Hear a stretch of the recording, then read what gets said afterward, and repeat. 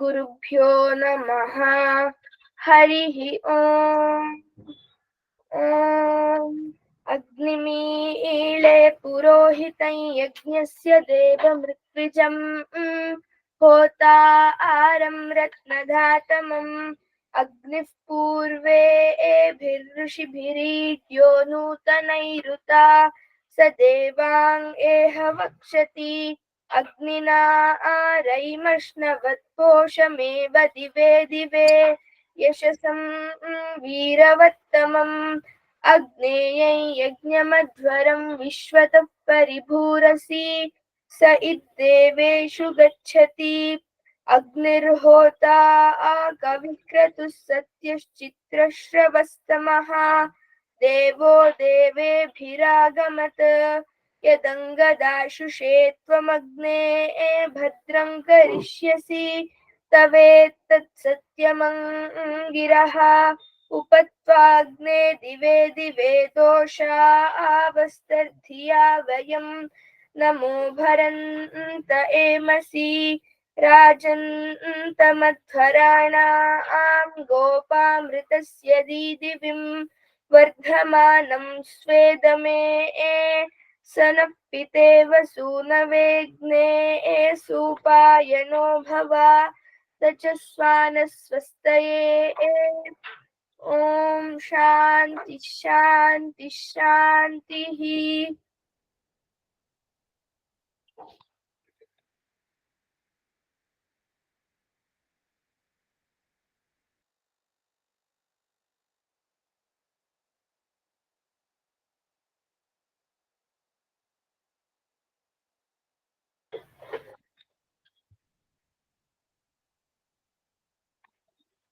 ನಮಸ್ತೆ.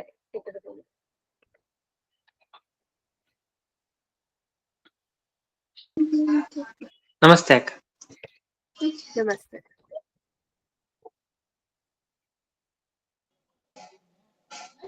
ನಮಸ್ತೆ. ನಮಸ್ತೆ. ನಾವು ಪ್ರತಿ ವಾರದಂತೆ ಇವತ್ತು ಕೂಡ ನಮ್ಮ ಜೀವನಕ್ಕೆ ವೇದಗಳ ಬೆಳಕು ಏನು, ವೇದಗಳ ಹೇಗೆ ನಮ್ಮ ಜೀವನಕ್ಕೆ ಮಾರ್ಗದರ್ಶನವನ್ನ ಕೊಡುತ್ತೆ, ಇದ್ರ ಬಗ್ಗೆ ಒಂದಷ್ಟು ವಿಷಯಗಳನ್ನ ತಿಳ್ಕೊಳ್ಳೋದಕ್ಕೆ ಚರ್ಚೆ ಮಾಡೋದಕ್ಕೆ ಸೇರಿದೀವಿ.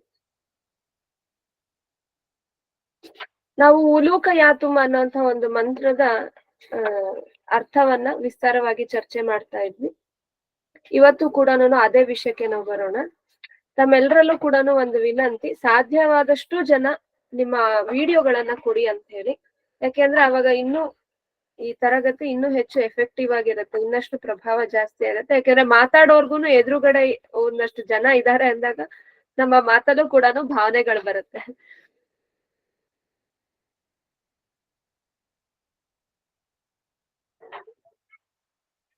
ಆ ಮಂತ್ರ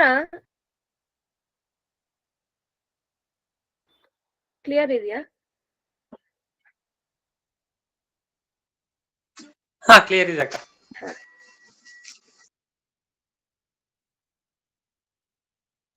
ಆ ಮಂತ್ರ ನಮ್ಮಲ್ಲಿರುವಂತಹ ಅರಿಷಡ್ವರ್ಗಗಳು, 6 ರೀತಿಯ ನಮ್ಮ ಶತ್ರುಗಳು, ಅದರ ಬಗ್ಗೆ ಆ ಮಂತ್ರ ವಿವರಿಸಿದೆ.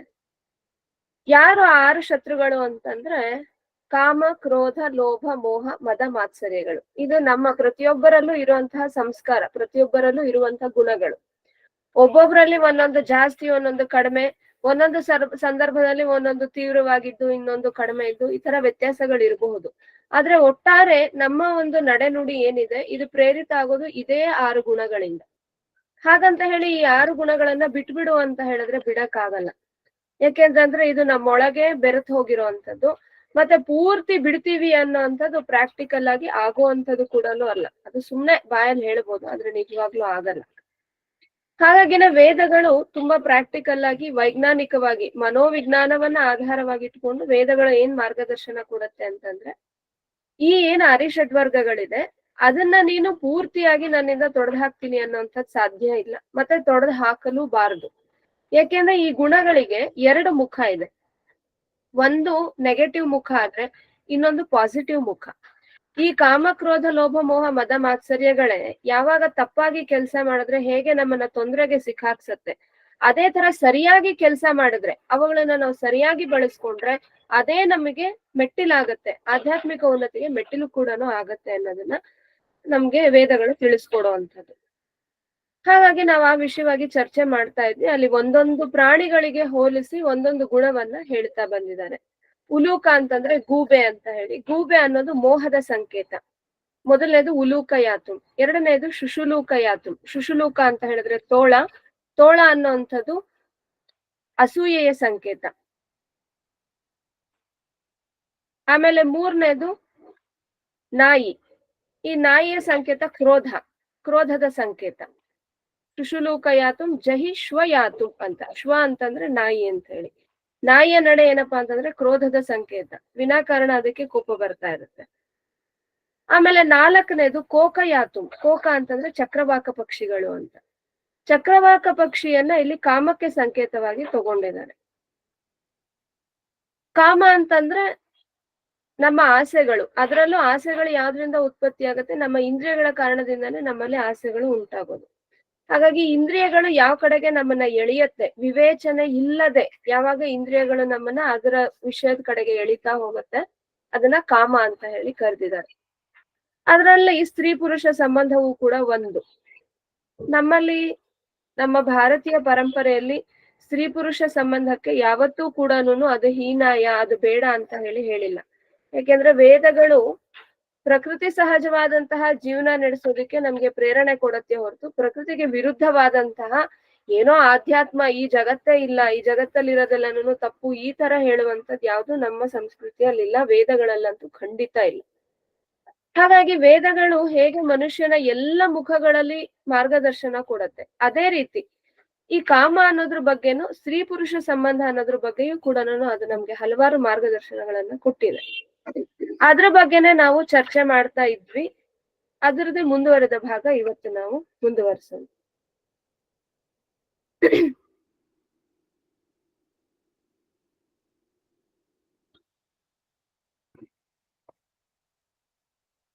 ಇಲ್ಲಿ ವಿಶೇಷವಾಗಿ ಕೋಕ ಅಂತ ಹೇಳಿ ಸ್ತ್ರೀ ಪುರುಷ ಸಂಬಂಧವನ್ನ ಇಲ್ಲಿ ರೆಫರ್ ಮಾಡಿದ್ದಾರೆ ಮಂತ್ರದಲ್ಲಿ. ಕಾರಣ ಏನು ಅಂತಂದ್ರೆ ಉಳಿದಂತಹ ಆಸೆಗಳೇನಿದೆ, ನಮ್ಮ ಇಂದ್ರಿಯಗಳ ಆಸೆಗಳೇನಿದೆ, ಅದೇನಾಗತ್ತೆ, ನಾವು ಒಬ್ರು ಮಾತ್ರ ಅದರಲ್ಲಿ ಇರ್ತೀವಿ. ಈಗ ನನಗೆ ತಿನ್ಬೇಕಂತ ನನ್ಗೇನೋ ಒಂದು ಆಸೆ ಇದೆ, ನಾನು ತಿಂತೀನಿ. ತಿಂದಾಗ ಅದು ನನ್ನ ಆರೋಗ್ಯಕ್ಕೆ ಸರಿ ಇರ್ಬೋದು, ತಪ್ಪಾಗಿರ್ಬೋದು. ಅದ್ರ ಫಲ ಯಾರು ಅನುಭವಿಸ್ತೀವಿ ಅಂದ್ರೆ ನಾವು ಅನುಭವಿಸ್ತೀವಿ. ಆದ್ರೆ ಯಾವಾಗ ಸ್ತ್ರೀ ಪುರುಷ ಸಂಬಂಧದಲ್ಲಿ ಈ ಕಾಮ ಅನ್ನುವಂಥ ವಿಷಯ ಬರುತ್ತೆ, ಅವಾಗ ಇಲ್ಲಿ ಎರಡು ವ್ಯಕ್ತಿಗಳಿರ್ತಾರೆ. ಹಾಗಾಗಿ ಇಲ್ಲಿ ಆಗುವಂತ ತೊಂದರೆಗಳು ಇನ್ನೂ ಹೆಚ್ಚು ಜಾಸ್ತಿ. ಹಾಗಾಗಿ ಇದನ್ನ ಸರಿ ಮಾಡ್ಕೋಬೇಕು ಅಂತಂದ್ರೆ ಯಾವ್ದು ದಾರಿ? ಈ ಕಾಮನ ಹಾಗಾದ್ರೆ ಬಿಡ್ಬೇಕಾ ಅಂದ್ರೆ ಬಿಡೋ ಅಂತದಲ್ಲ. ಯಾಕೆಂದ್ರೆ ಅದು ಪ್ರಕೃತಿ ವಿರುದ್ಧವಾಗಿರೋದು. ಕಾಮ ಅನ್ನೋದನ್ನ ಬಿಟ್ಬಿಡ್ತೀನಿ ನಾನು ಅಂತ ಹೇಳಿದ್ರೆ, ಪ್ರಕೃತಿಯಲ್ಲಿ ಏನೊಂದು ಸಂತಾನೋತ್ಪತ್ತಿ ಪ್ರಕ್ರಿಯೆ ನಡಿಬೇಕು, ಏನೋ ಒಂದು ಸಂತತಿ ಮುಂದುವರಿಬೇಕು, ಅದೇ ನಮ್ಗೆ ಏನಾಗತ್ತೆ, ನಿಂತು ಹೋಗುತ್ತೆ. ಅದಾಗೋ ಹಾಗಿಲ್ಲ. ಅದು ಕೂಡ ನಮ್ಮ ಕರ್ತವ್ಯಗಳಲ್ಲಿ ಒಂದಾಗಿದೆ. ಆದ್ರೆ ಅದನ್ನ ಹೇಗೆ ಬಳಸ್ಬೇಕು, ಯಾವಾಗ ಬಳಸ್ಬೇಕು, ಎಷ್ಟಕ್ಕೆ ಬಳಸ್ಬೇಕು, ಈ ಪ್ರಶ್ನೆಗಳಿಗೆ ವೇದ ನಮ್ಗೆ ಸರಿಯಾದಂತಹ ವೈಜ್ಞಾನಿಕವಾದಂತಹ ಉತ್ತರಗಳನ್ನ ಕೊಡ್ತಾ ಹೋಗಿದೆ.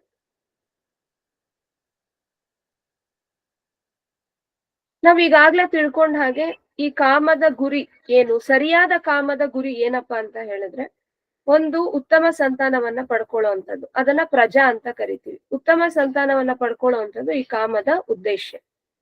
ಹಾಗೆ ಇನ್ನೊಂದು ಉದ್ದೇಶನೂ ಇದೆ. ಅದೇನಪ್ಪಾ ಅಂತ ಹೇಳಿದ್ರೆ ಸ್ನೇಹ, ಸಖ್ಯ ಅಂತ ಹೇಳಿ.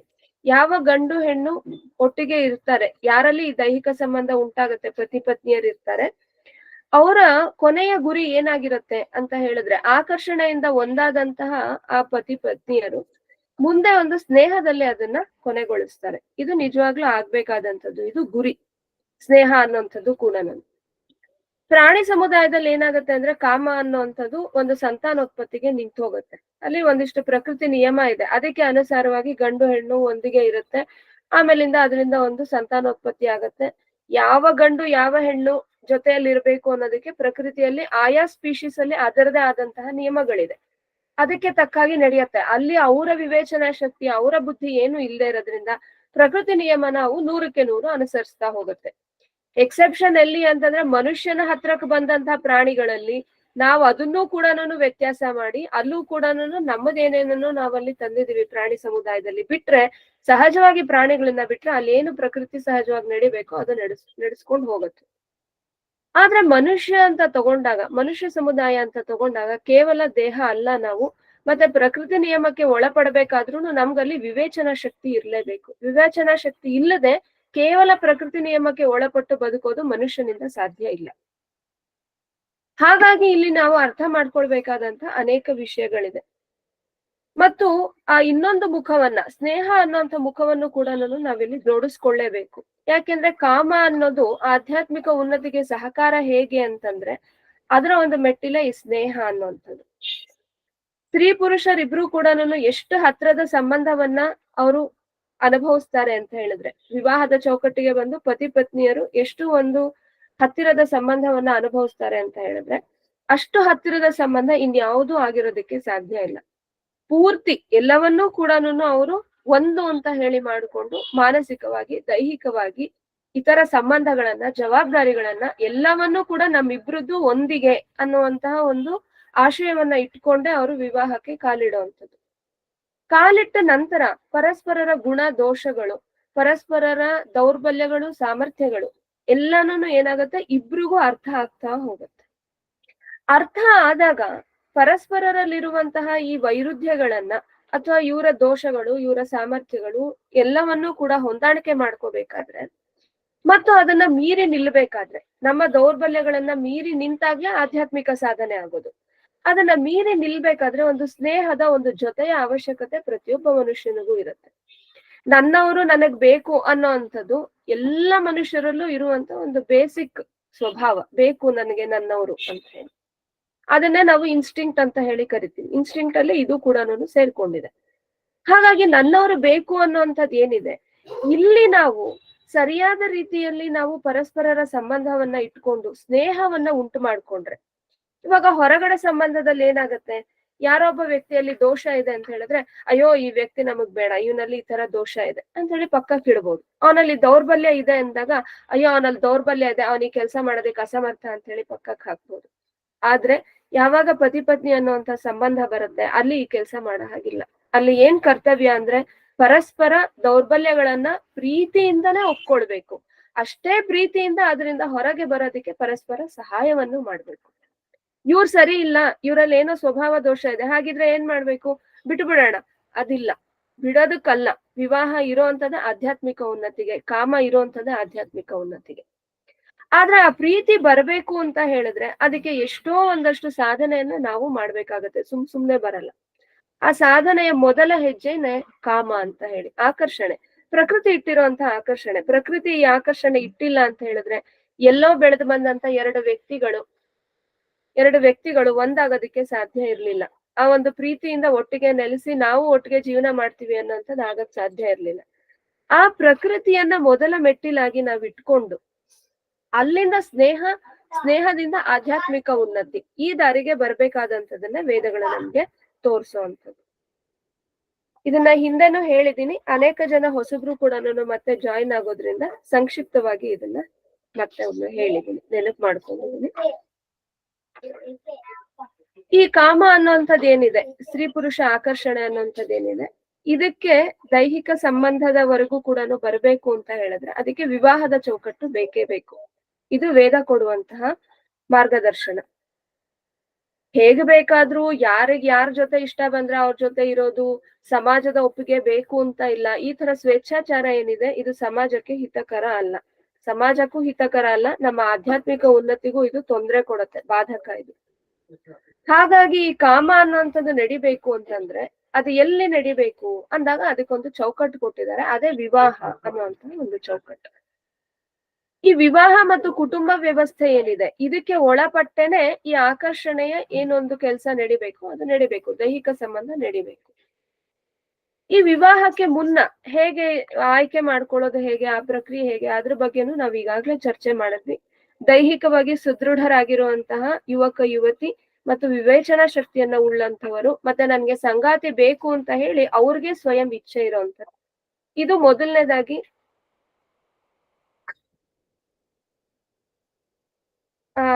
ಯಾವುದೇ ಮಂಜು ಅವರು ಒಂದು ಪ್ರಶ್ನೆ ಕೇಳಿದೀರಾ, ಯಾವುದೇ ಒಂದು ಮಂತ್ರವನ್ನ ಇಟ್ಕೊಂಡು ಮಾಡ್ತಾ ಇಲ್ಲ. ಇವತ್ತು ನಾನು ಹೇಳ್ತಾ ಇಲ್ಲ. ವೇದಗಳಲ್ಲಿ ಕಾಮ ಅನ್ನೋದ್ರ ಬಗ್ಗೆ ಏನ್ ಹೇಳಿದೆ ಅನ್ನೋದ್ರ ಬಗ್ಗೆ ಚರ್ಚೆ ಮಾಡ್ತಾ ಇದೀವಿ. ಅದಕ್ಕೆ ಮೂಲದಲ್ಲಿ ನಾವು ತಗೊಂಡಿರುವಂತ ಮಂತ್ರ ಉಲೂಕಯಾತುಂ ಶುಶುಲೂಕಯಾತುಂ ಅಂತ ಹೇಳಿ ಅದನ್ನ ಶೇರ್ ಮಾಡ್ತೀನಿ ಗ್ರೂಪ್ ಅಲ್ಲಿ. ಆದ್ರೆ ಈಗ ನಾನು ಹೇಳ್ತಿರೋ ಅಂತ ವಿಷಯ ಏನಿದೆ, ಇದು ವೇದಗಳಲ್ಲಿ ಬರೋಂಥದ್ರ ಅಲ್ಲಲ್ಲಿ ತಗೊಂಡು ಅದರ ಸಾರನ ಹೇಳ್ತಾ ಇದ್ದೀನಿ.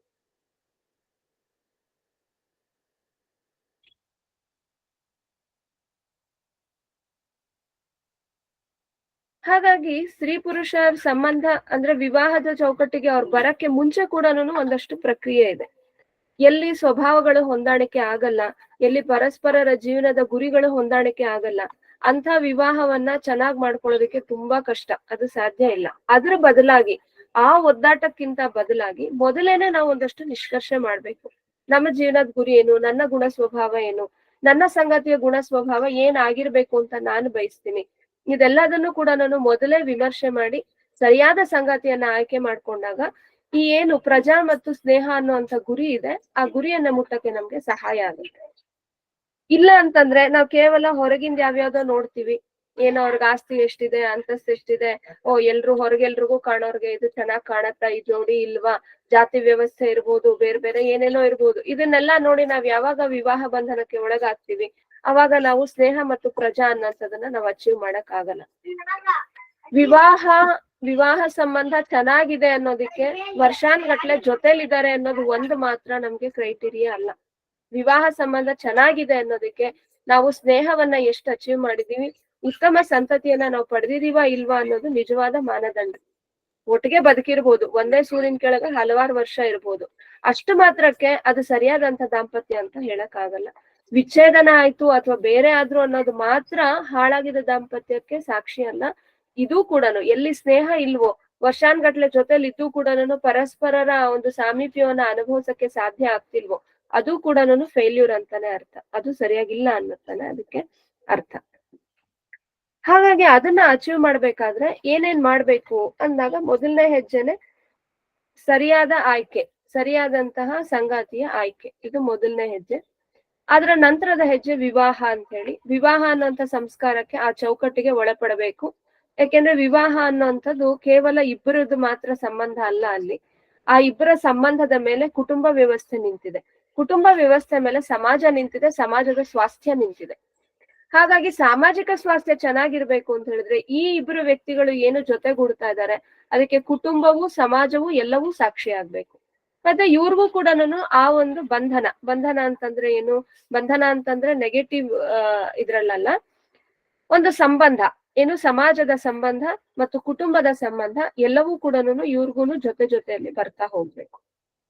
ಹಾಗಾಗಿನೇ ವಿವಾಹ ಅನ್ನುವಂಥದ್ದು ಅವ್ರು ಖುಷಿ ಬಂತು ಎಲ್ಲ ಹೋಗಿ ಹಾರ ಬದಲಾಯಿಸ್ಕೊಂಡ್ರು, ಅವ್ರು ಖುಷಿ ಬಂತು ಎಲ್ಲ ಹೋಗಿ ತಾಳಿ ಕಟ್ಟಿಸ್ಕೊಂಡ್ರು, ಈ ತರ ನಡೆಯುವಂಥದ್ದಲ್ಲ. ಸಮಾಜದ ಒಪ್ಪಿಗೆಯ ಮೇಲೆ ಎಲ್ಲರ ಎದುರಿನಲ್ಲಿ, ಕುಟುಂಬದ ಸದಸ್ಯರು ಮತ್ತು ಸಮಾಜದ ಸದಸ್ಯರು ಎಲ್ಲರ ಎದುರಿನಲ್ಲಿ ನಡಿಬೇಕಾದಂತ ಒಂದು ಸಂಸ್ಕಾರ. ಅವಾಗ ಏನಾಗತ್ತೆ, ಇವ್ರಿಬ್ರಿಗೂ ಕೂಡ ಒಂದು ಕಮಿಟ್ಮೆಂಟ್ ಇರುತ್ತೆ. ನಾವೇನು ಪ್ರಮಾಣ ಮಾಡಿದೀವಿ, ನಾವೇನು ಪ್ರತಿಜ್ಞೆ ಮಾಡಿದೀವಿ, ಅದಕ್ಕೆ ತಕ್ಕಂತೆ ನಾವು ಜೀವನ ಮಾಡ್ಬೇಕು, ಅದಕ್ಕೆ ಸರಿಯಾಗಿ ನಾವು ಬದುಕಬೇಕು ಅನ್ನೋಂಥ ಕಮಿಟ್ಮೆಂಟ್ ಇರುತ್ತೆ. ಮತ್ತೆ ಇವ್ರಿಗೆ ಸಮಸ್ಯೆ ಆದಾಗ ಕೇಳೋದಕ್ಕೆ ಕುಟುಂಬದ ಹಿರಿಯರು, ಸಮಾಜದ ಹಿರಿಯರು, ಜ್ಞಾನಿಗಳು ನಮ್ಗೆ ಮಾರ್ಗದರ್ಶಕರಾಗಿರ್ತಾರೆ. ಇವ್ರು ಮಾಡಿದ್ದೇನಾದ್ರೂ ವ್ಯತ್ಯಾಸ ಆಯ್ತು ಅಂತ ಹೇಳಿದ್ರೆ ಕೇಳುವಂತಹ ಅಧಿಕಾರವು ಸಮಾಜಕ್ಕೆ ಇದೆ. ಇದು ನನ್ ಪರ್ಸನಲ್ಲು, ನಾನ್ ಬೇಕಾದ್ರೆ ಮದ್ವೆ ಮಾಡ್ಕೊಳ್ತೀನಿ, ಇಲ್ಲಾಂದ್ರೆ ಬಿಟ್ಟು ಹೋಗ್ತೀನಿ, ಬೇಕಾದ್ರೆ ಜೊತೆಲಿ ಇರ್ತೀನಿ, ಇಲ್ಲಾಂದ್ರೆ ಬಿಟ್ಟು ಹೋಗ್ತೀನಿ ಅಂತ ಹೇಳೋ ಹಾಗಿಲ್ಲ. ಯಾಕೆ ಅಂದ್ರೆ ಸಮಾಜದ ಆರೋಗ್ಯದಲ್ಲಿ ಸ್ತ್ರೀ ಪುರುಷ ಸಂಬಂಧ, ಅವರಿಂದ ಬರುವಂತಹ ಸಂತಾನ ಮತ್ತು ಒಂದು ಕುಟುಂಬ ತುಂಬಾ ಹಿರಿದಾದಂತಹ ಪಾತ್ರವನ್ನ ವಹಿಸುತ್ತೆ. ಹಾಗಾಗಿ ಇದು ಸರಿಯಾಗಿ ಇಟ್ಕೊಳ್ಬೇಕು. ವಿವಾಹ ಸಂಸ್ಕಾರದ ನಂತರ ಯಾವಾಗ ಅವರು ಪತಿ ಪತ್ನಿಯರಾಗ್ತಾರೆ, ಪತಿ ಪತ್ನಿಯರಾದ್ಮೇಲೆ ಅವರ ಮನೋದೈಹಿಕ ಸಂಬಂಧಗಳು ಹೇಗಿರ್ಬೇಕು, ಹೇಗೆ ಅವರು ಸ್ನೇಹದ ಕಡೆಗೆ ಮತ್ತು ಉತ್ತಮ ಸಂತಾನದ ಕಡೆಗೆ ಹೋಗ್ಬೇಕು ಅನ್ನೋಂಥ ವಿಷಯವನ್ನ ಮುಖ್ಯವಾಗಿ ಇವತ್ತು ನಾವು ಚರ್ಚೆ ಮಾಡ್ಬೇಕಾಗಿದೆ. ಪತಿ ಪತ್ನಿಯರ ನಡುವಿನ ಸಂಬಂಧ ದೈಹಿಕ ಮತ್ತು ಮಾನಸಿಕ ಎರಡು ರೀತಿಯಲ್ಲೂ ಇರೋದ್ರಿಂದ ಇದು ಎರಡು ಬೇರೆ ಬೇರೆನೂ ಅಲ್ಲ. ನಿಜವಾಗ್ಲೂ ನೋಡಕ್ ಹೋದ್ರೆ ಎಲ್ಲಿ ದೈಹಿಕ ಸಂಬಂಧ ಚೆನ್ನಾಗಿರುತ್ತೆ, ಮಾನಸಿಕ ಸಂಬಂಧ ಅಲ್ಲೇ ಚೆನ್ನಾಗಿರುತ್ತೆ. ಎಲ್ಲಿ ಮಾನಸಿಕ ಸಂಬಂಧ ಚೆನ್ನಾಗಿರುತ್ತೆ, ಅಲ್ಲೇ ದೈಹಿಕ ಸಂಬಂಧದಲ್ಲೂ ಹೊಂದಾಣಿಕೆ ತಂದ್ಕೊಳ್ಳೋದಕ್ಕೆ ಸಾಧ್ಯ ಆಗುತ್ತೆ. ಇದು ಎರಡೂ ಕೂಡ ಪರಸ್ಪರ ಪೂರಕವಾಗಿ ನಡ್ಕೊಂಡು ಹೋಗುವಂಥದ್ದು. ಹಾಗಾಗಿ ಕೇವಲ ದೈಹಿಕ ಸಂಬಂಧದ ಬಗ್ಗೆ ಅಥವಾ ಕೇವಲ ಮಾನಸಿಕ ಸಂಬಂಧದ ಬಗ್ಗೆ ನಾವು ಫೋಕಸ್ ಮಾಡಕ್ ಆಗಲ್ಲ. ಆದ್ರೆ ಹೇಳೋದಕ್ಕೆ ನಮ್ಗೆ ಸರಳವಾಗಿರ್ಲಿ ಅಂತ ಹೇಳಿ ದೈಹಿಕ ಮತ್ತು ಮಾನಸಿಕ ಅಂತ ಎರಡು ದೃಷ್ಟಿಕೋನಗಳನ್ನ ಇಟ್ಕೊಂಡು ನಾವ್ ಹೇಳ್ತಾ ಹೋಗ್ತೀವಿ. ಆದ್ರೆ ಅದ್ ಎರಡು ದೃಷ್ಟಿಕೋನ ಸಪರೇಟ್ ಆಗಿ ಹೇಳಿದ್ವಿ ಮಾತ್ರಕ್ಕೆ ಅದ್ ಎರಡೂನು ಬೇರೆ ಬೇರೆಯಾಗಿ ಆಚರಿಸೋದು ಅಥವಾ ದೈಹಿಕ ಹೊಂದಾಣಿಕೆ ಆದ್ಮೇಲೆ ಮಾನಸಿಕ ಹೊಂದಾಣಿಕೆ ಅಥವಾ ಮಾನಸಿಕ ಹೊಂದಾಣಿಕೆ ಆದ್ಮೇಲೆ ದೈಹಿಕ ಹೊಂದಾಣಿಕೆ ಅನ್ನೋದು ತಪ್ಪು ಕಲ್ಪನೆ. ಅದು ಹಾಗಾಗಕ್ ಸಾಧ್ಯ ಇಲ್ಲ. ಎರಡು ಒಟ್ಟೊಟ್ಟಿಗೆನೆ ಜೊತೆ ಜೊತೆಯಲ್ಲೇ ಹೋಗ್ಬೇಕು. ವಿವಾಹದಿಂದ ಆರಂಭ ಆಗಿ ಗೊತ್ತಿಲ್ಲ ನಮ್ಮ ಸಾಧನೆ ಯಾವತ್ತಿಗೆ ನಾವು ಅಚೀವ್ ಮಾಡ್ತೀವೋ ಆ ಸ್ನೇಹವನ್ನ ಅಷ್ಟು ವರ್ಷಗಳ ಕಾಲ ನಿರಂತರವಾಗಿ ಮಾಡ್ಕೊಂಡು ಹೋಗ್ಬೇಕಾದಂತ ಒಂದು ಪ್ರಕ್ರಿಯೆ. ಇದು ಮುಗೀತು ಅನ್ನೋ ಅಂಥದ್ದಿಲ್ಲ. ಆರಂಭ ಇದೆ ಅಷ್ಟೇ. ವಿವಾಹದಿಂದ ಆರಂಭ ಆಗತ್ತೆ. ಯಾವಾಗ ಅಚೀವ್ ಮಾಡ್ತೀವಿ, ಎಷ್ಟ್ರ ಮಟ್ಟಿಗೆ ಅಚೀವ್ ಮಾಡ್ತೀವಿ ನಾವು ಮಾಡ್ಕೊಂಡು ಹೋದಾಗೆ ಅದೊಂದು ಸಾಧನೆ.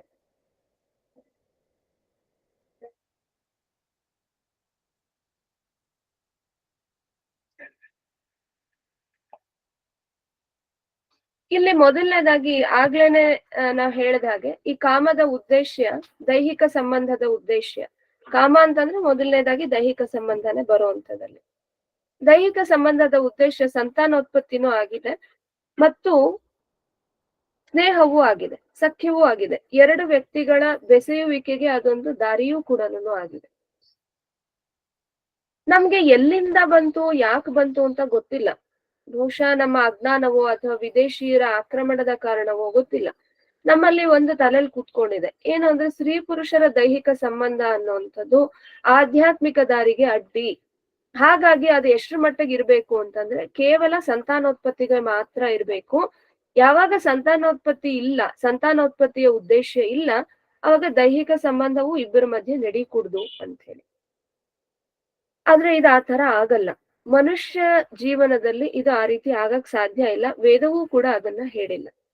ಯಾಕೆ ಅಂತಂದ್ರೆ ವೇದ ಈ ದೈಹಿಕ ಸಂಬಂಧಕ್ಕೆ ಎರಡು ಮುಖವನ್ನ ಕೊಟ್ಬಿಟ್ಟಿದೆ. ಒಂದು ಸಂತಾನೋತ್ಪತ್ತಿ, ಇನ್ನೊಂದು ಸ್ನೇಹ ಅಂತ ಹೇಳಿ.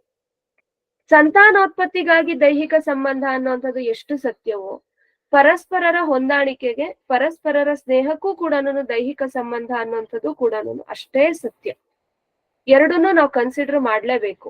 ಯಾವಾಗ ಕೇವಲ ಸಂತಾನೋತ್ಪತ್ತಿಗೋಸ್ಕರ ದೈಹಿಕ ಸಂಬಂಧ ಅಂತ ಹೇಳ್ತೀವಿ, ಅದು ಪ್ರಾಣಿ ಸಮುದಾಯದಲ್ಲಿ ಹೌದು, ಪ್ರಕೃತಿಯಿಂದ ಏನ್ ಕರ್ತವ್ಯ ನಡಿಬೇಕೋ ಅದು ನಡೆಯುತ್ತೆ. ಆದ್ರೆ ಸ್ನೇಹ ಮತ್ತು ಆಧ್ಯಾತ್ಮಿಕ ಉನ್ನತಿಗೆ ಕಾಮ ಏನು ಮೆಟ್ಟಿಲಾಗ್ಬೇಕಿತ್ತು ಆ ಮೆಟ್ಟಿಲಾಗೋದ್ರಿಂದ ನಾವು ಸೋಲ್ತೀವಿ. ಹಾಗಾಗ್ಬಾರ್ದು ಅಂತಂದಾಗ ಸರಿಯಾದ ಆಧ್ಯಾತ್ಮ ಏನ್ ಹೇಳುತ್ತೆ, ಸರಿಯಾದ ಆಧ್ಯಾತ್ಮ ಸರಿಯಾಗಿ ನಮ್ಗೆ ವೇದಗಳು ಧರ್ಮ ಚಿಂತನೆ ಏನ್ ಹೇಳುತ್ತೆ ಅಂತ ನೋಡಿದಾಗ ಕೇವಲ ಸಂತಾನೋತ್ಪತ್ತಿಗೆ ದೈಹಿಕ ಸಂಬಂಧ ಅನ್ನೋಂಥದ್ದು ಇಲ್ಲ. ಸ್ನೇಹಕ್ಕೋಸ್ಕರವೂ ದೈಹಿಕ ಸಂಬಂಧ ಅನ್ನೋಂಥದ್ದಿದೆ. ಮತ್ತೆ ನಾವು ಪ್ರಾಕ್ಟಿಕಲ್ ಆಗಿ ಯೋಚನೆ ಮಾಡಿದಾಗ ಮನೋವೈಜ್ಞಾನಿಕವಾಗಿ ದೈಹಿಕವಾಗಿಯೂ ಕೂಡ ನಮ್ಮ ದೇಹದ ಅನಾಟಮಿಯನ್ನ ನಾವು ನೋಡಿದಾಗ, ಮನೋವಿಜ್ಞಾನವನ್ನ ನೋಡಿದಾಗ ಅಲ್ಲೂ ಕೂಡ ನಮ್ಗೆ ಇದು ಸ್ಪಷ್ಟ ಆಗತ್ತೆ.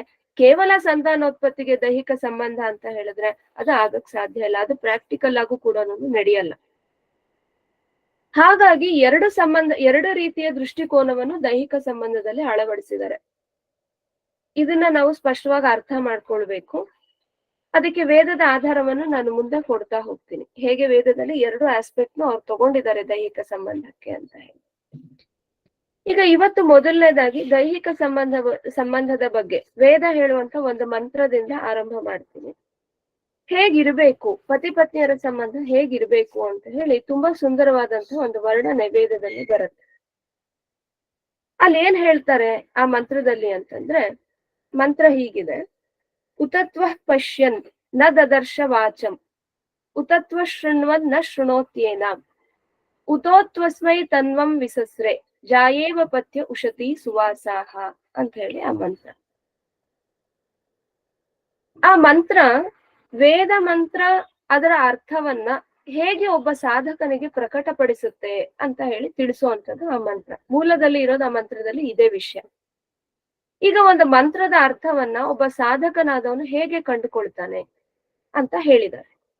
ಆದ್ರೆ ಅದನ್ನ ಹೇಳಬೇಕಾದ್ರೆ ಹೇಗೆ ಕಂಡುಕೊಳ್ತಾನೆ, ಆ ಸಾಧಕ ಮತ್ತು ವೇದದ ನಡುವಿನ ಸಂಬಂಧ ಹೇಗಿರುತ್ತೆ ಅಂತ ವರ್ಣನೆ ಮಾಡ್ಬೇಕಾದ್ರೆ ಅಲ್ಲಿ ಪತಿಪತ್ನಿಯರ ಸಂಬಂಧವನ್ನ ಉದಾಹರಣೆಯಾಗಿ ತಗೊಂಡಿದ್ದಾರೆ, ಒಂದು ಉಪಮೆಯಾಗಿ ತಗೊಂಡಿದ್ದಾರೆ.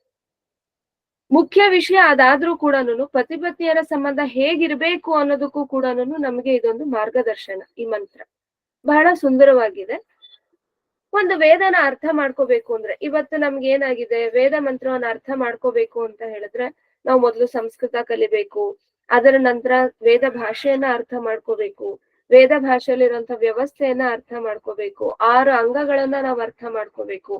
ಇಷ್ಟೆಲ್ಲಾ ಆದ ನಂತರ ಈ ಟೆಕ್ನಿಕಲ್ ಆಸ್ಪೆಕ್ಟ್ಸ್ ನೆಲ್ಲ ನೋಡಿದ ನಂತರ ಒಂದು ಮಂತ್ರ ತಗೊಂಡ್ರೆ ಈ ಮಂತ್ರದ ಧಾತು ಏನು, ಛಂದಸ್ ಏನು, ಈ ಮಂತ್ರಕ್ಕೆ ಏನೆಲ್ಲ ವಿವರಣೆ ಇದೆ, ಇದನ್ನೆಲ್ಲ ನೋಡ್ತಾ ನೋಡ್ತಾ ನೋಡ್ತಾ ನಾವೇನ್ ಮಾಡ್ತೀವಿ, ಒಂದು ಮಂತ್ರದ ಅರ್ಥವನ್ನ ನಾವು ಹೆಕ್ಕಿ ತೆಗಿತೀವಿ.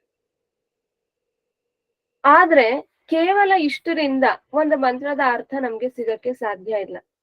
ಇದು ಏನ್ ಅರ್ಥ ಅಂತಂದ್ರೆ ಒಂದು ಸ್ಥೂಲವಾದಂತಹ ಅರ್ಥ, ಅಪಾರ್ಥ ಆಗದೆ ಇರೋ ಹಾಗೆ ನಾವು ಟೆಕ್ನಿಕಲ್ ಆಸ್ಪೆಕ್ಟ್ಸ್ ನ ಸರಿಯಾಗಿ ಕೂಡಿಸಿದಾಗ ಏನಾಗತ್ತೆ, ಅಪಾರ್ಥ ಆಗಲ್ಲ, ವೇದಗಳ ಅಪಾರ್ಥ ಆಗದೆ ಸರಿಯಾದಂತಹ ಒಂದು ಸ್ಥೂಲ ಅರ್ಥ, ಒಂದು ಚೌಕಟ್ಟು ನಮ್ಗೆ ಸಿಗತ್ತೆ. ಆದ್ರೆ ವೇದ ಮಂತ್ರದ ಆಳವನ್ನ ಅರ್ಥ ಮಾಡ್ಕೊಳ್ತಾ ಹೋಗ್ಬೇಕು ಅಂತಂದ್ರೆ, ಉದಾಹರಣೆಗೆ ಈಗ ಒಂದು ಬಾವಿ ಇದೆ ಅಂದ್ರೆ ಬಾವಿಗೆ ಹೊರಗಡೆ ಒಂದು ಚೌಕಟ್ಟಿದೆ, ಆದ್ರೆ ನಾನು ಅದಕ್ಕೆ ಎಷ್ಟು ಆಳ ಇಳಿತೀನಿ, ಎಷ್ಟು ಬೇಕಾದ್ರೂ ಇಳಿಬಹುದು, ಅದು ನಮ್ಮ ಸಾಮರ್ಥ್ಯ, ಆಳ ಎಷ್ಟಾದ್ರೂ ಹೋಗ್ಬೋದು. ಈ ಆಳಕ್ಕೆ ಹೋಗ್ಬೇಕು ಅಂತಂದ್ರೆ, ವೇದ ಮಂತ್ರನ ಅರ್ಥ ಮಾಡ್ಕೋಬೇಕು ಅಂತಂದ್ರೆ ನಮ್ಮಲ್ಲಿ ಸಂಸ್ಕಾರ ಶುದ್ಧಿ ಆಗ್ತಾ ಹೋಗ್ಬೇಕು, ನಮ್ಮಲ್ಲಿ ಅನುಭವ ಹೆಚ್ಚಾಗ್ತಾ ಹೋಗ್ಬೇಕು. ವೇದವನ್ನ ಅರ್ಥ ಮಾಡ್ಕೊಳ್ತೀನಿ, ಅದರಿಂದ ಸಾಧನೆಗೆ ನಾನು ಹೆಜ್ಜೆ ಇಡ್ತೀನಿ. ಸಾಧನೆಗೆ ಹೆಜ್ಜೆ ಇಟ್ಟ ಹಾಗೆ ವೇದ ಇನ್ನೂ ಚೆನ್ನಾಗಿ ಅರ್ಥ ಆಗತ್ತೆ, ವೇದ ಇನ್ನೂ ಚೆನ್ನಾಗಿ ಅರ್ಥ ಆದ ಹಾಗೆ ನಮ್ಮ ಸಾಧನೆ ಇನ್ನೂ ಚೆನ್ನಾಗಾಗುತ್ತೆ. ಇದು ಪರಸ್ಪರ ನಡ್ಕೊಂಡು ಹೋಗ್ತಾ ಇರುತ್ತೆ. ಎಷ್ಟೆಷ್ಟು ನಮ್ಮ ಸಾಧನೆ ಮುಂದೆ ಹೋಗುತ್ತೋ ಅಷ್ಟಷ್ಟು ವೇದದ ಆಳವನ್ನ ನಾವು ಅರ್ಥ ಮಾಡ್ಕೊಳ್ತಾ ಹೋಗ್ತೀವಿ. ಈ ಹೊರಗಿನ ಟೆಕ್ನಿಕಲ್ ಆಸ್ಪೆಕ್ಟ್ಸ್ ಎಲ್ಲ ಇದೆಯಲ್ಲ, ಇದೆಲ್ಲ ಎಲ್ಲಿವರೆಗೂ ನಮ್ಮನ್ನ ತಗೊಂಡು ಹೋಗಿ ಮುಟ್ಸತ್ತೆ ಅಂತ ಹೇಳಿದ್ರೆ, ಒಂದು ಮಂತ್ರದ ಒಂದು ಚೌಕಟ್ಟನ್ನಷ್ಟೇ ಹಾಕೊಳುತ್ತೆ, ಒಂದು ಫ್ರೇಮ್ ಅಷ್ಟೇ. ಆ ಫ್ರೇಮ್ ನ ಒಳಗಡೆ ನಾನು ಎಷ್ಟು ಆಳಕ್ಕೆ ಇಳಿತೀನಿ ಅನ್ನುವಂಥದ್ದು ನನ್ನ ಸಾಧನೆ, ನಾನೆಷ್ಟು ನನ್ನನ್ನ ನಾನು ತಿದ್ಕೊಳ್ತಾ ಹೋಗ್ತೀನಿ, ನಾನು ಅರಿತಾ ಹೋಗ್ತೀನಿ, ಎಷ್ಟು ನಾನು ಬದಲಾಯಿಸ್ಕೊಳ್ಳೋದಕ್ಕೆ ಪ್ರಯತ್ನ ಪಡ್ತಾ ಹೋಗ್ತೀನಿ, ಎಷ್ಟು ಸಾಮಾಜಿಕವಾಗಿ ನಾನು ಬೆರಿತಾ ಹೋಗ್ತೀನಿ, ಇನ್ನೊಬ್ಬರ ಸುಖ ದುಃಖಗಳಲ್ಲಿ ನಾನು ನನ್ನ ಸ್ಪಂದನೆಯನ್ನ ತಗೊಳ್ತಾ ಹೋಗ್ತೀನಿ. ಅಷ್ಟಷ್ಟು ವೇದ ಮಂತ್ರಗಳ ಆಳ ನಮ್ಗೆ ಇನ್ನೂ ಹೆಚ್ಚಾಗ್ತಾನೇ ಹೋಗುತ್ತೆ. ನಮ್ ಗುರುಗಳಾದಂತ ಪಂಡಿತ್ ಸುಧಾಕರ್ ಚತುರ್ವೇದಿಯವರು ಯಾವಾಗ್ಲೂ ಹೇಳ್ತಾ ಇದ್ರು, ಅವರು ವೇದಾಧ್ಯಯನನ ಆರಂಭ ಮಾಡಿದ್ದು ಅವರ 13-14ನೇ ವರ್ಷದಲ್ಲಿ. ಅವರ ಬಾಲ್ಯದಲ್ಲಿ ಅವ್ರಿಗೆ ಸಾಕಷ್ಟು ಪ್ರಶ್ನೆಗಳು ಬರ್ತಾ ಇತ್ತಂತೆ. ಅವರೊಂದು ಪೂರ್ತಿ ಸಂಪ್ರದಾಯಸ್ಥ ಮನೆತನದಲ್ಲಿ ಹುಟ್ಟಿದವರು. ಆವಾಗ ಅವ್ರಿಗೆ ಮನೆಯಲ್ಲಿ ನಡೀತಿದ್ದಂತಹ ಆಚರಣೆಗಳು, ಪದ್ಧತಿಗಳು, ಇವುಗಳ ಬಗ್ಗೆ ಎಲ್ಲಾನು ಅವ್ರಿಗೆ ಸಾಕಷ್ಟು ಪ್ರಶ್ನೆ ಬರ್ತಾ ಇತ್ತು. ಪ್ರಶ್ನೆ ಬಂದಾಗ ಮನೇಲಿ ಕೇಳಿದ್ರೆ ಮನೆಯಲ್ಲಿ ಬೈದು ಬಿಡ್ತಾ ಇದ್ರು ಅವ್ರನ್ನ. ತಲಹರಟೆ, ಇಂಥ ಪ್ರಶ್ನೆ ಎಲ್ಲ ಕೇಳ್ತೀಯ, ಕೇಳ್ಬಾರ್ದು ಹೀಗೆಲ್ಲಾನು, ದೇವ್ರ ಬಗ್ಗೆ ನಮ್ ಸಂಪ್ರದಾಯದ ಬಗ್ಗೆ ಪ್ರಶ್ನೆ ಕೇಳ್ತಾರ ಯಾರಾದ್ರು ಅಂತ ಹೇಳಿ ಬೈಯೋರು. ಇವ್ರಿಗೆ ಅದು ಸಮಾಧಾನ ಆಗ್ತಿರ್ಲಿಲ್ಲ. ಯಾಕೆ ಅಂತ ಹೇಳಿ ಇವ್ರಿಗೆ ತೀವ್ರವಾದಂತ ಒಂದು ಕುತೂಹಲ, ಉತ್ತರ ಬೇಕು ಅಂತ. ಆ ಸಂದರ್ಭದಲ್ಲಿ ಅವ್ರಿಗೆ ಅವ್ರ ಮಾವನೋ ಚಿಕ್ಕಪ್ಪನೋ ಯಾರೋ ಒಬ್ರು, ಆ ತರ ಒಬ್ರು ರಿಲೇಷನ್ ಅವ್ರಿಗೆ ಒಂದು ಉತ್ತರ ಕೊಡ್ತಾರೆ. ಏನು ಅಂತಂದ್ರೆ, ಈ ನಮ್ ಸಂಸ್ಕೃತಿ ಏನಿದೆ, ಪರಂಪರೆ ಏನಿದೆ, ಸಂಪ್ರದಾಯ ಏನಿದೆ, ಇದಕ್ಕೆಲ್ಲದಕ್ಕೂ ಕೂಡ ಮೂಲ ವೇದಗಳಲ್ಲಿದೆ. ಹಾಗಾಗಿ ನೀನು ವೇದದ ಅಧ್ಯಯನ ಮಾಡಿದ್ರೆ ಆವಾಗ ನಿನ್ಗೆ ಇದೆಲ್ಲದಕ್ಕೂ ಉತ್ತರ ಸಿಗತ್ತೆ ಅಂತ ಹೇಳಿ ಹೇಳ್ತಾರೆ. ಹೇಳಿದ್ಮೇಲಿಂದ ಇವರು ಸ್ವಾಮಿ ಶ್ರದ್ಧಾನಂದ್ರು ಅಂತ ಹೇಳಿ ಮಹರ್ಷಿ ದಯಾನಂದ ಸರಸ್ವತಿಗಳ ಶಿಷ್ಯರಾಗಿದ್ದವರು, ಶ್ರದ್ಧಾನಂದ್ರು ಅಂತ. ಅವರು ಹರಿದ್ವಾರದಲ್ಲಿ ಒಂದು ಕಾಂಗಡಿ ಗುರುಕುಲ ಅಂತ ಹೇಳಿ ಒಂದು ಗುರುಕುಲ ಮಾಡಿದ್ರು. ಆ ಗುರುಕುಲದ ಸಂಪರ್ಕ ಸಿಕ್ಕು ನಾನು ಅಲ್ಲಿಗೆ ಹೋಗ್ತೀನಿ, ನಾನು ಅಲ್ಲಿ ಹೋಗಿ ಅಧ್ಯಯನ ಮಾಡ್ತೀನಿ, ಅಲ್ಲಿ ವೇದಾಧ್ಯಯನ ಮಾಡೋದಕ್ಕೆ ಅವಕಾಶ ಇದೆಯಂತೆ, ನಾನು ಅಲ್ಲಿ ಹೋಗಿ ಈ ಪ್ರಶ್ನೆಗಳಿಗೆಲ್ಲ ಉತ್ತರ ಕಂಡ್ಕೋಬೇಕು ಅಂತ ಹೇಳಿ. ಅವರು ಮೂಲತಃ ಬೆಂಗಳೂರಿನವರೇ, ಆದ್ರೆ ಅವರು ಹರಿದ್ವಾರಕ್ಕೆ ಹೋಗಿ ಕಾಂಗಡಿನಲ್ಲಿ ಅಲ್ಲೇ ಅಧ್ಯಯನ ಮಾಡ್ತಾರೆ. ಅವ್ರ ಅಧ್ಯಯನ ಶುರು ಮಾಡಿದಾಗ ಅವ್ರಿಗೆ ಒಂದು 13-14 ವರ್ಷ ವಯಸ್ಸು. ನಾನು ಅವ್ರ ಹತ್ರ ಪಾಠಕ್ಕೆ ಹೋಗೋ ಹೊತ್ತಿಗೆ ಅವ್ರಿಗೆ 110 ವರ್ಷ ವಯಸ್ಸು. ಅಂದ್ರೆ 13-14ನೇ ವರ್ಷದಲ್ಲಿ ಆರಂಭ ಆದಂತ ಅವ್ರ ವೇದಾಧ್ಯಯನ ಅಲ್ಲಿವರೆಗೂ ಕೂಡ ಸತತವಾಗಿ ಹೆಚ್ಚು ಕಡಿಮೆ 100 ವರ್ಷಗಳ ಕಾಲ ಅವರು ವೇದಾಧ್ಯಯನವನ್ನ ನಿರಂತರವಾಗಿ ಮಾಡ್ತಾ ಬಂದಂಥವ್ರು. ಮಧ್ಯದಲ್ಲಿ ಸ್ವಾತಂತ್ರ್ಯ ಹೋರಾಟದಲ್ಲಿ ಭಾಗವಹಿಸಿದ್ರು, ಗಾಂಧೀಜಿ ಜೊತೆ ಅನೇಕ ವರ್ಷಗಳಿದ್ರು.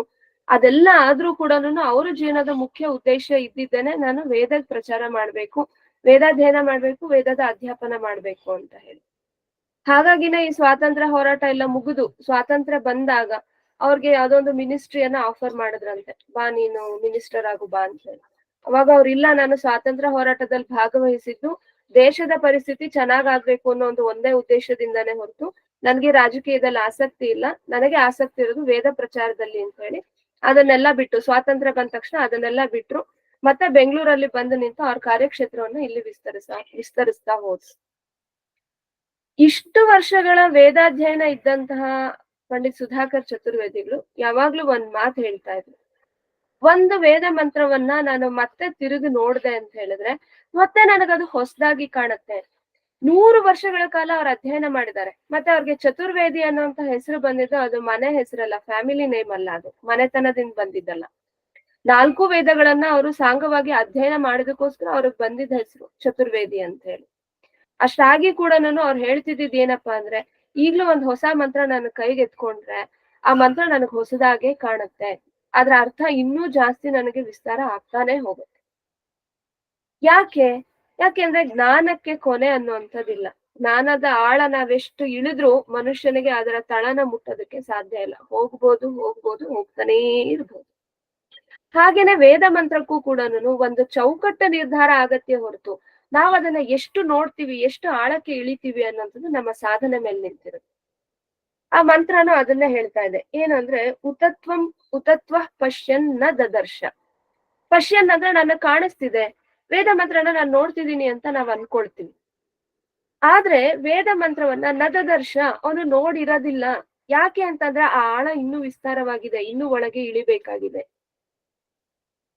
ನನಗ್ ಗೊತ್ತು, ಏನು ಗೊತ್ತು, ಈ ಮಂತ್ರಕ್ಕೆ ಧಾತು ಗೊತ್ತು, ಈ ಮಂತ್ರಕ್ಕೆ ನನಗೆ ಛಂದಸ್ ಯಾವುದು ಅಂತ ಗೊತ್ತು, ಈ ಮಂತ್ರಕ್ಕೆ ನನಗೆ ವ್ಯಾಕರಣ ಗೊತ್ತು, ಎಲ್ಲವೂ ಗೊತ್ತು. ಅಷ್ಟಾದ್ರೂ ಕೂಡ ನದದರ್ಶ ನೀನು ನೋಡೋದಿಕ್ಕೆ ಸಾಧ್ಯ ಇಲ್ಲ. ಯಾಕೆ ಅಂತಂದ್ರೆ ಅದಕ್ಕೆ ಅಂತರಂಗ ಶುದ್ಧಿ, ಆಧ್ಯಾತ್ಮಿಕವಾದಂತ ಒಂದು ಸಾಧನೆಯ ಅಪೇಕ್ಷೆ ಅದಕ್ಕೆ ಇದೆ. ನನ್ನಲ್ಲಿರುವಂತಹ ದುರ್ಗುಣಗಳನ್ನ ನಾನು ಪಕ್ಕಕ್ಕಿಡದೆ ನನ್ಗೆ ವೇದದ ಸರಿಯಾದ ಅರ್ಥ ನನಗೆ ಗೋಚರಿಸಕ್ಕೆ ಸಾಧ್ಯ ಇಲ್ಲ. ಹಾಗಾಗಿ ಇನ್ನೂ ಆಳಕ್ಕಿಳಿಬೇಕು. ಉತತ್ವ ಶೃಣ್ವನ್ ನ ಶೃಣೋತ್ಯೇನ. ಯಾರು ಶೃಣ್ವನ್, ನಾನ್ ಕೇಳಿಸ್ಕೊಳ್ತಾ ಇದ್ದೀನಿ ವೇದನ ಅಂತ ಅನ್ಕೊಳ್ತಾರೆ, ನ ಶೃಣೋತಿ, ನಿಜವಾಗ್ಲೂ ಅವ್ರು ಅದನ್ನ ಕೇಳಿಸ್ಕೊಳ್ತಾ ಇರಲ್ಲ. ಯಾಕೆಂದ್ರೆ ಅವ್ರಿಗೆ ಸಿಕ್ಕಿರೋ ಅಂತದ್ದು ಮೇಲಿನ ಒಂದು ಚೌಕಟ್ಟು ಮಾತ್ರ. ಅದು ಯಾವಾಗ ವೇದಾಂಗಗಳ ಹಿನ್ನೆಲೆಯಲ್ಲಿ ಸರಿಯಾದ ಅರ್ಥವನ್ನ ಕಂಡುಕೊಂಡಾಗ ನಮ್ಗೆ ಚೌಕಟ್ಟು ಮಾತ್ರ ಸಿಗತ್ತೆ. ವೇದಾಂಗಗಳ ಹಿನ್ನೆಲೆಯಲ್ಲೂ ನಾವು ವೇದಾಧ್ಯಯನ ಮಾಡ್ಲಿಲ್ಲ ಅಂತಂದ್ರೆ ಅವಾಗ ಅದು ಅಪಾರ್ಥ ಕೇಳ್ಕೊಂಡು ಹೊರಟೋಗತ್ತೆ. ಆ ಸ್ಥಿತಿ ಅಲ್ಲ. ನಮ್ಗೆ ವೇದಾಂಗಗಳ ಹಿನ್ನೆಲೆಯಲ್ಲಿ ನಾವು ವೇದಾಧ್ಯಯನ ಮಾಡ್ತಿದೀವಿ, ಆದ್ರೂ ನನಗೆ ವೇದ ಪೂರ್ತಿ ನನಗೆ ಅರ್ಥ ಆಗ್ತಾ ಇದೆ, ವೇದದ ಮಂತ್ರದ ಅರ್ಥ ನನಗೆ ಗೋಚರ ಆಗಿದೆ ಅಂತ ಹೇಳೋದಕ್ ಸಾಧ್ಯ ಇಲ್ಲ. ಯಾವಾಗ ಅದು ಸಾಧ್ಯ ಅಂತ ಹೇಳಿದ್ರೆ, ಯಾವಾಗ ನಾವು ಇಡೀ ಜಗತ್ತಿನ ಹಿತವನ್ನ ಬಯಸ್ತೀವಿ, ಇಡೀ ಸಮಾಜ ಚೆನ್ನಾಗಿರ್ಬೇಕು ಅನ್ನುವಂತಹ ಒಂದು ಸತ್ಸಂಕಲ್ಪದಿಂದ ಹೊರಡ್ತೀವಿ, ಆ ಒಂದು ವಿಶಾಲವಾದಂತಹ ಹೃದಯ, ಆ ಒಂದು ಸಾಧನೆಯನ್ನ ಮಾಡುವಂತಹ ಸಂಸ್ಕಾರದ ಶುದ್ಧಿಯನ್ನ ಮಾಡ್ಕೊಂಡಂತಹ ಅಂತರಂಗ ಏನಿದೆ, ಅವಾಗ ಉತೋತ್ವಸ್ಮೈ ತನ್ವಂ ವಿಸಸ್ರೆ, ಅಂತಹ ಸಾಧಕನಿಗೆ ತನ್ವಂ ವಿಸಸ್ರೆ, ತನ್ನ ಒಳಗನ್ನ ಸಂಪೂರ್ಣವಾಗಿ ತೋರಿಸುವಂತದ್ದು ವೇದಗಳು ಯಾವಾಗ ಅಂತಂದ್ರೆ ಅಂತಹ ಸಾಧನೆ ಮಾಡಿದವನಿಗೆ ಮಾತ್ರ ಅಂತ. ವೇದದ ಅರ್ಥ ನಮ್ಗೆ ಯಾವಾಗ ಆಗತ್ತೆ, ಆ ಸಾಧನೆಯ ಸ್ಥಿತಿಯನ್ನ ಮುಟ್ಟಿದ್ರೆ ಹಂತ ಹಂತವಾಗಿ, ಒಂದೇ ಸರ್ತಿಗಾಗಕ್ಕಂತೂ ಸಾಧ್ಯ ಇಲ್ಲ. ಹಂತ ಹಂತವಾಗಿ ನಾವು ಅದರೊಳಗೆ ಇಳಿತಾ ಹೋದ ಹಾಗೆ ಅದು ತನ್ವಂ ವಿಸಸ್ರೆ, ತನ್ನನ್ನ ತಾನು ಪೂರ್ತಿಯಾಗಿ ತೆರ್ಕೊಳ್ಳುತ್ತೆ. ಆ ಸಂದರ್ಭದಲ್ಲಿ ನಮ್ಗೆ ವೇದಾಂಗಗಳ ಹಂಗಾಗ್ಲಿ, ಭಾಷೆಯ ಹಂಗಾಗ್ಲಿ ನಮ್ಗೆ ಯಾವುದು ಮಧ್ಯದಲ್ಲಿ ಅಡ್ಡಿ ಬರಲ್ಲ. ಯಾವ ಅಡ್ಡಿಯೂ ಇಲ್ಲದಂತೆ ವೇದವನ್ನ ಅಂದ್ರೆ ಆ ಜ್ಞಾನವನ್ನ ಸಂಪೂರ್ಣ ನಮ್ಮದಾಗಿಸ್ಕೊಳ್ಳೋದಕ್ಕೆ ಸಾಧ್ಯ ಇದೆ, ಆ ಒಂದು ಸಾಧನೆಯ ಹಂತವನ್ನು ಮುಟ್ಟಿದಾಗ. ಆ ಸ್ಥಿತಿಯನ್ನ ಯಾರು ಮುಟ್ತಾನೆ ಅವನಿಗೆ ಮಾತ್ರ ನಿಜವಾಗ್ಲೂ ವೇದದ ದರ್ಶನ ಆಗತ್ತೆ. ಅವನು ಸರಿಯಾಗಿ ವೇದವನ್ನ ನೋಡ್ತಾನೆ, ಅವನು ಸರಿಯಾಗಿ ವೇದವನ್ನ ಕೇಳ್ತಾನೆ, ಅವನು ಮಾತ್ರ ವೇದವನ್ನ ಸರಿಯಾಗಿ ಅರ್ಥ ಮಾಡ್ಕೊಳ್ತಾನೆ ಅನ್ನೋದು ಆ ಮಂತ್ರದ ಅರ್ಥ. ಹೇಗೆ ಅಂತ ಹೇಳಿ ಅದಕ್ಕೊಂದು ಉಪಮಾನ ಕೊಟ್ಟಿದ್ದಾರೆ. ಅದು ನಮ್ಗೆ ಪ್ರಸಕ್ತ ವಿಷಯಕ್ಕೆ ಬೇಕಾಗಿರುವಂತದ್ದು. ಹೇಗೆ ಅಂತ ಕೇಳಿದಾಗ ಜಾಯೇವ ಪತ್ಯ ಉಷತಿ ಸುವಾಸಾಹ ಅಂತ ಹೇಳಿದ್ದಾರೆ. ಅಂದ್ರೆ ಸಂಪೂರ್ಣವಾಗಿ ಒಲಿದಂತಹ ಸ್ನೇಹದಿಂದ ಇರುವಂತಹ ಪತಿ ಪತ್ನಿಯರ ನಡುವೆ ಹೇಗೆ ಯಾವುದೇ ಅಡ್ಡಗೋಡೆಗಳು ಇರೋದಿಲ್ಲ, ಸಂಪೂರ್ಣವಾಗಿ ಅವರಿಬ್ರು ಒಂದು ಅಂತ ಅನ್ನಿಸ್ಕೊಳ್ತಾರೆ, ಅದೇ ರೀತಿಯಲ್ಲಿ ಸಾಧಕ ಮತ್ತು ವೇದದ ಅರ್ಥದ ಒಂದು ಸಂಬಂಧ ಇರುತ್ತೆ ಅಂತ ಹೇಳಿದ್ದಾರೆ. ಎಷ್ಟು ಅದ್ಭುತವಾಗಿದೆ ನೋಡಿ.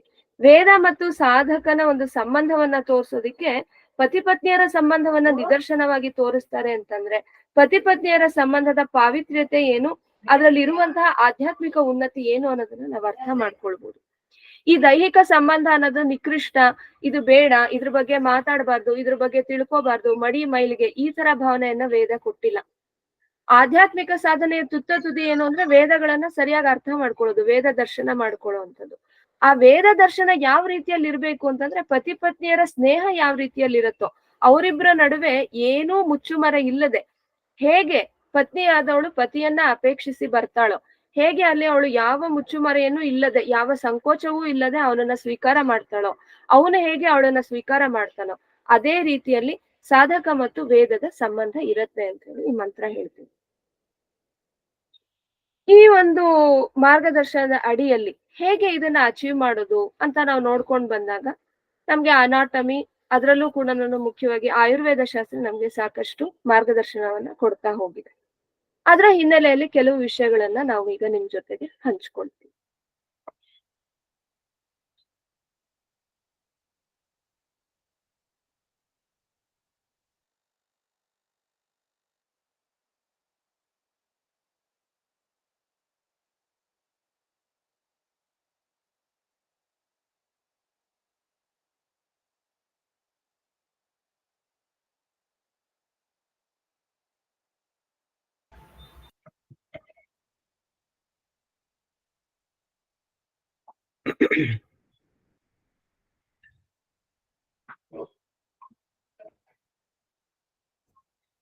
ಸೊ ಹೀಗೆ ವೇದದ ಮಾರ್ಗದರ್ಶನದಲ್ಲಿ ನಾವು ಮುಂದೆ ಹೋಗುವಾಗ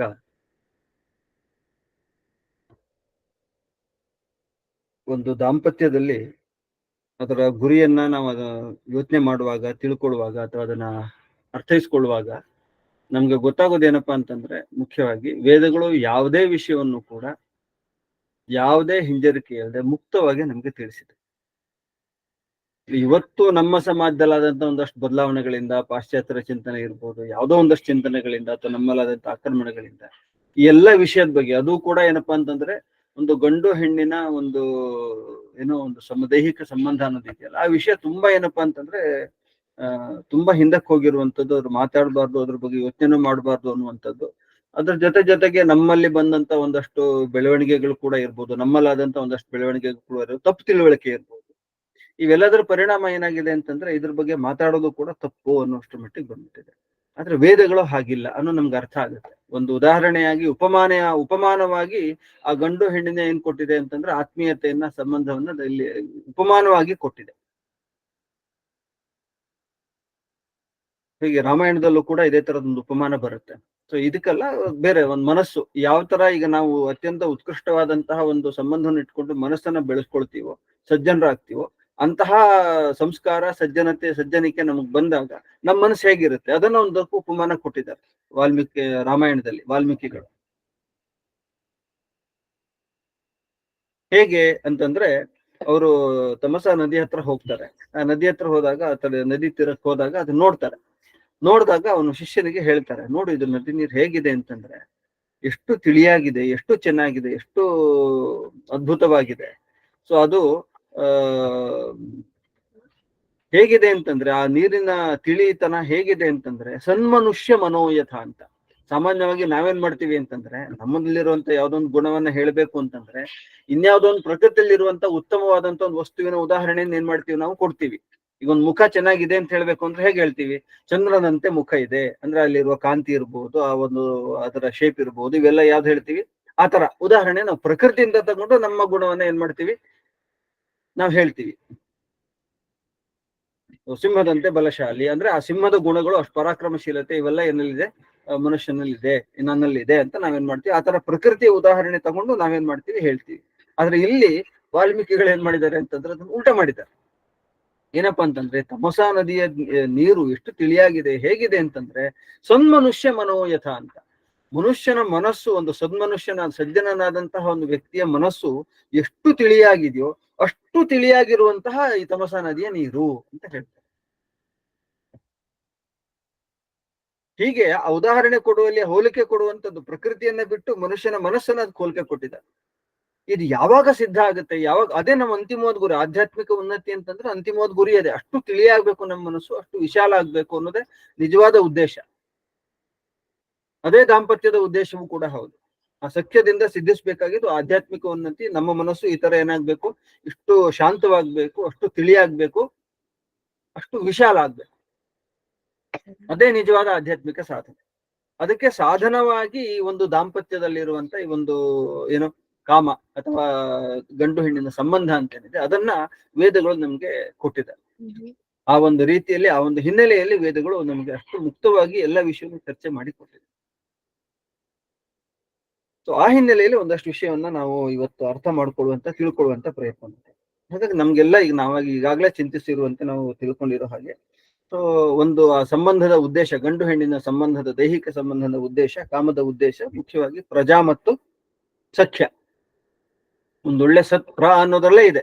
ಪ್ರಕೃಷ್ಟೇನ ಜಾತಃ ಇತಿ ಪ್ರಜಾ, ಪ್ರಕೃಷ್ಟೇನ ಜಾಯತೆ ಇತಿ ಪ್ರಜಾ. ಒಂದು ಉತ್ಕೃಷ್ಟವಾಗಿ ಒಂದು ಸಂತಾನ ಅಥವಾ ಒಂದು ಸಂತತಿ ನಮ್ಮಲ್ಲಿ ಬಂದಿದೆ ಅಂತಂದ್ರೆ ಅದಕ್ಕೆ ಪ್ರಜಾ ಅಂತ ಕರಿತೀವಿ. ಆ ಉತ್ಕೃಷ್ಟತೆ ಅನ್ನೋದು ಎರಡು ತರ ಇದೆ. ಒಂದು ದೈಹಿಕವಾಗಿ ಸದೃಢವಾದಂತಹ, ಸಬಲವಾದಂತಹ ಒಂದು ಒಳ್ಳೆ ಶರೀರವನ್ನು ಉಳ್ಳಂತಹ ಒಂದು ಮಗು ನಮಗೆ ಬೇಕು. ಹಾಗಾಗಿ ಗಂಡು ಹೆಣ್ಣು ಅಥವಾ ಒಂದು ಗಂಡ ಹೆಂಡತಿಯ ಕೆಲಸ, ಮುಖ್ಯವಾಗಿರುವಂತ ಕೆಲಸ ಇರುವಂತದ್ದೇ ಅದು ಏನಪ್ಪಾ ಅಂತಂದ್ರೆ ಉತ್ಕೃಷ್ಟವಾದಂತಹ, ಉತ್ತಮವಾದಂತಹ ಶರೀರವನ್ನ ಸೃಷ್ಟಿ ಮಾಡುವಂಥದ್ದು. ಅದು ಒಂದು ಭಾಗ. ಅದರ ಜೊತೆಗೆ ಇನ್ನೊಂದನ್ನ ವೇದ ಹೇಳುತ್ತೆ, ಸಖ್ಯವನ್ನು ಹೇಳುವಂಥದ್ದು. ಹಾಗಾಗಿ ಎರಡೂ ಉದ್ದೇಶ ಇಟ್ಕೊಂಡು ಈ ಸಂಬಂಧ ಇರುವಂಥದ್ದು. ಹಾಗಾಗಿ ಈ ಒಂದು ಪ್ರಕ್ರಿಯೆ ಮೊದಲನೇದಾಗಿ ಪ್ರಜಾ ಅನ್ನೋದನ್ನ ತಗೊಂಡಾಗ, ಆ ಪ್ರಜೆಗಳು ಚೆನ್ನಾಗಿ ಆಗ್ಬೇಕು ಅಂತಂದ್ರೆ ಒಂದು ನಮ್ಮ ಕೆಲಸ ಅಷ್ಟೇ, ಒಂದು ದಂಪತಿಗಳ ಕೆಲಸ, ಒಂದು ಗಂಡು ಹೆಣ್ಣಿನ ಕೆಲಸ, ಒಂದು ದಂಪತಿಗಳ ಕೆಲಸ ಏನಪ್ಪಾ ಅಂತಂದ್ರೆ ಒಂದು ಉತ್ಕೃಷ್ಟವಾದಂತ ಶರೀರವನ್ನ ಸಿದ್ಧ ಮಾಡುವಂಥದ್ದು. ಈ ಉತ್ಕೃಷ್ಟವಾದ ಶರೀರವನ್ನು ಸಿದ್ಧ ಮಾಡಿದ್ರೆ ಅದಕ್ಕೆ ತಕ್ಕಂತೆ ಅದರಲ್ಲಿ ಏನ್ ಬರ್ತಾರೆ ಅಂತಂದ್ರೆ ಒಂದು ಆತ್ಮ ಬಂದು ಸೇರ್ಕೊಳ್ಳುತ್ತೆ. ಸಾಮಾನ್ಯವಾಗಿ ನಮ್ಮ ಗುರುಗಳು, ಹಿರಿಯರು ಒಂದು ಉದಾಹರಣೆ ಕೊಡ್ತಾ ಇದ್ದಿತ್ತು. ಏನಪ್ಪಾ ಅಂತಂದ್ರೆ ಯಾವ ತರ ಶರೀರ ನಾವು ಸೃಷ್ಟಿ ಮಾಡ್ತೀವೋ ಆ ತರ ಆತ್ಮ ಬರುತ್ತೆ. ಅದಕ್ಕೊಂದು ಉದಾಹರಣೆ ಸಾಮಾನ್ಯವಾಗಿ ಕೊಡುವಂಥದ್ದು ಏನಪ್ಪಾ ಅಂತಂದ್ರೆ, ನಾವೊಂದು ಮನೆ ಕಟ್ಸ್ತೀವಿ, ಯಾವ್ದೊಂದು ಏರಿಯಾದಲ್ಲಿ ಒಂದು ಮನೆ ಕಟ್ಸ್ತೀವಿ ಅಂತ ಇಟ್ಕೊಳ್ಳಿ. ಯಾವ ಏರಿಯಾದಲ್ಲಿ ಮನೆ ಕಟ್ಸ್ತೀವಿ, ಯಾವ ತರ ಮನೆ ಕಟ್ಸ್ತೀವಿ ಅನ್ನೋದ್ರ ಮೇಲೆ ಅಲ್ಲಿಗೆ ಬರುವಂತ ಬಾಡಿಗೆಯವ್ರು ಏನಾಗ್ತಾರೆ, ನಿಶ್ಚಯ ಆಗ್ತಾರೆ.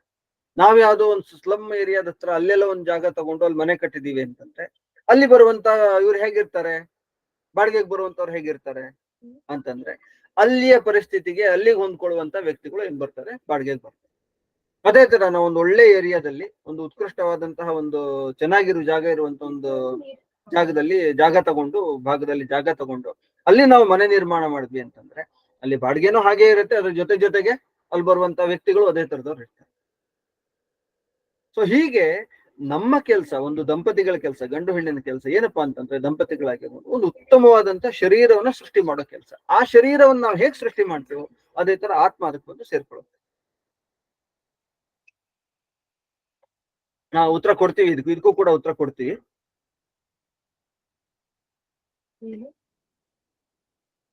ವಿಚ್ಛೇದನದ ಕಲ್ಪನೆ ಇತ್ತೆ ಅಂತ ವೇದದಲ್ಲಿ ಪ್ರಶ್ನೆ ಕೇಳಿದ್ದಾರೆ.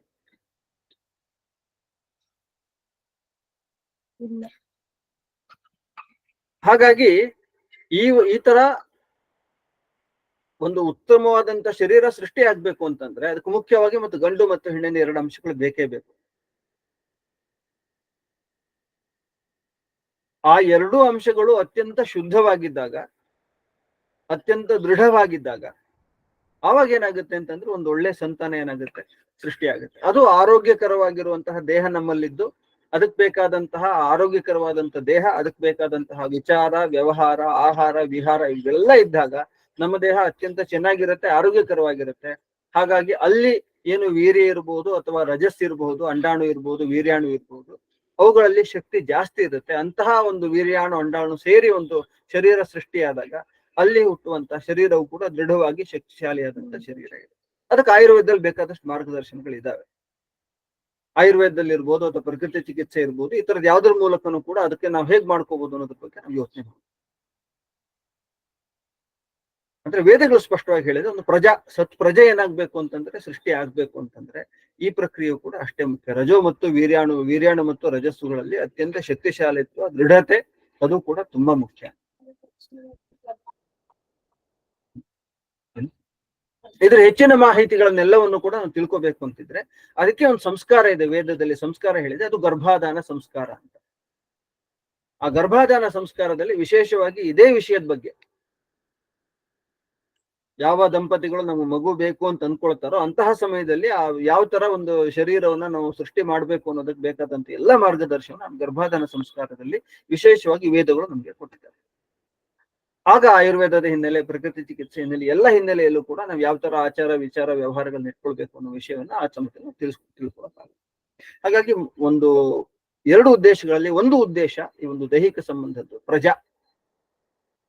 ಇದಕ್ಕೆ ಬೇಕಾದಂತ ಸಿದ್ಧತೆಯನ್ನು ಗರ್ಭಾಧಾನ ಸಂಸ್ಕಾರ ಹಿನ್ನೆಲೆಯಲ್ಲಿ ನಾವು ವೇದ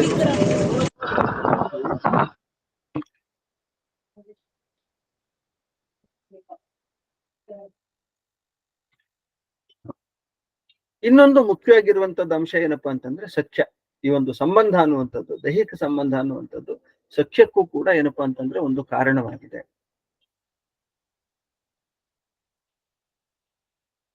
ಸೊ ಇದು ಸಖ್ಯಕ್ಕೆ ಕಾರಣ ಆಗ್ಬೇಕು ಅಂತಂದ್ರೆ ಮುಖ್ಯವಾಗಿ ನಮ್ಮ ದೇಹದ ಆರೋಗ್ಯ ತುಂಬಾ ಚೆನ್ನಾಗಿರ್ಬೇಕು. ಅದು ಗಂಡು ಹೆಣ್ಣು ಅಂತದ್ದಲ್ಲ, ಇಬ್ಬರದ್ದು ಕೂಡ ಪರಸ್ಪರ ಗಂಡ ಹೆಂಡತಿ ಇಬ್ಬರದ್ದು ಕೂಡ ದೈಹಿಕ ಆರೋಗ್ಯ ತುಂಬಾ ಚೆನ್ನಾಗಿರುತ್ತೆ. ಯಾವಾಗ ದೈಹಿಕ ಆರೋಗ್ಯ ಚೆನ್ನಾಗಿರುತ್ತೋ ಅಂತಹ ಸಂದರ್ಭದಲ್ಲಿ ವೇದಗಳು ನಮ್ಗೆ ಅದನ್ನೇ ಹೇಳುವಂಥದ್ದು. ಅಂತಹ ಸಂದರ್ಭದಲ್ಲಿ ಏನಾಗುತ್ತೆ ಅಂತಂದ್ರೆ ನಾವು ವೈಜ್ಞಾನಿಕ ಹಿನ್ನೆಲೆಯಲ್ಲಿ ನೋಡಿದಾಗ್ಲೂ ಕೂಡ ನಮ್ಗೆ ಅರ್ಥ ಆಗೋದು, ಎಲ್ಲಿ ದೈಹಿಕವಾದಂತಹ ಆರೋಗ್ಯ ಇರುತ್ತೋ ಅಲ್ಲಿ ಮಾತ್ರ ಏನಾಗುತ್ತೆ ಅಂತಂದ್ರೆ ಆ ಒಂದು ಕ್ರಿಯೆಯಿಂದ ತೃಪ್ತಿ ಸಿಗುತ್ತೆ. ಅದು ಹೇಗ್ ಸಿಗುತ್ತೆ, ಯಾವ ತರ ಸಿಗುತ್ತೆ ಅಂತಂದ್ರೆ ಅದು ಸಿಗ್ಲಿಕ್ಕೂ ಅದು ಸಿಗೋದು ಕೂಡ ಅಲ್ಲಿ ಬರೀ ದೇಹದ ಒಂದು ಕ್ರಿಯೆ ಮಾತ್ರ ಇಲ್ಲ, ಅದ್ರ ಜೊತೆಗೆ ನಮ್ಮ ಮನಸ್ಸು ಕೂಡ ಸೇರ್ಕೊಂಡಿರುತ್ತೆ. ಆ ಮನಸ್ಸು ಅನ್ನೋದನ್ನು ಕೂಡ ಸ್ವಲ್ಪ ವಿಭಾಗ ಮಾಡ್ಕೊಂಡು ತಗೊಳ್ಳೋಣ, 2 ವಿಭಾಗ ಮಾಡ್ಕೊಳ್ಳೋಣ. ಮುಖ್ಯವಾಗಿ ಮಿದುಳು ಅಂತ ಇಟ್ಕೊಳ್ಳೋಣ ಸದ್ಯಕ್ಕೆ, ಆ ಒಂದು ಹಿನ್ನೆಲೆಯಲ್ಲಿ ಅರ್ಥ ಮಾಡ್ಕೊಳ್ಳೋಣ. ಯಾವಾಗ ಆ ಕ್ರಿಯೆ ನಡೆಯುತ್ತೋ ಆ ಕ್ರಿಯೆ ನಡೆಯುವಂತ ಸಂದರ್ಭದಲ್ಲಿ ಆ ಒಂದು ಪರಿಸ್ಥಿತಿಯಲ್ಲಿ ನಮ್ಮ ದೇಹದಲ್ಲಿ ಅನೇಕ ಗ್ರಂಥಿಗಳಿದ್ದಾವೆ, ಅನೇಕ ಗ್ರಂಥಿಗಳು ಅಥವಾ ಗ್ಲ್ಯಾಂಡ್ಸ್ ಅಂತ ಕರೀತಾರೆ ಅದನ್ನ. ಆ ಎಲ್ಲ ಗ್ರಂಥಿಗಳಲ್ಲಿ ಹಾರ್ಮೋನ್ಗಳು, ಆ ರಸಗಳ ಸ್ರವಿಕೆ ಆಗುತ್ತೆ.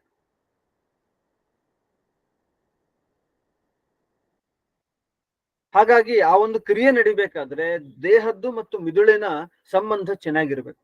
ಅದು ಯಾವಾಗ ಚೆನ್ನಾಗಿರುತ್ತೆ ಅಂತಂದ್ರೆ, ಇಲ್ಲ ಅಂತಂದ್ರೆ ಏನಾಗುತ್ತೆ ಅಂತಂದ್ರೆ ದೇಹಕ್ಕೆ ಬೇಕು ಅಂತ ಅನಿಸ್ತರೂ ಕೂಡ ಅದಕ್ಕೆ ಆ ಕ್ರಿಯೆಗೆ ಬೇಕಾದಂತಹ ಯಾವುದೇ ಸಿದ್ಧತೆ ನಮ್ಮ ದೇಹದಲ್ಲಿ ಆಗೋದಿಲ್ಲ. ಯಾಕೆ ಅಂತಂದ್ರೆ ಆ ಮಿದುಳಿನಿಂದ ಯಾವ ರಸಗಳು ಚೋದನೆ ಸಿಕ್ಕಿ ರಸಗಳು ಸ್ರವಿಸ್ಬೇಕಿತ್ತು, ಹಾರ್ಮೋನ್ಗಳು ಸ್ರವಿಸ್ಬೇಕಿತ್ತು, ಅದು ಸ್ರವಿಸದೇ ಇದ್ದಾಗ ಆ ಕ್ರಿಯೆಗೆ ಬೇಕಾದಂತ ಸಿದ್ಧತೆ ನಮ್ಮಲ್ಲಿ ಸಾಧ್ಯ ಆಗೋದಿಲ್ಲ. ಹಾಗಾಗಿ ದೇಹ ಆರೋಗ್ಯಕರವಾಗಿದ್ದಾಗ ಮಾತ್ರ ಮಿದುಳು ಮತ್ತು ಆ ದೇಹದ ಸಂಬಂಧ ಚೆನ್ನಾಗಿರುತ್ತೆ. ಮಿದುಳು ಕೂಡ ದೇಹದೇ ಒಂದು ಭಾಗ, ಅದರಿಂದ ಪ್ರಚೋದನೆ ಸಿಕ್ಕು ದೇಹದಲ್ಲಿ ಹಾರ್ಮೋನ್ ಸ್ರವಿಕೆ ಚೆನ್ನಾಗಾಗಿ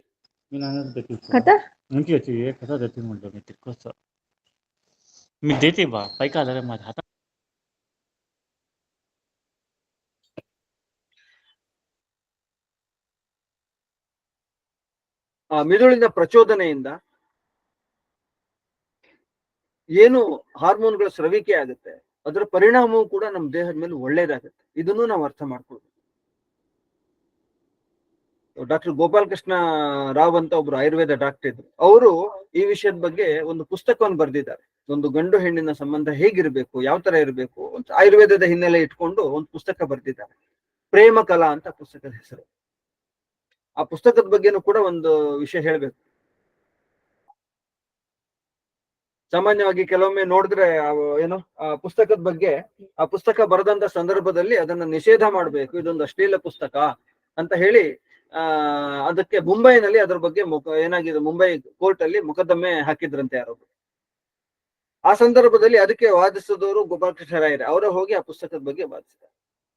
ಅದ ನಂತರ ಕೊನೆಯಲ್ಲಿ ನ್ಯಾಯಾಧೀಶರು ಹೇಳಿದ್ರಂತೆ ಆ ಪುಸ್ತಕದ ಬಗ್ಗೆ ಏನಪ್ಪಾ ಅಂತಂದ್ರೆ, ಈ ಪುಸ್ತಕ ಯಾರ್ಯಾರು ಹದಿಹರೆಯಕ್ ಬರ್ತಾರೋ, ಯಾರ್ಯಾರು ಮದುವೆ ಆಗ್ಬೇಕು ಅಂತ ಯೋಚನೆ ಮಾಡ್ತಾರೋ ಆ ಎಲ್ಲರಿಗೂ ಈ ಪುಸ್ತಕವನ್ನು ಏನ್ ಮಾಡ್ಬೇಕು, ಕೊಡ್ಬೇಕು. ಅವ್ರ ಕೈಲಿ ಇರ್ಬೇಕಾದಂತ ಒಂದು ಕೈ ಪಿಡಿತರ ಇರ್ಬೇಕಾದಂತ ಪುಸ್ತಕ ಇದು ಅಂತ. ಸೊ ಹೀಗೆ ಆಯುರ್ವೇದ ಹಿನ್ನೆಲೆ, ವೇದದ ಹಿನ್ನೆಲೆ ಇಟ್ಕೊಂಡು ಅವ್ರು ಏನ್ ಮಾಡಿದ್ದಾರೆ, ಮತ್ತು ಅದ್ರ ಜೊತೆಗೆ ನಮ್ಮ ದೇಹದ ರಚನೆ ಈ ಎಲ್ಲ ತಗೊಂಡು ಆಯುರ್ವೇದದ ಹಿನ್ನೆಲೆ ನಮ್ಮ ದೇಹ ರಚನೆ ಇದೆಲ್ಲ ಇಟ್ಕೊಂಡು ಏನ್ ಮಾಡಿದ್ದಾರೆ ಅಂತಂದ್ರೆ ಆ ಪುಸ್ತಕವನ್ನು ಬರೆದಿದ್ದಾರೆ. ಆ ಪುಸ್ತಕದಲ್ಲಿ ಅವರು ಏನ್ ಮಾಡ್ತಾರೆ ಅಂತಂದ್ರೆ ವಿಷಯವನ್ನು ಹೇಳ್ತಾ ನಮ್ಗೆ ತಿಳಿಸ್ತಾರೆ. ಏನಪ್ಪಾ ಅಂತಂದ್ರೆ, ಯಾವಾಗ ನಮ್ಮ ಈ ಒಂದು ಕ್ರಿಯೆ ನಡೆಯುವಂತ ಸಂದರ್ಭದಲ್ಲಿ ಆ ಗ್ರಂಥಿಗಳಿಂದ ಏನಾಗುತ್ತೆ, ಹಾರ್ಮೋನ್ಗಳ ಸ್ರವಿಕೆ ಆಗುತ್ತೋ ಅದ್ರ ಮೂಲಕ ನಮ್ಮ ನರಮಂಡಲದಲ್ಲಿ ಒಂದು ಶಕ್ತಿ ಸಂಚಯ ಆಗುತ್ತೆ, ಅದಕ್ಕೊಂದು ಸಕ್ರಿಯತೆ ಬರುತ್ತೆ, ಒಂದು ಚೈತನ್ಯ ಬರುತ್ತೆ. ಅದು ನಮ್ಮ ಮುಂದಿನ ಎಲ್ಲ ಕೆಲಸಗಳಿಗೆ ಏನು ಕೊಡುತ್ತೆ ಅಂದ್ರೆ ಶಕ್ತಿಯನ್ನು ತುಂಬುತ್ತೆ, ಪ್ರೇರಣೆಯನ್ನ ಕೊಡುತ್ತೆ ಅನ್ನೋ ಅಂಶವನ್ನ ಅವರು ಮತ್ತೆ ಮತ್ತೆ ಆ ಪುಸ್ತಕದಲ್ಲಿ ಬರೆದಿದ್ದಾರೆ. ಸೊ ಹಾಗಾಗಿ ಈ ಒಂದು ಕ್ರಿಯೆ ಅನ್ನೋದು ಏನಪ್ಪಾ ಅಂತಂದ್ರೆ ದೈಹಿಕ ಸಂಬಂಧ, ಗಂಡು ಹೆಣ್ಣಿನ ಸಂಬಂಧ ಅನ್ನುವಂಥದ್ದು ಏನೋ ಒಂದು ಏನೋ ಅದಾಗ್ಬಾರ್ದೇ ಇರುವಂತದ್ದು, ಅದ್ರ ಬಗ್ಗೆ ಯೋಚನೆ ಮಾಡದೇ ಇರುವಂತದ್ದು, ಆ ಥರದ್ದೆಲ್ಲ ನಾವು ಮಾಡ್ಬೇಕು ಅಂತಿಲ್ಲ. ಯಾಕೆ ಅಂತಂದ್ರೆ ಅದರಿಂದನೂ ಕೂಡ ಏನಪ್ಪಾ ಅಂತಂದ್ರೆ ನಮ್ಮ ದೇಹದ ಮೇಲೆ ಇಷ್ಟು ಪರಿಣಾಮ ಆಗುತ್ತೆ. ಇನ್ ಮಾನಸಿಕ ಇದ್ರದ್ದು ಆಮೇಲೆ ನೋಡೋಣ, ಆಧ್ಯಾತ್ಮಿಕ ಉನ್ನತಿ ಹಿನ್ನೆಲೆಯಲ್ಲಿ ಆಮೇಲೆ ನಾವು ಯೋಚನೆ ಮಾಡೋಣ. ನಮ್ ದೈಹಿಕವಾಗಿಯೇ ನಾವು ಯೋಚನೆ ಮಾಡಿದಾಗ ಎಲ್ಲ ಏನೋ ಶಕ್ತಿ ಸಂಚಯ ಆಗುವ ನರಮಂಡಲಗಳಿಗೆ ಒಂದು ಶಕ್ತಿ ಸಂಚಯ ಆಗುವಂತದ್ದು ಇರ್ಬೋದು, ಒಂದು ಸಕ್ರಿಯತೆ ಬರುವಂತದ್ದು ಇರ್ಬೋದು, ಆಕ್ಟಿವ್ನೆಸ್ ಬರುವಂತದ್ದು ಇರ್ಬೋದು, ಈ ಎಲ್ಲವೂ ಕೂಡ ಆಗುತ್ತೆ.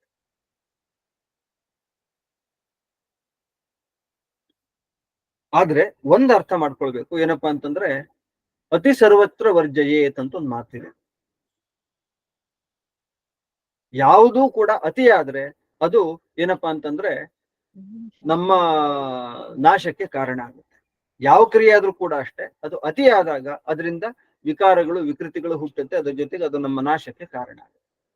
ಹಾಗಾಗಿ ನಮ್ಮಲ್ಲಿ ಎಲ್ಲ ಕಡೆ ಹೇಳಿದರೆ ಅತಿ ಸರ್ವತ್ರ ವರ್ಜಯೇತ್.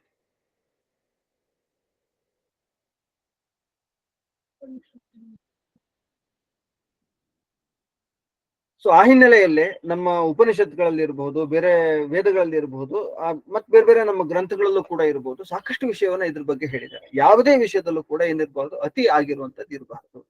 ಹಾಗಾಗಿ ಈ ವಿಷಯದಲ್ಲೂ ಕೂಡ ಅಷ್ಟೇ, ಅತಿಯಾದ ಭೋಗ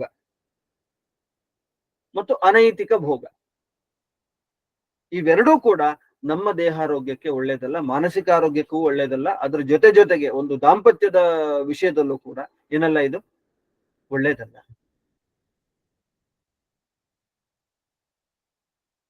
ದೈಹಿಕ ಸಂಬಂಧ ಬೇಕು, ಆದ್ರೆ ಅದು ಅತಿ ಆಗ್ಬಾರ್ದು, ಒಂದು ಮಿತಿಯಲ್ಲಿ ಇರ್ಬೇಕು. ಅದಕ್ಕೂ ಕೂಡ ಏನಪ್ಪಾ ಅಂತಂದ್ರೆ ನಮ್ಮ ಉಪನಿಷತ್ಗಳಲ್ಲಿ ಒಂದು ಮಾತು ಬರುತ್ತೆ, ಕಠೋಪನಿಷತ್ತಲ್ಲಿ ಒಂದು ಮಾತು ಬರುತ್ತೆ.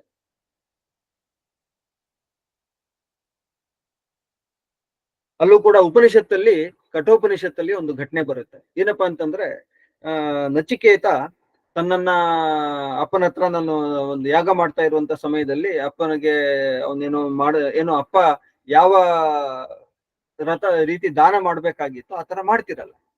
ಸೊ ಹಾಗಾಗಿ ಮಗಂಗೆ ಅಪ್ಪ ತಪ್ಪು ಮಾಡ್ತಿದ್ದಾರೆ ಅಂತ ಅನ್ಸುತ್ತೆ. ಹಾಗಾಗಿ ಮಗ ಹೋಗಿ ಕೇಳ್ತಾನೆ, ಯಾಕಪ್ಪ ನನ್ನನ್ನು ಯಾರಿಗೆ ಕೊಡ್ತೀಯ ನೀನು ಅಂತ ಕೇಳ್ತಾನೆ, ಅಪ್ಪನ ತಪ್ಪನ್ನ ಸರಿ ಮಾಡೋಣ ಅಂತ. ಆಗ ಅವನು ಕೋಪದಲ್ಲಿ ಯಮನಿಗೆ ಕೊಡ್ತೀನಿ ಅಂತ ಹೇಳಿ ಅವನು ಯಮನ ಹತ್ರ ಹೋಗ್ತಾನೆ. ಹೋದಂತ ಸಂದರ್ಭದಲ್ಲಿ ಅವನು ಯಮ ಹೇಳ್ತಾನೆ, ನೀನ್ 3 ವರಗಳನ್ನು ಕೇಳು, ನಾನು ಕೊಡ್ತೀನಿ ಅಂತ. ಆಗ ಮೊದಲನೇ ಹೀಗೆ 1-2 ವರಗಳನ್ನು ಕೇಳ್ತಾನೆ. ಒಂದು ಅಪ್ಪನ ಕೋಪ ಕಡಿಮೆ ಆಗ್ಲಿ ಅಂತ ಹೇಳ್ತಾನೆ, ಇನ್ನೊಂದು ಎಲ್ಲರಿಗೂ ಬೇಕಾದಂತ ಒಂದು ವಿದ್ಯೆನ ಕೊಡು ಅಂತ ಹೇಳ್ತಾನೆ. ಆಮೇಲೆ ಕೊನೆಗೆ 3ನೇ ವಿದ್ಯೆ ಕೇಳ್ತಾನೆ, ನನ್ಗೆ ಆತ್ಮವಿದ್ಯೆ ಬೇಕು, ನಿನ್ ಆತ್ಮನ ಬಗ್ಗೆ ನಾನು ತಿಳ್ಕೊಬೇಕು, ಅದನ್ನ ಬಗ್ಗೆ ತಿಳಿಸ್ಕೊಡೋದಕ್ಕೆ ಅಂತ ಹೇಳ್ತಾನೆ. ಸೊ ಆ ಯಮಂಗ್ ಅನ್ಸುತ್ತೆ ಅವ್ನು ತುಂಬಾ ಚಿಕ್ಕವನು, ಹಾಗಾಗಿ ಎಷ್ಟು ಚಿಕ್ಕವನಿಗೆ ಅದೇ ಹಾಕ್ಬೇಕು, ಅಥವಾ ಅವನಿಗೆ ಯೋಗ್ಯತೆ ಇದೆಯಾ ಇಲ್ವಾ ನೋಡೋಣ ಅಂತ, ಪರೀಕ್ಷೆ ಮಾಡೋಣ ಅಂತ ಅನ್ಸುತ್ತೆ. ಹಾಗಾಗಿ ಅವನ್ ಏನ್ ಮಾಡ್ತಾನೆ ಅಂತಂದ್ರೆ ಯಮ ಇದ್ದವನು ಆದಷ್ಟು ಪ್ರಲೋಭನೆಗಳನ್ನ ತೋರಿಸ್ತಾನೆ, ಆಸೆಗಳನ್ನ ಹುಟ್ಟಿಸ್ತಾನೆ. ನೋಡು, ನೀ ಅದೆಲ್ಲ ಯಾಕೆ ಹೀಗೆ ಈ ವಯಸ್ಸಿನಲ್ಲಿ ಆತ್ಮವಿದ್ಯೆ ಬೇಕು ಅಂತ ಯಾಕೆ ಹೇಳ್ತಿದ್ಯಾ, ಆತ್ಮನ ಬಗ್ಗೆ ತಿಳ್ಕೊಬೇಕು ಅಂತ, ಇನ್ನು ನೀನು ತುಂಬಾ ಎಷ್ಟು ಜೀವನ ನಡೆಸಬೇಕಾಗಿದ್ದಿದೆ. ಹಾಗಾಗಿ ನಿಂಗೆ ಕುದುರೆಗಳನ್ನು ಕೊಡ್ತೀನಿ, ಆನೆಗಳನ್ನು ಕೊಡ್ತೀನಿ, ಬೇಕಾದಷ್ಟು ಭೂಮಿ ಕೊಡ್ತೀನಿ,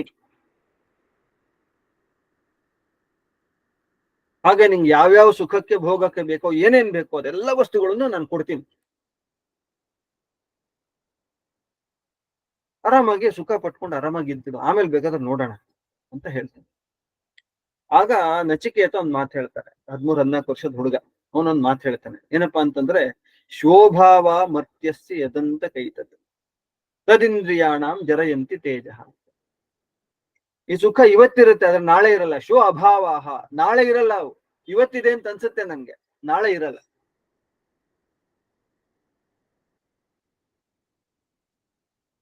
ಎಲ್ಲ ಇರುವಂತದ್ದು. ಹಾಗಾಗಿ ಅದನ್ನ ಎಷ್ಟೆಷ್ಟು ಹೆಚ್ಚೆಚ್ಚು ನಾನು ಅದನ್ನ ಏನ್ ಮಾಡ್ತೀನೋ, ಭೋಗಿಸ್ತಾ ಹೋಗ್ತೀನೋ, ನನ್ನ ಇಂದ್ರಿಯದ ಶಕ್ತಿ ಎಲ್ಲ ಏನಾಗಿ ಹೋಗುತ್ತೆ ಅಂತಂದ್ರೆ ಹ್ರಾಸ ಆಗ್ತಾ ಹೋಗುತ್ತೆ. ಇಂದ್ರಿಯದ ಶಕ್ತಿ ಎಲ್ಲ ಕುಂಠಿತ ಆಗ್ತಾ ಹೋಗುತ್ತೆ, ಕಡಿಮೆ ಆಗ್ತಾ ಹೋಗುತ್ತೆ. ಯಾಕಾಗಿ ದೇಹವನ್ನು ನಾನು ಪಡ್ಕೊಂಡು ಬಂದಿದ್ದೀನೋ ಇಲ್ಲಿಗೆ, ಆ ಸಾಧನೆ ಏನಾಗುತ್ತೆ, ಈ ಶರೀರದಿಂದ ಅತಿಯಾದ ಭೋಗದಿಂದ ಸಾಧ್ಯ ಇಲ್ಲ. ಆ ಇಂದ್ರಿಯಗಳ ತೇಜಸ್ಸೆಲ್ಲ ಕಡಿಮೆಯಾಗಿ ಆ ಸಾಧನೆಗೆ ಏನ್ ಬೇಕೋ ಅದು ಆಗೋದಿಲ್ಲ ಅನ್ನೋದನ್ನ ನಚಿಕೇತ ಯಮನಿಗೆ ಹೇಳ್ತಾನೆ. ಆಗ ಯಮ ನಿಶ್ಚಯ ಮಾಡ್ತಾನೆ, ಹೌದಪ್ಪ ಇವನಿಗೆ ಏನು ಅರ್ಥ ಮಾಡ್ಕೊಂಡಿದ್ದಾನೆ, ಜೀವನ ಅರ್ಥ ಮಾಡ್ಕೊಂಡಿದ್ದಾನೆ ಇವನು. ಹಾಗಾಗಿ ಅರ್ಥ ಮಾಡ್ಕೊಂಡಿರೋದ್ರಿಂದ ಇವನಿಗೆ ಏನು ವಿದ್ಯೆಗಳು ಏನು ಕಲ್ಸ್ಕೊಡ್ಬೇಕಾದಂತ ವಿದ್ಯೆಗೆ ಆತ್ಮವಿದ್ಯೆಗೆ ಬೇಕಾದಂತ ಯೋಗ್ಯತೆ ಇದೆ. ಹಾಗಾಗಿ ಏನ್ ಮಾಡೋಣ, ನನಗೆ ಆ ರೀತಿ ಹೇಳ್ಕೊಡೋಣ ಅಂತ ನಿಶ್ಚಯ ಮಾಡಿ ಆಮೇಲೆ ಆತ್ಮವಿದ್ಯೆ ಹೇಳ್ಕೊಡ್ತಾನೆ. ಇದು ಬರುವಂತ ಘಟನೆ. ಸೊ ಹೀಗೆ ಅಲ್ಲಿ ಅವನು ಕೂಡ ಸ್ಪಷ್ಟವಾಗಿ ಆ ಉಪನಿಷತ್ತಲ್ಲಿ ಬರುವಂತ ಮಂತ್ರವು ಕೂಡ ಸ್ಪಷ್ಟವಾಗಿ ನಮ್ಗೆ ತಿಳಿಸುತ್ತೆ. ಏನಪ್ಪಾ ಅಂತಂದ್ರೆ ಯಾವುದೇ ಅತಿ ಆದ್ರೆ ಅದು ನಮ್ಮ ಇಂದ್ರಿಯದ ಶಕ್ತಿಯನ್ನು ಏನ್ ಮಾಡುತ್ತೆ, ನಮ್ಮ ದೇಹದ ಆರೋಗ್ಯವನ್ನು ಕೆಡಿಸುತ್ತೆ.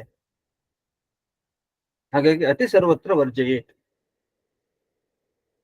ಹಾಗಾಗಿ ಮನುಸ್ಮೃತಿಯಲ್ಲೂ ಕೂಡ ಇದೇ ತರ ವಿಷಯವನ್ನು ಹೇಳಿದ್ದಾರೆ. ಏನಪ್ಪಾ ಅಂತಂದ್ರೆ ನಾವ್ ಎಷ್ಟು ಅದ್ರ ಬಗ್ಗೆ ಎಚ್ಚರಿಕೆ ಇರಬೇಕು ಅಂತಂದ್ರೆ ನಾವು ಒಂದ್ ವಯಸ್ಸು ದಾಟಿದ್ಮೇಲೆ ಮಲ್ಕೊಳ್ಳುವಾಗ್ಲೂ ಕೂಡ ತಾಯಿ ಜೊತೆ ಇರಬಹುದು, ತಂಗಿ ಜೊತೆ ಇರಬಹುದು, ಈ ತರ ಯಾರ ಜೊತೆನೂ ಕೂಡ ಏನ್ ಮಾಡ್ಬಾರ್ದು, ನಾವು ಕೂಡುದು, ಅದು ಒಳ್ಳೇದಲ್ಲ.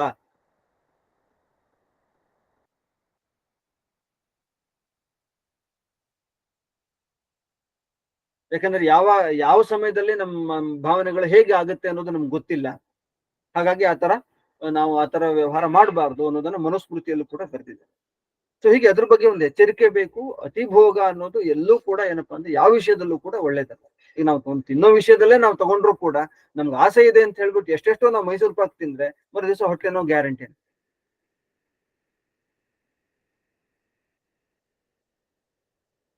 ಸೊ ಹಾಗಾಗಿ ಯಾವುದೇ ಕಾರಣಕ್ಕೂ ಎಲ್ಲೂ ಕೂಡ ಅತಿ ಅನ್ನೋದು ಒಳ್ಳೇದಲ್ವೇ ಅಲ್ಲ. ಸೊ ಆ ಹಿನ್ನೆಲೆಯಲ್ಲಿ ನಾವು ಅರ್ಥ ಮಾಡ್ಕೊಳ್ಬೇಕಾಗಿರುವಂಥದ್ದು ಈ ಒಂದು ದೈಹಿಕ ಸಂಬಂಧ, ಭೋಗ ಅನ್ನುವಂಥ ದೈಹಿಕ ಸಂಬಂಧ ಅನ್ನುವಂಥದ್ದು ಒಂದು ಸಖ್ಯಕ್ಕೆ ಒಂದು ಕಾರಣ, ಒಂದು ಸಾಧನ ಅನ್ನೋದನ್ನ ನಾವು ಅರ್ಥ ಮಾಡ್ಕೊಳ್ಬೇಕು. ಆದ್ರೆ ಅದು ಅತಿ ಆಗ್ಬಾರ್ದು. ಆ ಹಿನ್ನೆಲೆಯಲ್ಲಿ ಆಯುರ್ವೇದದಲ್ಲಿ ಅಥವಾ ನಾವು ನಮ್ಮ ಶರೀರವನ್ನು ರಚನೆಯನ್ನು ನೋಡಿದಾಗಲೂ ಕೂಡ ನಮ್ಗೆ ಒಂದು ಅಂಶ ಗೊತ್ತಾಗುತ್ತೆ. ಏನಪ್ಪಾ ಅಂತಂದ್ರೆ ನಾವು ಸಪ್ತ ಧಾತುಗಳು ಅಂತ ಹೇಳ್ತೀವಿ. ಸಪ್ತ ಧಾತುಗಳು ಅಂತ. ಸೊ ರಕ್ತ, ಮಾಂಸ, ಮಜ್ಜೆ, ಅಸ್ಥಿ, ಈ ತರದೆಲ್ಲ ನಾವು ತಿಂದಂತ ಆಹಾರ ಈ ತರದೆಲ್ಲಾಗಿ ಪರಿವರ್ತನೆ ಆಗ್ತಾ ಹೋಗುತ್ತೆ. ಈಗ 7 ಧಾತುಗಳಲ್ಲಿ ಅತ್ಯಂತ ಕೊನೆಯ ಧಾತು ಯಾವ್ದಪ್ಪ ಅಂತಂದ್ರೆ ಶುಕ್ರ. ಅದನ್ನೇ ನಾವು ವೀರ್ಯ ಅಂತ ಕರಿತೀವಿ. ಹೆಣ್ಮಕ್ಳಲ್ಲಿ ಶೋಣಿತ ಅಂತ ಹೇಳ್ತೀವಿ, ರಜಸ್ಸು ಅಂತ ಹೇಳ್ತೀವಿ. ಅಂಡಾಣು ರಜಸ್ಸು ಅಂತ ಹೇಳ್ತೀವಿ. ಸೊ 2 ಬದಲಾವಣೆ ಆಗುತ್ತೆ. ಅಲ್ಲೂ ಕೂಡ ಏನಪ್ಪಾ ಅಂತಂದ್ರೆ 2 ಅಂಶಗಳಿದ್ದಾವೆ. ಶುಕ್ರ ಅನ್ನುವಂಥದ್ದು ಕೂಡ 2 ಅಂಶ ನಮ್ಗೆ ಈ ಅತಿಭೋಗದಿಂದ ಏನಾಗುತ್ತೆ ಅನ್ನೋದನ್ನ ನಾವು ಅರ್ಥ ಮಾಡ್ಕೊಳ್ಬೇಕು. ಆ ಶುಕ್ರಕ್ಕೆ 2 ಕೆಲಸ ಇದೆ.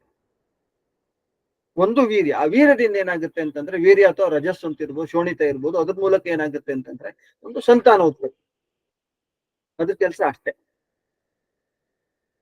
ಅದರಲ್ಲಿ ಇನ್ನೊಂದು ಅಂಶ ಇದೆ. ಏನಪ್ಪಾ ಅಂತಂದ್ರೆ ಆ ಶುಕ್ರದ ಇನ್ನೊಂದು ಕೆಲಸ ಸರ್ಜನಾತ್ಮಕತೆ, ಕ್ರಿಯೇಟಿವಿಟಿ. ಯಾವಾಗ ಆ ಶುಕ್ರವನ್ನ ನಾವು ಈ ಭೋಗದ ಕಡೆ ತಗೊಂಡು ಹೋಗದೆ ಆ ಶುಕ್ರವನ್ನುವಂತಹ ಒಂದು ಧಾತುವನ್ನ ಬಳಸ್ಕೊಂಡು ಯಾವಾಗ ನಾವು ಹೊಸದನ್ನ ಸೃಷ್ಟಿ ಮಾಡುವಂತಹ ಆ ತರ ಕಡೆ ನಮ್ಮ ಮನಸ್ಸನ್ನ ಹರಿಸ್ತೀವೋ, ಸರ್ಜನಾತ್ಮಕತೆ ಕಡೆಗೆ ಅಥವಾ ಕ್ರಿಯೇಟಿವಿಟಿ ಕಡೆಗೆ ನಮ್ಮ ಮನಸ್ಸನ್ನ ಹರಿಸ್ತೀವೋ, ಆವಾಗ ಆ ಶುಕ್ರ ಅನ್ನೋದು ಏನಾಗುತ್ತೆ ಅಂತಂದ್ರೆ ಅದ್ರ ಮೂಲಕ ನಾನು ನಿಜವಾಗ್ಲೂ ಏನ್ ಸಾಧನೆ ಮಾಡ್ಲಿಕ್ಕೆ ಹೊರಟಿದ್ದು ಅದ್ರ ಸಾಧನೆ ಆಗುತ್ತೆ. ಒಂದ್ ಭಾಗ ಇದ್ದೇ ಇದೆ, ವೀರ್ಯ ಅನ್ನುವಂಥದ್ದು ಒಂದ್ ಭಾಗ ಇದ್ದೇ ಇದೆ. ಅದು ನಮ್ಮ ಸಂತಾನೋತ್ಪತ್ತಿಗೆ ಒಂದು ಭಾಗವಾಗಿ ಇರುವಂತದ್ದು, ದೇಹದ ಒಂದು ಭಾಗವಾಗಿ, ಧಾತುವಿನ ಒಂದು ಭಾಗವಾಗಿ ಇರುತ್ತೆ. ಆದ್ರೆ ಅದರ ಇನ್ನೊಂದು ಕೆಲಸ ಇದೆಯಲ್ಲ, ಅದು ತುಂಬಾ ಮುಖ್ಯವಾದಂತ ಕೆಲಸ. ಎಷ್ಟೆಷ್ಟು ಆ ಕಡೆ ನಮ್ಮ ಮನಸ್ಸು ಹೋಗುತ್ತೋ ಭೋಗದ ಕಡೆ ಏನಾಗುತ್ತೆ, ಕಡಿಮೆ ಆಗ್ತಾ ಹೋಗುತ್ತೆ. ಅದರಲ್ಲೊಂದು ಮಿತಿ ತಾನಾಗೆ ಬರುತ್ತೆ. ಯಾವಾಗ ನಾವು ಇದ್ರ ಬಗ್ಗೆ ಮಾತ್ರ ಯೋಚನೆ ಮಾಡ್ತಾ ಹೋಗ್ತೀವೋ ಆವಾಗ ಏನಾಗ್ತಾ ಹೋಗುತ್ತೆ ಅಂತಂದ್ರೆ ಅತಿಯಾಗಿ ಆ ಭೋಗದ ಅತಿಯಾಗುವಿಕೆಯಿಂದ ಏನಾಗುತ್ತೆ ಅಂತಂದ್ರೆ ನಮ್ಮ ದೇಹದ ಇಂದ್ರಿಯ ಶಕ್ತಿಗಳು ಕೂಡ ಹ್ರಾಸ ಆಗ್ತಾ ಹೋಗುತ್ತೆ. ಅದ್ರ ಮೂಲಕ ಕ್ರಿಯೇಟಿವಿಟಿ ಏನಾಗುತ್ತೆ, ಕಡಿಮೆ ಆಗ್ತಾ ಹೋಗುತ್ತೆ, ಅದು ಬೀಳ್ತಾ ಹೋಗುತ್ತೆ. ಹಾಗಾಗಿಯೇ ನಮ್ಮಲ್ಲಿ ಮುಖ್ಯವಾಗಿ ನಾವು ಯೋಚನೆ ಮಾಡುವಾಗ ನಮ್ಮ ಆಶ್ರಮ ವ್ಯವಸ್ಥೆಗಳನ್ನು ತಗೊಂಡಾಗ ಬ್ರಹ್ಮಚರ್ಯ ಆಶ್ರಮವನ್ನು ಒಂದ್ ಕಡೆ ಏನ್ ಮಾಡ್ತಾ ಇದ್ರು, ಗುರುಕುಲಗಳಲ್ಲಿ ಮಾಡ್ತಾ ಇದ್ದಿದ್ದು. ಯಾಕೆ ಅಂತಂದ್ರೆ ಅಲ್ಲಿ ಈ ಶುಕ್ರ ಧಾತು ಸಹಜವಾಗಿ ಒಂದ್ ವಯಸ್ಸಿಗೆ ಬಂದಾಗ ಶುಕ್ರ ಧಾತು ಏನಾಗುತ್ತೆ, ತಾನಾಗೆ ನಿರ್ಮಾಣ ಆಗತ್ತೆ. ಅದು ಕ್ರಿಯೇಟಿವಿಟಿ ಕಡೆ ಹೋಗ್ಬೇಕು. ಅದಕ್ಕೆ ಬೇಕಾದಂತಹ ಮಾರ್ಗ ಯಾವುದು, ಅದನ್ನ ಅರ್ಥ ಮಾಡಿಸುವಂತಹ ಕೆಲಸವನ್ನು ಗುರುಕುಲಗಳು ಮಾಡ್ತಾ ಇದ್ರು. ನಿನ್ ಕ್ಷೇತ್ರ ಯಾವುದು, ಯಾವ್ದ್ರಲ್ಲಿ ಸಾಧನೆ ಮಾಡ್ಬೇಕು, ಹೇಗ್ ಮಾಡ್ಬೇಕು, ಎಲ್ಲವನ್ನ ಏನ್ ಮಾಡ್ತಾ ಇದ್ರು, ಹೇಳ್ಕೊಡ್ತಾ ಇದ್ರು.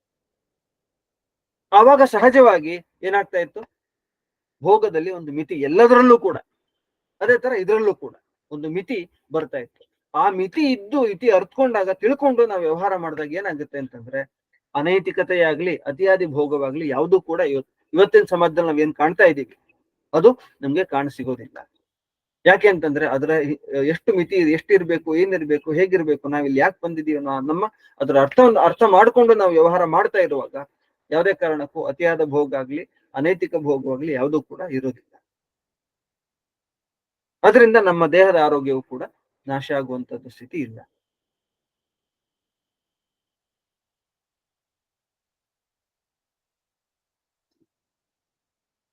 ಹಾಗಾಗಿಯೇ ಈ ಒಂದು ವಿಷಯದಲ್ಲಿ, ಈ ಒಂದು ಸಂಬಂಧದ ವಿಷಯದಲ್ಲಿ, ದೈಹಿಕ ಸಂಬಂಧದ ವಿಷಯದಲ್ಲಿ ಸ್ಪಷ್ಟವಾಗಿ ನಾವು ಅರ್ಥ ಮಾಡ್ಕೊಳ್ಬೇಕಾಗಿರುವಂತದ್ದು, ನಮ್ಮ ದೈಹಿಕ ಆರೋಗ್ಯವನ್ನು ಎಷ್ಟು ಚೆನ್ನಾಗಿ ಇಟ್ಕೊಳ್ತೀವೋ ಅಷ್ಟು ನಾವೇನಾಗ್ತೀವಿ ಅಂತಂದ್ರೆ ಒಂದು ಸಂತಾನ ಪ್ರಾಪ್ತಿ ಇರ್ಬೋದು, ಆ ಕ್ರಿಯೆಯಿಂದ ಸಂತೋಷ ಇರ್ಬೋದು, ಆನಂದ ಇರ್ಬೋದು, ಅದನ್ನು ಅನುಭವಿಸಕ್ಕೆ ಅವಕಾಶ ಆಗುತ್ತೆ. ಅದ್ರ ಮೂಲಕ ನಮಗೆ ಸಖ್ಯ ಸಿದ್ಧಿಸುತ್ತೆ. ಹಾಗಾಗಿ ಇಲ್ಲಿ ಆ ದೇಹದ ಆರೋಗ್ಯವು ಕೂಡ ಎಷ್ಟು ಚೆನ್ನಾಗಿ ದೇಹದ ಆರೋಗ್ಯ ಇರುತ್ತೋ ಮತ್ತೆ ಇದನ್ನು ಅರ್ಥ ಮಾಡ್ಕೋಬೇಕು. ಎಷ್ಟು ಚೆನ್ನಾಗಿ ನಾವು ಆರೋಗ್ಯ ಇಟ್ಕೊಳ್ತೀವೋ ಆ ಕ್ರಿಯೆಯಲ್ಲಿ ಅಷ್ಟು ಚೆನ್ನಾದ ಆನಂದವೂ ಸಿಗುತ್ತೆ, ಅದರ ಮೂಲಕ ಆರೋಗ್ಯಕರವಾದ ಸಂಬಂಧವೂ ನಮ್ಗೆ ಚೆನ್ನಾಗಿರುತ್ತೆ. ಇಲ್ಲ ಅಂತಂದ್ರೆ ಸಮಸ್ಯೆ ಆಗುತ್ತೆ. ಇದ್ರಲ್ಲೂ ಕೂಡ ತುಂಬಾ ಮುಖ್ಯವಾಗಿ ನಾವು ಅರ್ಥ ಮಾಡ್ಕೊಳ್ಬೇಕಾಗಿರುವಂತದ್ದು, ವೇದಗಳಲ್ಲೂ ಕೂಡ ನಮ್ಗೆ ಕಾಣಿಸುವಂಥದ್ದು ಏನಪ್ಪಾ ಅಂತಂದ್ರೆ, ನಾವು ತಿಳ್ಕೊಳ್ಬೇಕಾಗಿರುವಂಥದ್ದು ವೇದಗಳನ್ನ ಗಮನಿಸುವಾಗ ಈ ಒಂದು ಸಂಬಂಧ, ಗಂಡು ಹೆಣ್ಣಿನ ಸಂಬಂಧ ಇದೆ, ಅದರಲ್ಲಿ ಮುಂದಾಳುತ್ವ ಅನ್ನೋದು ಪುರುಷಂದೇ ಇರುತ್ತೆ. ಯಾಕೆ ಅಂತಂದ್ರೆ ಆ ಪುರುಷ ಸ್ವಭಾವವೂ ಕೂಡ, ಪ್ರಕೃತಿ ಸಹಜವಾಗಿ ಪುರುಷನಿಗೆ ಕೊಟ್ಟಂತ ಸ್ವಭಾವವೂ ಕೂಡ ಅದಕ್ಕೆ ಕಾರಣ. ಅದನ್ನ ಅರ್ಥಕೊಂಡು ವೇದಗಳು ಏನ್ ಮಾಡಿದಾವೆ ಅದೇ ತರ ನಮ್ಗೆ ತಿಳಿಸಿದ್ದಾವೆ. ಏನು ಸ್ವಭಾವ, ಪುರುಷ ಮತ್ತು ಸ್ತ್ರೀಯ ಸ್ವಭಾವ ಹೇಗಿದೆ ಪ್ರಕೃತಿಯಲ್ಲಿ. ನಾವೊಂದ್ಸಲಿ ಪ್ರಕೃತಿಯನ್ನು ನೋಡಿದ್ರೆ, ಗುರುತಿಸಿದ್ರೆ ನಮ್ಗೆ ಗೊತ್ತಾಗುತ್ತೆ. ಇದ್ರ ಬಗ್ಗೆ ನಾವು ಹಿಂದೂ ಕೂಡ ಚರ್ಚೆ ಮಾಡಿದ್ದೀವಿ, ತಿಳ್ಕೊಂಡಿದ್ದೀವಿ. ಏನಪ್ಪಾ ಅಂತಂದ್ರೆ ಪ್ರಕೃತಿಯಲ್ಲಿ ಸಹಜವಾಗಿ ಪ್ರಕೃತಿಯಲ್ಲಿ ಈ ಕ್ರಿಯೆ, ಗಂಡು ಮತ್ತು ಹೆಣ್ಣಿನ ಸಂಬಂಧ ಅನ್ನುವಂಥ ಕ್ರಿಯೆ ಇರುವಂತದ್ದು ಸಂತಾನಕ್ಕಾಗಿ ಮಾತ್ರ. ಯಾವಾಗ ಸಂತಾನ ಬೇಕು, ನಮ್ಮ ಸಂತತಿ ಬೆಳೆಸ್ಬೇಕು ಅಂತ ಅನ್ಸುತ್ತೋ ಆಗ ವಿಶೇಷವಾಗಿ ಗಂಡು ಅದಕ್ಕೆ ವಿಶೇಷವಾದ ರೂಪವನ್ನ ಪ್ರಕೃತಿಯಲ್ಲಿ ದೇವರು ಕೊಟ್ಟಿದ್ದಾನೆ. ಉದಾಹರಣೆಗೆ ನವಿಲು ಅಂತಾನೆ ತಗೊಂಡ್ರೆ ನಾವು, ಗಂಡು ನವಿಲಿಗೆ ರೆಕ್ಕೆ ಇದನ್ನೆಲ್ಲ ಉದ್ದುದ ರೆಕ್ಕೆಗಳನ್ನೆಲ್ಲ ಕೊಟ್ಟಿದ್ದಾನೆ. ಯಾಕೆ ಅಂತಂದ್ರೆ ಆ ಗಂಡು ಹೆಣ್ಣನ್ನು ಆಕರ್ಷಿಸ್ಬೇಕು, ಹೋಲಿಸ್ಕೊಳ್ಬೇಕು. ನರ್ತನ ಮಾಡೋದ್ರ ಮೂಲಕ ಏನ್ ಮಾಡುತ್ತೆ, ಹೆಣ್ಣನ್ನ ಹೋಲಿಸ್ಕೊಳ್ಳುವಂತ ಪ್ರಯತ್ನ ಗಂಡು ನವಿಲು ಮಾಡುತ್ತೆ. ನಮ್ಗೆ ಸಾಮಾನ್ಯವಾಗಿ ಕಾಣುವಂತ. ಇನ್ನು ಬೇರೆ ಬೇರೆ ಪ್ರಾಣಿಗಳಲ್ಲಿ ಬೇರೆ ಬೇರೆ ತರ ಇದೆ. ಆದ್ರೆ ನಾವೆಲ್ಲವನ್ನ ಗುರುತಿಸಿದಾಗ, ನೋಡಿದಾಗ ನಮ್ಗೆ ಕಾಣಿಸೋದು ಏನಪ್ಪಾ ಅಂತಂದ್ರೆ, ಪ್ರಕೃತಿಯಲ್ಲಿ ಗಂಡಿಗೆ ಏನ್ ಕೊಟ್ಟಿದೆ ಅಂತಂದ್ರೆ ಈ ಒಂದು ಕೆಲಸದ ಮುಂದಾಳುತ್ವವನ್ನ ಕೊಟ್ಟಿರುವಂತದ್ದು ಪ್ರಕೃತಿಯಲ್ಲಿ ನಮ್ಗೆ ಕಾಣಿಸುತ್ತೆ. ಯಾಕೆ ಹಾಗಾದ್ರೆ ಹಾಗೆ ಅಂತಂದ್ರೆ, ಸಹಜವಾಗಿ ಪುರುಷನ ಸ್ವಭಾವ ಮತ್ತು ಸ್ತ್ರೀ ಸ್ವಭಾವವನ್ನು ನೋಡಿದಾಗ ನಮ್ಗೆ ಗೊತ್ತಾಗುತ್ತೆ. ಪುರುಷನ ಸ್ವಭಾವ ಅಂತಂದ್ರೆ ಏನು ಅಂತಂದ್ರೆ, ಪುರುಷರಿಗೆ ಮುಖ್ಯವಾಗಿ ನಮ್ಮ ಒಂದು ಸಂತತಿಯನ್ನ ನಾವು ಮುಂದುವರಿಸ್ಬೇಕು, ನನ್ನ ಒಂದು ಅಂಶವನ್ನ ಇನ್ನೆಲ್ಲ ಒಂದ್ ಕಡೆ ಇಡಬೇಕು, ಇಟ್ಟು ನಂದನ್ನ ಸ್ಥಾಪಿಸೋದ್ರ ಮೂಲಕ ನಾನೇನ್ ಮಾಡ್ಬೇಕು, ನನ್ನ ಸಂತತಿಯನ್ನ ಏನ್ ಮಾಡ್ಬೇಕು, ಮುಂದುವರಿಸ್ಬೇಕು ಅನ್ನುವಂತ ಬಯಕೆ, ಇಚ್ಛೆ ಏನಾಗಿರುತ್ತೆ, ಪುರುಷರಿಗೆ ಜಾಸ್ತಿ ಇರುತ್ತೆ. ಪುರುಷರಿಗೆ ಈ ಒಂದು ಇಚ್ಛೆ ಬಲವಾಗಿ ಇರೋದ್ರಿಂದ ಸಹಜವಾಗಿ ಈ ಕ್ರಿಯೆಯಲ್ಲಿ ತೊಡ್ಕೊಳ್ಳೋದು ಕೂಡ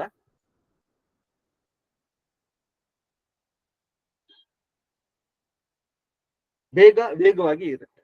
ಶಾಂತಕುಮಾರ್ ಅವರೇ ಏನೋ ಹೇಳಕ್ ಹೊರಟಿದ್ರಿ, ಹೇಳಿ.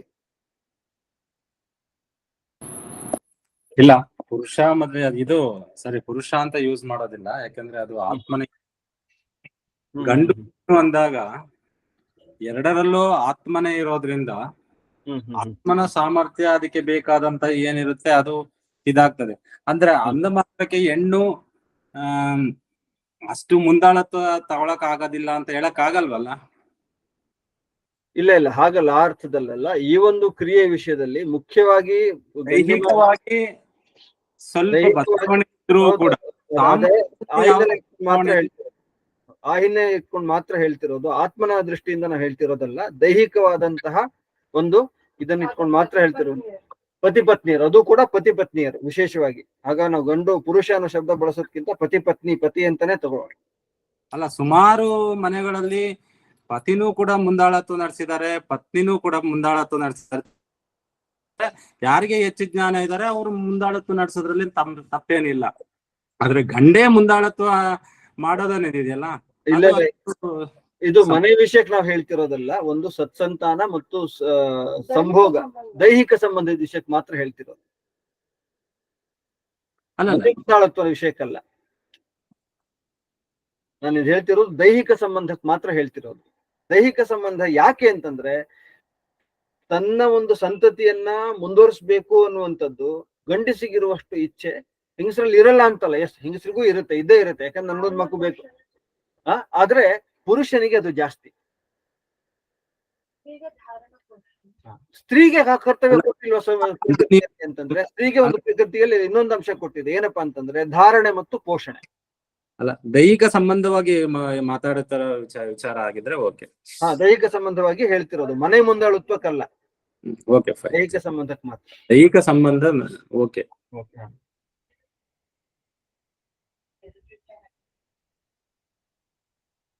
ಸೊ ಹಾಗಾಗಿ ಸ್ತ್ರೀಗೆ ಹಾಗಾದ್ರೆ ಇನ್ನೇನ್ ಕೊಟ್ಟಿದೆ ಅಂತಂದ್ರೆ, ಸ್ತ್ರೀಗೆ ವಿಶೇಷವಾಗಿ ಧಾರಣೆ ಮತ್ತು ಪೋಷಣೆ ಇದನ್ನ ಪ್ರಕೃತಿಯಲ್ಲಿ ಕೊಟ್ಟಿದೆ. ಯಾವುದೇ ಒಂದು ವಸ್ತು ತನ್ನೊಳಗೆ ಬಂತು ಅಂತಂದ್ರೆ ಅದನ್ನ ಧಾರಣೆ ಮಾಡಿ, ಈಗ ಪುರುಷನಿಂದ ಸ್ವೀಕೃತವಾದಂತ ವೀರ್ಯದಿಂದ ಬಂದಂತ ಇದನ್ನ ಅಂಡಾಣು ಸ್ವೀಕರಿಸಿ ತನ್ನೊಳಗಡೆ ಇಟ್ಕೊಂಡು 9 ತಿಂಗಳ ಹೊತ್ತು ಹೆತ್ತು ಮಾಡುವಂತಹ ಧಾರಣೆ ಮತ್ತು ಪೋಷಣೆ ಮಾಡುವಂತ ಕೆಲಸ, ಆ ಕೆಲಸವನ್ನ ಸ್ತ್ರೀಗೆ ಕೊಟ್ಟಿದೆ.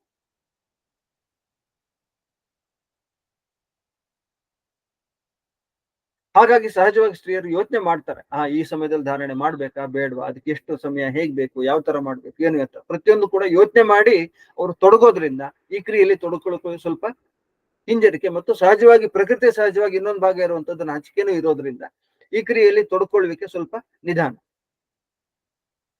ದೈಹಿಕ ಸಂಬಂಧದಲ್ಲಿ ತೊಡ್ಕೊಳ್ಳುವಿಕೆ ಸ್ವಲ್ಪ ನಿಧಾನ ಆಗಿದೆ. ನಾವು ವೇದ ಮಂತ್ರಗಳನ್ನು ನೋಡಿದಾಗ, ಆ ವೇದ ಮಂತ್ರಗಳನ್ನು ಏನು ನಾವು ವಿವಾಹ ಸೂಕ್ತ ಅಂತ ಸೂಕ್ತ ಇದೆ, ಆ ಸೂಕ್ತದಲ್ಲಿ ನಾವು ನೋಡಿದಾಗ ಗೊತ್ತಾಗುತ್ತೆ ಏನಪ್ಪಾ ಅಂತಂದ್ರೆ, ಆ ಒಂದು ಪತಿಯಾದಂತವನೇ ಏನ್ ಮಾಡ್ತಾನೆ ಅಂತಂದ್ರೆ, ನಮ್ಗೆ ಸಂತತಿ ಬೇಕು, ಸಂತತಿನ ಮುಂದುವರ್ಸೋಣ ನಾವು. ಹೆಜ್ಜೆಗೂ ಆ ಮಾತು ಪತಿ ಮೂಲಕವೇ ಬಂದಿದೆ. ಯಾಕೆ ಅಂತಂದ್ರೆ ಪ್ರಕೃತಿಯಲ್ಲಿ ಒಂದು ಅಂಶ ಇದೆ, ಪ್ರಕೃತಿಯಲ್ಲಿ ಈ ತರದೊಂದು ಏನು ಒಂದು ವಿಭಾಗ ಇದೆ. ಯಾಕೆ? ಅದು ಒಳಿತಿಗಾಗಿಯೇ ಆ ವಿಭಾಗ ಇರೋದು, ಒಳಿತಿಗಾಗಿಯೇ. ಪುರುಷನಿಗೆ ತನ್ನನ್ನು ಸ್ಥಾಪಿಸಿ ತನ್ನ ಸಂತತಿಯನ್ನು ಮುಂದುವರಿಸಬೇಕು ಅನ್ನುವಂತ ಬಲವಾದ ಇಚ್ಛೆ ಇರೋದ್ರಿಂದ. ಅದೇ ತರ ಸ್ತ್ರೀಗೆ ಅದನ್ನು ಧಾರಣೆ ಮಾಡಿ ಪೋಷಣೆ ಮಾಡುವಂತ ಶಕ್ತಿ ಇರೋದ್ರಿಂದ ಪುರುಷನಾದಂತ ಪತಿಯಾದಂತವನು ತನ್ನಂತಾನು ಮೊದಲು ಕ್ರಿಯೆಯಲ್ಲಿ ತೊಡಸ್ಕೊಳ್ಬೇಕು. ಆ ತೊಡಸ್ಕೊಳ್ಳೋದ್ರಲ್ಲೂ ಕೂಡ ಏನಪ್ಪಾ ಅಂತಂದ್ರೆ, ಮುಖ್ಯವಾಗಿ ನಾವು ಅರ್ಥ ಮಾಡ್ಕೊಳ್ಬೇಕಾಗಿರೋದು, ಹೆಣ್ಣನ್ನ ಒಲಿಸ್ಕೊಳ್ಳೋ ಪ್ರಕೃತಿಯಲ್ಲಿ ಹಾಗೆ ಇರುವಂತದ್ದು, ಹೆಣ್ಣನ್ನ ಒಲಿಸ್ಕೊಂಡು ಆ ಕ್ರಿಯೆಯಲ್ಲಿ ನಾವು ತೊಡಸ್ಕೊಳ್ಬೇಕಾಗಿರುವಂತದ್ದು ಇರೋದು. ಪತಿಯಾದಂತ ತೊಡಸ್ಕೊಳ್ಬೇಕು.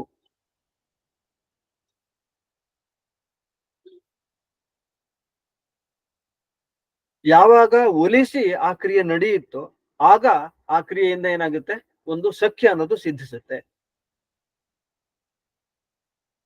ಇಲ್ಲ ಅಂತಂದ್ರೆ ಆ ಕ್ರಿಯೆಯಿಂದ ಸಖ್ಯ ಸಿದ್ಧಸಕ್ ಸಾಧ್ಯ ಇಲ್ಲ. ಅದ್ರ ಉದ್ದೇಶ ಇರೋದೇ ಸಖ್ಯ ಮತ್ತು ಪ್ರಜಾ. ಸೊ ಹಾಗಾಗಿ ಆ ಒಲಿಸಿಕೊಳ್ಳುವಂತ ಪ್ರಕ್ರಿಯೆಯಲ್ಲಿ ಪತಿಯಾದಂತ ಒಂದು ಕರ್ತವ್ಯ ತುಂಬಾ ದೊಡ್ಡದಾಗಿದೆ. ಇವತ್ತು ಅದಿಲ್ಲದೆ ಇರೋದ್ರಿಂದನೇ ಸಾಕಷ್ಟು ಸಮಸ್ಯೆಗಳು, ಅನೈತಿಕ ಸಂಬಂಧಗಳು ಇವೆಲ್ಲವೂ ಕೂಡ ಏನಾಗಿದೆ ಅಂತಂದ್ರೆ ನಮ್ಗೆ ಕಾಣಿಸ್ತಾ ಇರುವಂತದ್ದು. ಅದಕ್ಕೆ ತಕ್ಕಂತೆ ನಮ್ಮ ಮೀಡಿಯಾದಲ್ಲೂ ಕೂಡ ಏನಪ್ಪಾ ಅಂತಂದ್ರೆ ಆ ಸಂಬಂಧ, ದೈಹಿಕ ಸಂಬಂಧ ಅನ್ನುವಂಥದ್ದು ಅದು ಯಾವ್ದಕ್ ಮಾತ್ರ ಇರೋದು, ಬರೀ ಒಂದು ಆ ಸುಖ ಭೋಗ ಮಾಡ್ಲಿಕ್ಕೆ ಮಾತ್ರ ಇರುವಂತದ್ದು, ದೇಹದ ಭೋಗ ಪಡ್ಲಿಕ್ಕೆ ಮಾತ್ರ. ಹಾಗಾಗಿ ನೀವು ಎಷ್ಟ್ ಜನ ಹತ್ರ ಬೇಕಾದ್ರೂ ಹೇಗ್ ಬೇಕಾದ್ರೂ ರಿಲೇಶನ್ಶಿಪ್ ಇಟ್ಕೊಳ್ಬಹುದು ಅನ್ನೋ ತರನೇ ನಮ್ಮ ಮೀಡಿಯಾಗಳಲ್ಲೂ ತೋರಿಸ್ತಾರೆ. ಮತ್ತೆ ಯಾರು ಸೆಲೆಬ್ರಿಟಿ ಅಂತ ಅನ್ಕೊಂಡಿದಾರೋ ಅವ್ರ ಜೀವನಗಳೆಲ್ಲ ಹಾಗೆ ಇದಾವೆ. ಇವತ್ತು ಮದ್ವೆ ಆಗ್ತಾರೆ, ನಾಳೆ ವಿಚ್ಛೇದನ ಕೊಡ್ತಾರೆ, ಇನ್ಯಾರನ್ನು ಮದ್ವೆ ಆಗ್ತಾರೆ. ಹಾಗಲ್ಲ. ನಾವು ಆಧ್ಯಾತ್ಮಿಕ ಉನ್ನತಿ ಆಗ್ಬೇಕು ಅಂತಂದ್ರೆ, ನಾವು ಆ ಸಖ್ಯ ಅನ್ನುವಂಥದ್ದು ಸಿದ್ಧಿಸ್ಬೇಕು ಅಂತಂದ್ರೆ ಇದೊಂದು ಸಾಧನ ಅಂತ ನಾವು ಅರ್ಥ ಮಾಡ್ಕೊಳ್ಬೇಕೇ ಹೊರತು ಇದು ಅಂತಿಮ ಲಕ್ಷ್ಯ ನಮ್ಗಲ್ಲ. ಅದರಿಂದ ಸಖ್ಯ ಆಗ್ಬೇಕಾಗಿರೋದು.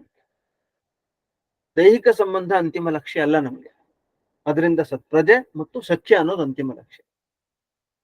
ಹಾಗಾಗಿಯೇ ನಾವು ಒಬ್ರ ಜೊತೆ ಅಷ್ಟು ವರ್ಷಗಳ ಕಾಲ ಜೀವನ ನಡೆಸಿದಾಗ ಅದರಿಂದ ನಮ್ಗೆ ಯಾವಾಗ ಸಿದ್ಧಿಸುತ್ತೋ ಗೊತ್ತಿಲ್ಲ, ಇಷ್ಟಿಷ್ಟೇ ಸಿದ್ಧಿಸ್ತಾ ಹೋಗುತ್ತೆ.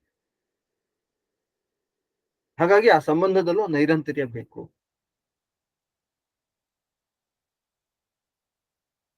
ಆದ್ರಿಂದನೇ ಪತಿಯಾದಂತವನಿಗೆ ವೇದಗಳಲ್ಲಿರ್ಬೋದು, ಪ್ರಕೃತಿಯಲ್ಲಿರ್ಬೋದು ಒಂದು ಕೆಲಸ ಕೊಟ್ಟಿದೆ. ಹೆಣ್ಣನ್ನ ಹೋಲಿಸ್ಕೊಂಡು ಆ ಕೆಲಸ ಕ್ರಿಯೆಯಲ್ಲಿ ತೊಡಸ್ಕೊಳ್ಳುವಂತ ಕೆಲಸವನ್ನ ಗಂಡಸಾದಂತವನಿಗೆ ಅಥವಾ ಪತಿಯಾದಂತವನಿಗೆ ಪ್ರಕೃತಿ ಕೊಟ್ಟಿದೆ, ವೇದಗಳು ಕೊಟ್ಟಿದೆ. ಯಾಕೆಂದ್ರೆ ಅವನಿಗೆ ಆ ಬಲವಾದ ಇಚ್ಛೆ ಇರೋದ್ರಿಂದ, ಆ ಸ್ವಭಾವವನ್ನು ನೋಡೇ ಕೊಟ್ಟಿದ್ದು.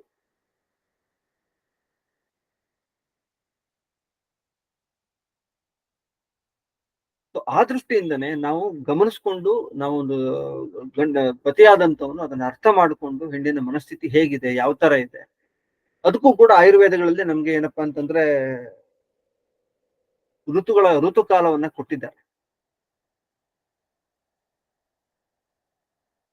ಋತುಕಾಲಾಭಿಗಾಮಿ ಸ್ಯಾತ್ ಸ್ವದಾರ ನಿರತ ಸದಾ ಅಂತ, ಇದು ಮನುಸ್ಮೃತಿ. ಇದು ಅದೇ ತರ ಆಯುರ್ವೇದದಲ್ಲೂ ಕೂಡ ಈ ತರ ವಿಷಯಗಳು ನಮ್ಗೆ ಸಿಗುತ್ತೆ, ಸಾಕಷ್ಟು ವಿಷಯಗಳು. ಸೊ ಋತುಕಾಲ ಸಾಮಾನ್ಯವಾಗಿ ಆ ಋತುಚಕ್ರ, ಅದ್ರ ಬಗ್ಗೆನೂ ಕೂಡ ಸಾಕಷ್ಟು ತಪ್ಪು ಕಲ್ಪನೆಗಳಿದ್ದಾವೆ ನಮ್ಗೆ. ನಮ್ಮ ಸಮಾಜದಲ್ಲಿ ಅದ್ರ ಬಗ್ಗೆ ಸಾಕಷ್ಟು ತಪ್ಪು ಆಚರಣೆಗಳು ಇವೆಲ್ಲಗಳು ಕೂಡ ಬಂದಿದ್ದಾವೆ. ಆ ಸಮಯದಲ್ಲಿ ಹೆಣ್ಮಕ್ಳು ಹೊರಗಿರ್ಬೇಕು, ಇದಾಗಬಾರ್ದು, ಆ ತರದ್ ಏನೇನೋ ಇದೆ. ಅದಿರೋದು ಪ್ರಕೃತಿ ಸಹಜವಾಗಿರುವಂತದ್ದು. ಏನಪ್ಪಾ ಅಂತಂದ್ರೆ ಒಂದು ಮಗುವಿಗೆ ಬೇಕಾದಂತ ಶಕ್ತಿಯನ್ನ, ಪುಷ್ಟಿಯನ್ನ ಕೊಡುವಂತಹ, ಅದರ ಆಹಾರದ ರೀತಿಯಲ್ಲಿ ಬರುವಂತದ್ದು, ರಕ್ತ ಭಾಗ ಇರುವಂತದ್ದು ಆ ಸಮಯದಲ್ಲಿ ಹೊರಗೆ ಬರುವಂತದ್ದು. ಯಾವಾಗ ಗರ್ಭಧಾರಣೆ ಆಗುತ್ತೋ ಆಗದು ಮಗುವಿನ ಪೋಷಣೆಗೆ ಹೋಗುತ್ತೆ. ಅದಿಲ್ದೇ ಇದ್ದಾಗ ಏನಾಗುತ್ತೆ, ದೇಹದಿಂದ ಹೊರಗೆ ಬರುತ್ತೆ. ಅಷ್ಟೇ ಪ್ರಕೃತಿ ಸಹಜವಾಗಿರುವಂತ ಕ್ರಿಯೆ ಇದು. ಆದ್ರೆ ಆ ಸಮಯದಲ್ಲಿ ವಿಶೇಷವಾಗಿ ಏನ್ ಬೇಕು ಅಂತಂದ್ರೆ, ಸ್ವಲ್ಪ ನೋವು ಹಿಂಸೆಗಳು ಇರೋದ್ರಿಂದ ವಿಶ್ರಾಂತಿ ಬೇಕು. ಅದರ ಸಲುವಾಗಿ ಆ ಒಂದು ಆಚರಣೆ ಬಂದಿದ್ದಿರಬಹುದು. ಅದನ್ನ ಅರ್ಥ ಮಾಡ್ಕೊಂಡು ಏನು ನಾವು ಅದನ್ನ ವಿಶ್ರಾಂತಿಯನ್ನ ಕೊಟ್ರೆ.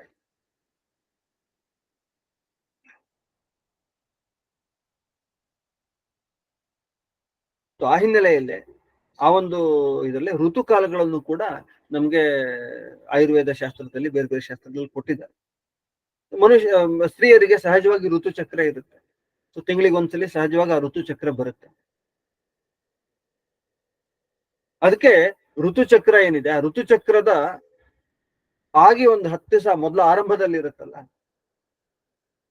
ಆ ಸಮಯದಲ್ಲಿ ಅಂಡಾಣು ಆಗ್ತಾನೆ ಹೊರಗ್ ಬಂದು ಒಂದು ಸತ್ಸಂತಾನವನ್ನು ಪಡ್ಕೊಳ್ಳಿಕ್ಕೆ ಯೋಗ್ಯವಾದಂತಹ ಅಂಡಾಣು ಅಲ್ಲಿ ಹೊರಗ್ ಬಂದು, ಅದು ನಮ್ಮ ಆರೋಗ್ಯ, ದೇಹಾರೋಗ್ಯ ಚೆನ್ನಾಗಿದ್ದಾಗ, ಅಂತಹ ಆರೋಗ್ಯವನ್ನು ನಾವು ಕಾಪಾಡ್ಕೊಂಡಿದ್ದಾಗ ಒಂದು ಒಳ್ಳೆ ಅಂಡಾಣು ಹೊರಗ್ ಬಂದಂತ ಸಮಯದಲ್ಲಿ ಆ ಋತುಚಕ್ರ ಆಗಿ ಒಂದು 10 ದಿವಸದ ತನಕ ಒಂದು ಸಮಯ ಇರುತ್ತಲ್ಲ, ಅದು ಸಂತಾನಕ್ಕಾಗಿರುವಂತಹ ಸಮಯ.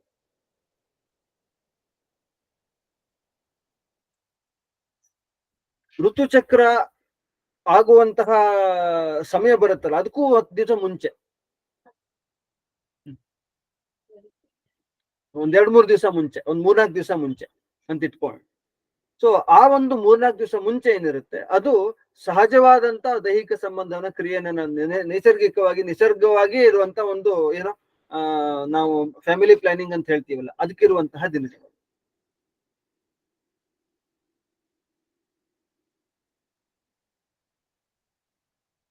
ಆ ಒಂದು ಋತುಚಕ್ರ ಆಗುವಂತ 2-3 ದಿವಸ ಅಥವಾ 3-4 ದಿವಸದ ಮೊದಲನೇ ದಿವಸಗಳು.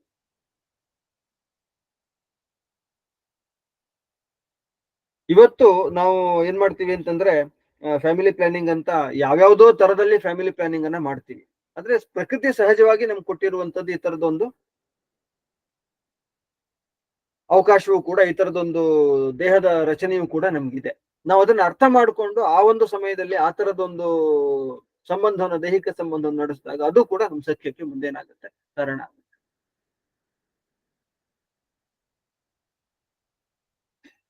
ಸೊ ಹೀಗೆ ಈ ದೈಹಿಕ ಸಂಬಂಧ ಅನ್ನುವಂಥದ್ದು, ಈ ಕ್ರಿಯೆ ಅನ್ನುವಂಥದ್ದು ಸಖ್ಯಕ್ಕೆ ಹೇಗೆ ಸಾಧನ ಆಗುತ್ತೆ, ಯಾವ ತರ ನಾವು ಅದ್ರ ಕಡೆ ಹೋಗ್ಬೇಕು ಅನ್ನೋದನ್ನ ಹೆಜ್ಜೆ ಹೆಜ್ಜೆಗೆ ನಮ್ಗೆ ಎಲ್ಲಾ ವೇದಗಳ ಹಿನ್ನೆಲೆ ಇಟ್ಕೊಂಡು ಬೇರೆ ಬೇರೆ ಶಾಸ್ತ್ರಗಳಲ್ಲೂ ಸಾಕಷ್ಟು ವಿಷಯ ಹೇಳಿದೆ. ವೇದಗಳು ಕೂಡ ಏನ್ ಮಾಡುತ್ತೆ ಅಂತಂದ್ರೆ, ಈ ಒಂದು ವಿಷಯವನ್ನ ನಮ್ಗೆ ಮುಕ್ತವಾಗಿ ತೆರೆದು ನಮ್ಗೆ ಈ ವಿಷಯವನ್ನ ತಿಳಿಸ್ಕೊಡುತ್ತೆ. ಅಷ್ಟೇ ಮುಕ್ತವಾಗಿ ನಾವು ಅದನ್ನ ಸ್ವೀಕರಿಸಿದಾಗ ಅದರಿಂದ ಏನಾಗುತ್ತೆ ಅಂತಂದ್ರೆ, ನಮ್ ಸಂಬಂಧ, ಆತ್ಮೀಯತೆ ಹೆಚ್ಚಾಗ್ತಾ ಹೋಗುತ್ತೆ, ಸಖ್ಯ ಸಿದ್ಧಿಸ್ತಾ ಹೋಗುತ್ತೆ. ಅದು ನಮ್ಮ ಅಂತಿಮವಾದಂತ ಗುರಿ. ಸೊ ಆ ಹಿನ್ನೆಲೆಯಲ್ಲಿ ಒಂದಷ್ಟು ವಿಷಯಗಳನ್ನ ನಿಮ್ ಜೊತೆ ಹಂಚ್ಕೊಂಡಿದ್ದೀವಿ. ಸೊ ಇದರಲ್ಲಿ ಏನಾದ್ರು ಪ್ರಶ್ನೆಗಳಿದ್ರೆ, ಈಗಾಗಲೇ ಒಬ್ರು ಪ್ರಶ್ನೆ ಕೇಳಿದ್ರು, ವೇದಗಳಲ್ಲಿ ವಿಚ್ಛೇದನದ ಬಗ್ಗೆ ಏನಾದ್ರು ಹೇಳಿದ್ಯಾ ಅಂತ. ಆ ಪ್ರಶ್ನೆಗೆ ಮೊದಲು ಉತ್ತರ ತಿಳ್ಕೊಂಡ್ಬಿಡೋಣ. ವೇದ ಇಷ್ಟೊತ್ತು ನಾವು ಅದನ್ನೇ ಹೇಳಿದ್ದು ಏನಪ್ಪಾ ಅಂತ ತಿಳ್ಕೊಂಡಿದ್ದು ಏನಪ್ಪಾ ಅಂತಂದ್ರೆ, ಈ ಸಂಬಂಧ ಇರುವಂತದ್ದು ಸತ್ಯಕ್ಕೆ ಮತ್ತು ಆಧ್ಯಾತ್ಮಿಕ ಉನ್ನತಿಗೆ ಅಂತ. ಸೊ ಹಾಗಾಗಿ ಆಧ್ಯಾತ್ಮಿಕ ಉನ್ನತಿ ಆಗ್ಬೇಕು ಅಂತಂದ್ರೆ ಇಬ್ಬರು ಪರಸ್ಪರ ಸೇರಿಯೇ ಹೋಗ್ಬೇಕು ಅನ್ನೋದೇ ಉದ್ದೇಶವೇ ಹೊರತು ಅದ್ರಲ್ಲಿ ಮತ್ತೆ ಸಪರೇಟ್ ಆಗುವಂತದ್ದು, ವಿಚ್ಛೇದನ ಆಗುವಂತದ್ದು ಇಲ್ಲ. ಆದ್ರೆ ವೇದಗಳು ಇನ್ನೂ ಮುಕ್ತವಾಗಿದೆ. ಏನಪ್ಪಾ ಅಂತಂದ್ರೆ, ಅಕಸ್ಮಾತ್ ಮಧ್ಯದಲ್ಲಿ ಯಾರದೋ ದೇಹ ಅಂತ ಆಯ್ತು ಅಂತಂದ್ರೆ, ಅದು ಗಂಡಿರ್ಬೋದು ಹೆಣ್ಣಿರ್ಬೋದು, ಏನಾಗ್ಬೋದು, ಅವರು ವಿಧವೆ ಆಗಿರ್ಬೋದು ಅಥವಾ ವಿಧುರ ಆಗಿರ್ಬೋದು, ಇನ್ನೊಂದು ಮದುವೆ ಆಗ್ಬಹುದು, ಅವಕಾಶ ಇದೆ, ಇಬ್ರಿಗೂ ಅವಕಾಶ ಇದೆ. ಹಾಗಾಗಿ ವೇದದಲ್ಲಿ ಎಲ್ಲೂ ಕೂಡ ವಿಚ್ಛೇದನ ಹೇಳಿಲ್ಲ. ಆದಷ್ಟು ಎಷ್ಟು ಹೆಚ್ಚು ಹೊಂದ್ಕೊಂಡು ಹೋಗಿ ಆ ಸಖ್ಯವನ್ನ ಸಾಧಿಸಿ ಆಧ್ಯಾತ್ಮಿಕ ಉನ್ನತಿ ಮಾಡ್ಕೊಳ್ಬೇಕು ಅನ್ನೋದೇ ಮುಖ್ಯವಾದ ಉದ್ದೇಶ ಇರುವಂತದ್ದು. ಇನ್ಯಾರು ಹ್ಯಾಂಡ್ ಮಾಡಿದ್ರೆ, ಕೇಶವ್ ಅಂತ ಯಾರೋ ಹೇಳಿ. ಕೇಶವ್ ಅದೇ ನಾನೇನ್ ಹೇಳೋದು ಅಂದ್ರೆ, ನೀವು ಗಂಡು ನವಿಲು ಎಕ್ಸಾಂಪಲ್ ತಗೊಂಡ್ರೆ ಅದು ಅಟ್ರಾಕ್ಟ್ ಮಾಡುತ್ತೆ ಹೆಣ್ಣನ್ನ ಅನ್ನೋದು ಒಂದು. ಬಟ್ ಇಲ್ಲಿ ಮನುಷ್ಯ ಜಾತಿಲಿ ಹೆಣ್ಣು ಅಟ್ರಾಕ್ಟ್ ಮಾಡುತ್ತಲ್ವಾ, ಅಪೋಸಿಟ್ ತರ ಅನ್ಸ್ತಾ ಇದೆ ನಂಗೆ. ಯಾಕೆಂದ್ರೆ ಅವ್ರು ಬೈದೋದ ಬಟ್ಟೆ ಹಾಕೊಳ್ಳೋದು, ಮೇಕಪ್ ಮಾಡ್ಕೊಳ್ಳೋದು ಎಲ್ಲ ಅದೆಲ್ಲ ನೋಡಿದ್ರೆ ಹೆಣ್ಣು ಅಟ್ರಾಕ್ಟ್ ಮಾಡ್ತಾ ಇಲ್ವಾ ಮನುಷ್ಯ ಸಂತಾನದಲ್ಲಿ compared to other animals?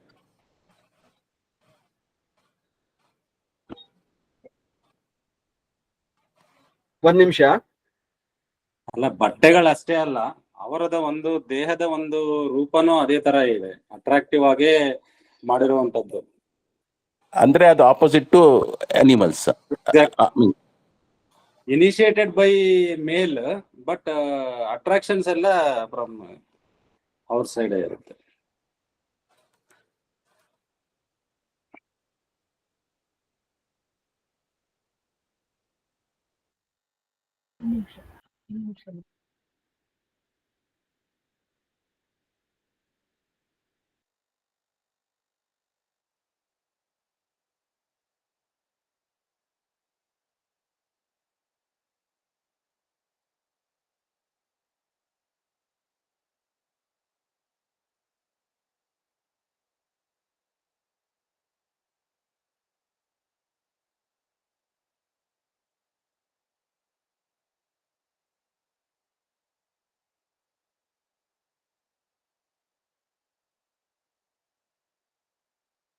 But ಹಾಗಾಗಿ ಆಪೋಸಿಟ್ ಏನಿಲ್ಲ ಅಂದ್ರೆ.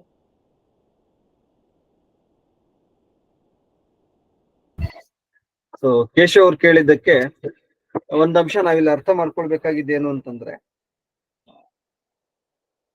ಪ್ರಕೃತಿಯಲ್ಲಿ ನಮ್ಗೆ ಹಾಗೆ ಕಾಣಿಸುತ್ತೆ, ಇಲ್ಲಿ ಹಾಗಿಲ್ಲ, ಇಲ್ಲಿ ಸ್ವಲ್ಪ ವಿರುದ್ಧವಾಗಿದೆ ಅನ್ನುವಂಥದ್ದು ಒಂದ್ ಅಂಶ ನೀವು ಹೇಳಿದ್ರಿ.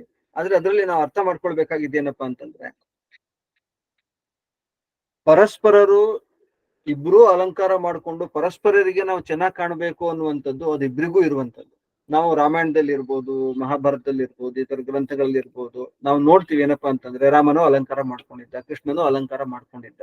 ನಾವೆಲ್ಲ ಈಗ ಸುಮ್ನೆ ಒಂದು ಚಿತ್ರ ತಗೊಂಡಿದ್ರೆ ರಾಮ ಕೃಷ್ಣನು ಅಲಂಕಾರ ಮಾಡ್ಕೊಂಡಿದ್ದ ಚಿತ್ರವೇ ನಾವು ನೋಡ್ತೀವಿ. ಹಾಗೆ ಬೇರೆ ಚಿತ್ರಗಳು ಇದೆ, ಅದು ಪ್ರಶ್ನೆ. ಆದ್ರೆ ಅಲಂಕಾರನು ಮಾಡ್ಕೊಳ್ತಾರೆ. ಯಾಕೆ ಇವೆಲ್ಲ ಅಂತಂದ್ರೆ, ಪರಸ್ಪರರಲ್ಲಿ ಒಂದು ಆಕರ್ಷಣೆ ಆಗ್ಬೇಕು ಅನ್ನೋ ಸಲುವಾಗಿ ಇಬ್ರು ಅಲಂಕಾರ ಮಾಡ್ಕೊಳ್ಳುವಂಥದ್ದು ಅದಿದ್ದೇ ಇದೆ. ಹಾಗೆ ಯಾರೋ ಒಬ್ರು ಅಲಂಕಾರ ಮಾಡ್ಕೊಳ್ಳೋದು ಇನ್ನೊಬ್ರು ಇಲ್ಲ ಅನ್ನುವಂಥದ್ದು ಇಲ್ಲ.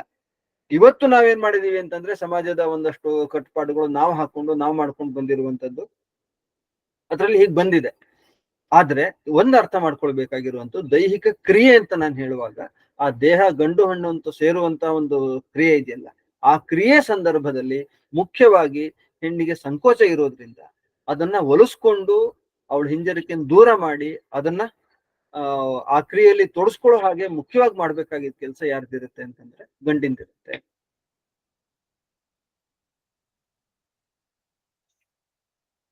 ಹೇಳಿ. ನಮಸ್ತೆ. ಹೇಳಿ. ಈಗ ಏನು ಸಾಮಾಜಿಕವಾಗಿ ನಾವು ನೋಡ್ತಾ ಇದೀವಿ.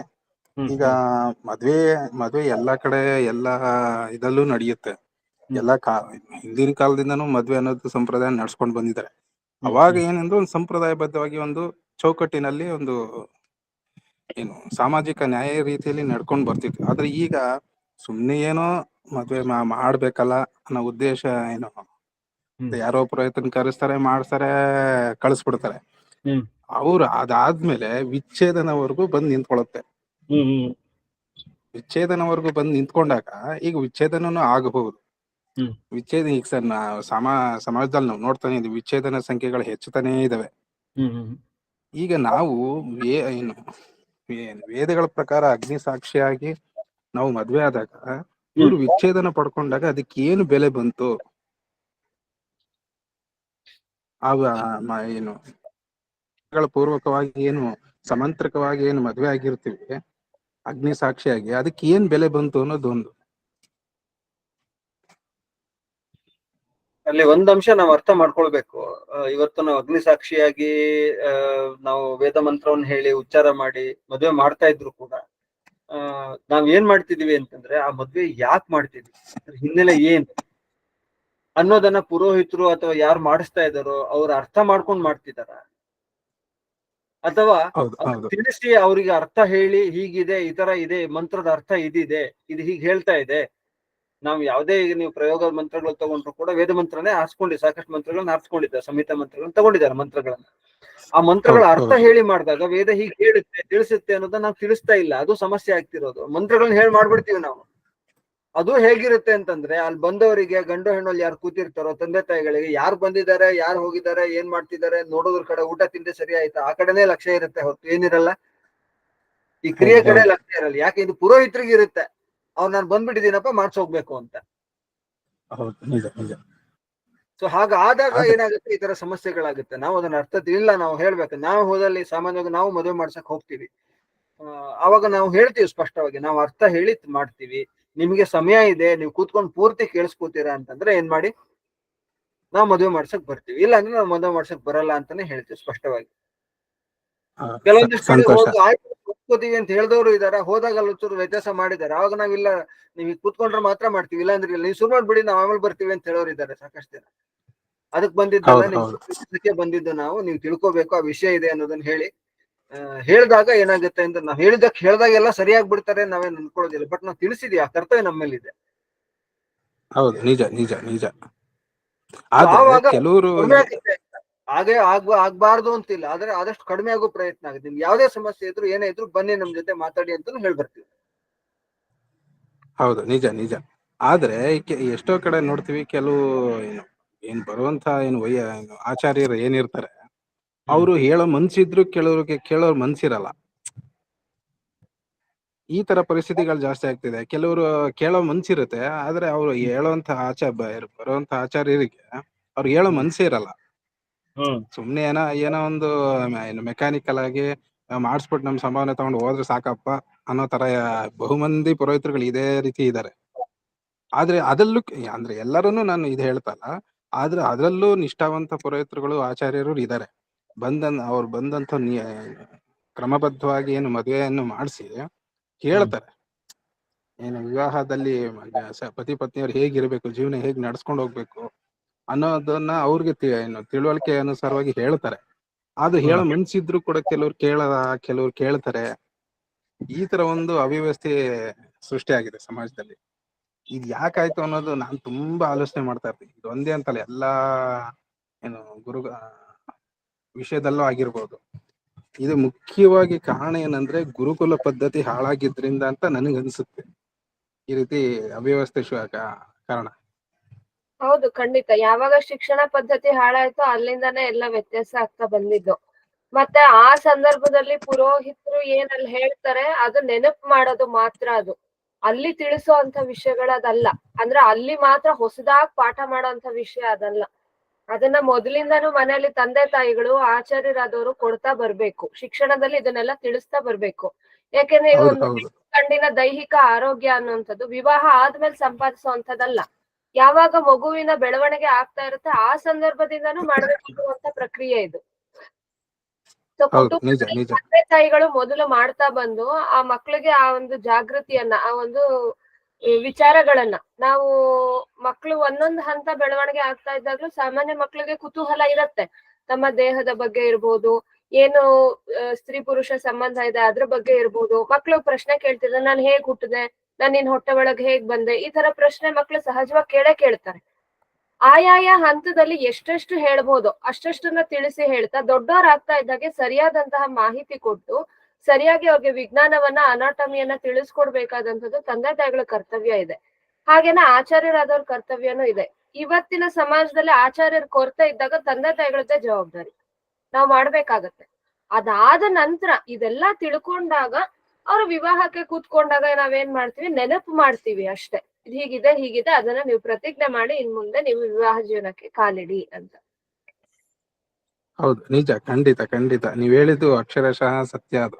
ಯಾಕೆಂದ್ರೆ ಈಗ ನೋಡಿ, ನಾವ್ ಈಗಿನ ಶಿಕ್ಷಣದಲ್ಲಿ ಅವ್ರೇನು ಈಗಿನ ವಿಷಯಗಳೇನಿದೆ ಅದ್ರ ಬಗ್ಗೆ ಏನು ಒಂದು ಬಾಯ್ಪಾಠ ಮಾಡಿಸೋದಾಗಿರ್ಬೋದು ಅಥವಾ ಓದಿಸಿ ತಲೆಗೆ ತುಂಬೋದಾಗಿರ್ಬೋದು, ಬರೀ ಇದಿಷ್ಟೇ ಆಗ್ತಿದೆ ಹೊರತು ಏನು ಮನುಷ್ಯ ಯಾವ ರೀತಿ ಬದುಕಬೇಕು, ನಮ್ಮ ದೇಹ ಏನು ಆಧ್ಯಾತ್ಮಿಕವಾಗಿ ಆಗಿರ್ಬೋದು, ಭೌತಿಕವಾಗಿ ಆಗಿರ್ಬೋದು, ಅದ್ರ ಬಗ್ಗೆ ಅಂತೂ ಒಂದು ನಯಾ ಪೈಸಾ ಜ್ಞಾನ ಹೇಳ್ಕೊಡ್ತಾರ. ಹಿಂಗಾಗಿ ಏನು ಮನುಷ್ಯನಲ್ಲಿ ಒಂದು ವಿಕಾರ ಮನಸ್ಥಿತಿಗಳು ಬಂದು ಈ ಸಮಾಜ ಹಾಳಾಗಿರೋದ್ ಕಾರಣನೇ ಅಂತ ನನ್ಗನ್ಸುತ್ತೆ. ಅಲ್ಲ, ಇವಾಗಿರೋ ಪೌರತ್ವ ಮತ್ತೆ ಏನು ಆಚಾರ್ಯರಂತ ಹೇಳ್ತಾರೆ, ಫಸ್ಟ್ ಫೀಸ್ ತಗೊಳ್ತಾರೆ. ಫೀಸ್ ತಗೊಳಂಗೆ ಇಲ್ಲ. ಅವರು ಪ್ರದಕ್ಷಿಣೆಯಿಂದ ಕೊಟ್ಟು ಅವರ ಇಚ್ಛೆಯಿಂದ ಕೊಟ್ಟು ಇದು ನಿಮಗ್ ಸಲ್ಲಿಸುತ್ತೆ ಅಂದಾಗ ಅವ್ರು ತಗೊಳ್ಳುವಂತದ್ದು ಇರುತ್ತೆ. ಅದ್ ಬಿಟ್ಟು ಇವರೇ ಫೀಸ್ ಹಾಕ್ಬಿಡ್ತಾರೆ 50,000 ರೂಪಾಯಿ, 70,000 ರೂಪಾಯಿ, 30,000 ರೂಪಾಯಿ ಅಂತ. ಅದು ಅದೇ ನೀವು ಹೇಳದಾಗೆ ಸಾಮಾಜಿಕ ಬದಲಾವಣೆ ಅದು. ಏಕೆಂದ್ರೆ ಈಗಿನ ಬೆಲೆ ಏರಿಕೆಯಲ್ಲಿ ಹಿಂದೆ ಎಲ್ಲ ಆಗಿರ್ಬೋದು. ಹಿಂದೆ ಏನಾಗಿತ್ತು ಅಂದ್ರೆ ನಾನೇ ಕೆಲವೊಂದು ಪುರೋಹಿತರು ಆಚಾರ್ಯರನ್ನು ವಿಚಾರಿಸಿದಾಗ ಪಾಪ ಎಷ್ಟೋ ಜನ 10 ರೂಪಾಯಿ, 50 ರೂಪಾಯಿ, 100 ರೂಪಾಯಿಗೆಲ್ಲ ಮದುವೆ ಮಾಡಿಸಿ ಬಂದಿರೋರು ಇದಾರೆ. ಕೆಲವು ಎಷ್ಟೋ ಉಚಿತವಾಗಿ ಮಾಡಿಸಿರೋರು ಇದೆ. ಯಾಕೆಂದ್ರೆ ಹೇಳ್ತಾರೆ, ಅಯ್ಯೋ ದುಡ್ಡೇ ಕೊಡಲ್ಲ, ಏನ್ ಮಾಡೋದು, ಪಾಲಿಗೆ ಬಂದಿದ್ ಪಂಚಾಮೃತ ಅಂತ ಹೋಗ್ತಾ ಇರ್ತಾರೆ. ಆದ್ರೆ ಈಗಿನ ಜೀವನ ನಡಿಬೇಕಲ್ಲ. ಅದೇ ರೀತಿ ಇದ್ದಾಗಂತೂ ಈ ಜೀವನ ಹೊಟ್ಟೆ ಮೇಲೆ ತಣ್ಣೀರ್ ಬಟ್ಟೆ ಅನ್ನಂಗೆ ಸಂಭಾವನೆ ತಗೊಳ್ಳೇಬೇಕು, ಅನಿವಾರ್ಯ. ಪೌರೋಹಿತನೇ ಜಾಬ್ ಮಾಡ್ಕೋಬಾರ್ದು. ಅದೊಂದು ಜಸ್ಟ್ ಒಂದು ಸೋಷಿಯಲ್ ಸರ್ವಿಸ್ ತರ ಇಟ್ಕೋಬೇಕು. ಪರ್ಸನಲ್ ಬೇರೆ ಇರುತ್ತೆ, ಪ್ರೊಫೆಷನಲ್ ಬೇರೆ ಇರುತ್ತೆ, ಸೋಷಿಯಲ್ ಬೇರೆ ಇರುತ್ತೆ. ನಾವು ಮೂರು ಅಂಗವಾಗಿ ನೋಡ್ತಾ ಹೋಗ್ಬೇಕು. ಯಾವ್ದು ಪರ್ಸನಲ್ ಆಗಿ ನಾವು ಮಾಡ್ತೀವಿ, ಪ್ರೊಫೆಷನಲ್ ಯಾವ್ದು ಇರುತ್ತೆ, ಮತ್ತೆ ಸೋಷಿಯಲ್ ಆಗಿ ನಾವು ಎಷ್ಟೆಲ್ಲ ಮಾಡ್ಬೇಕು. ಅವಾಗ ಹೋಗ್ತಾ ಸೋಷಿಯಲಿ ಸಂಬಂಧಪಟ್ಟದ್ದಾಗಿರೋದ್ರಿಂದ ಅದು ನಾವು ಪ್ರೊಫೆಷನಲ್ ತಗೊಳಂಗಿಲ್ಲ. ಹೌದು, ನಿಜ.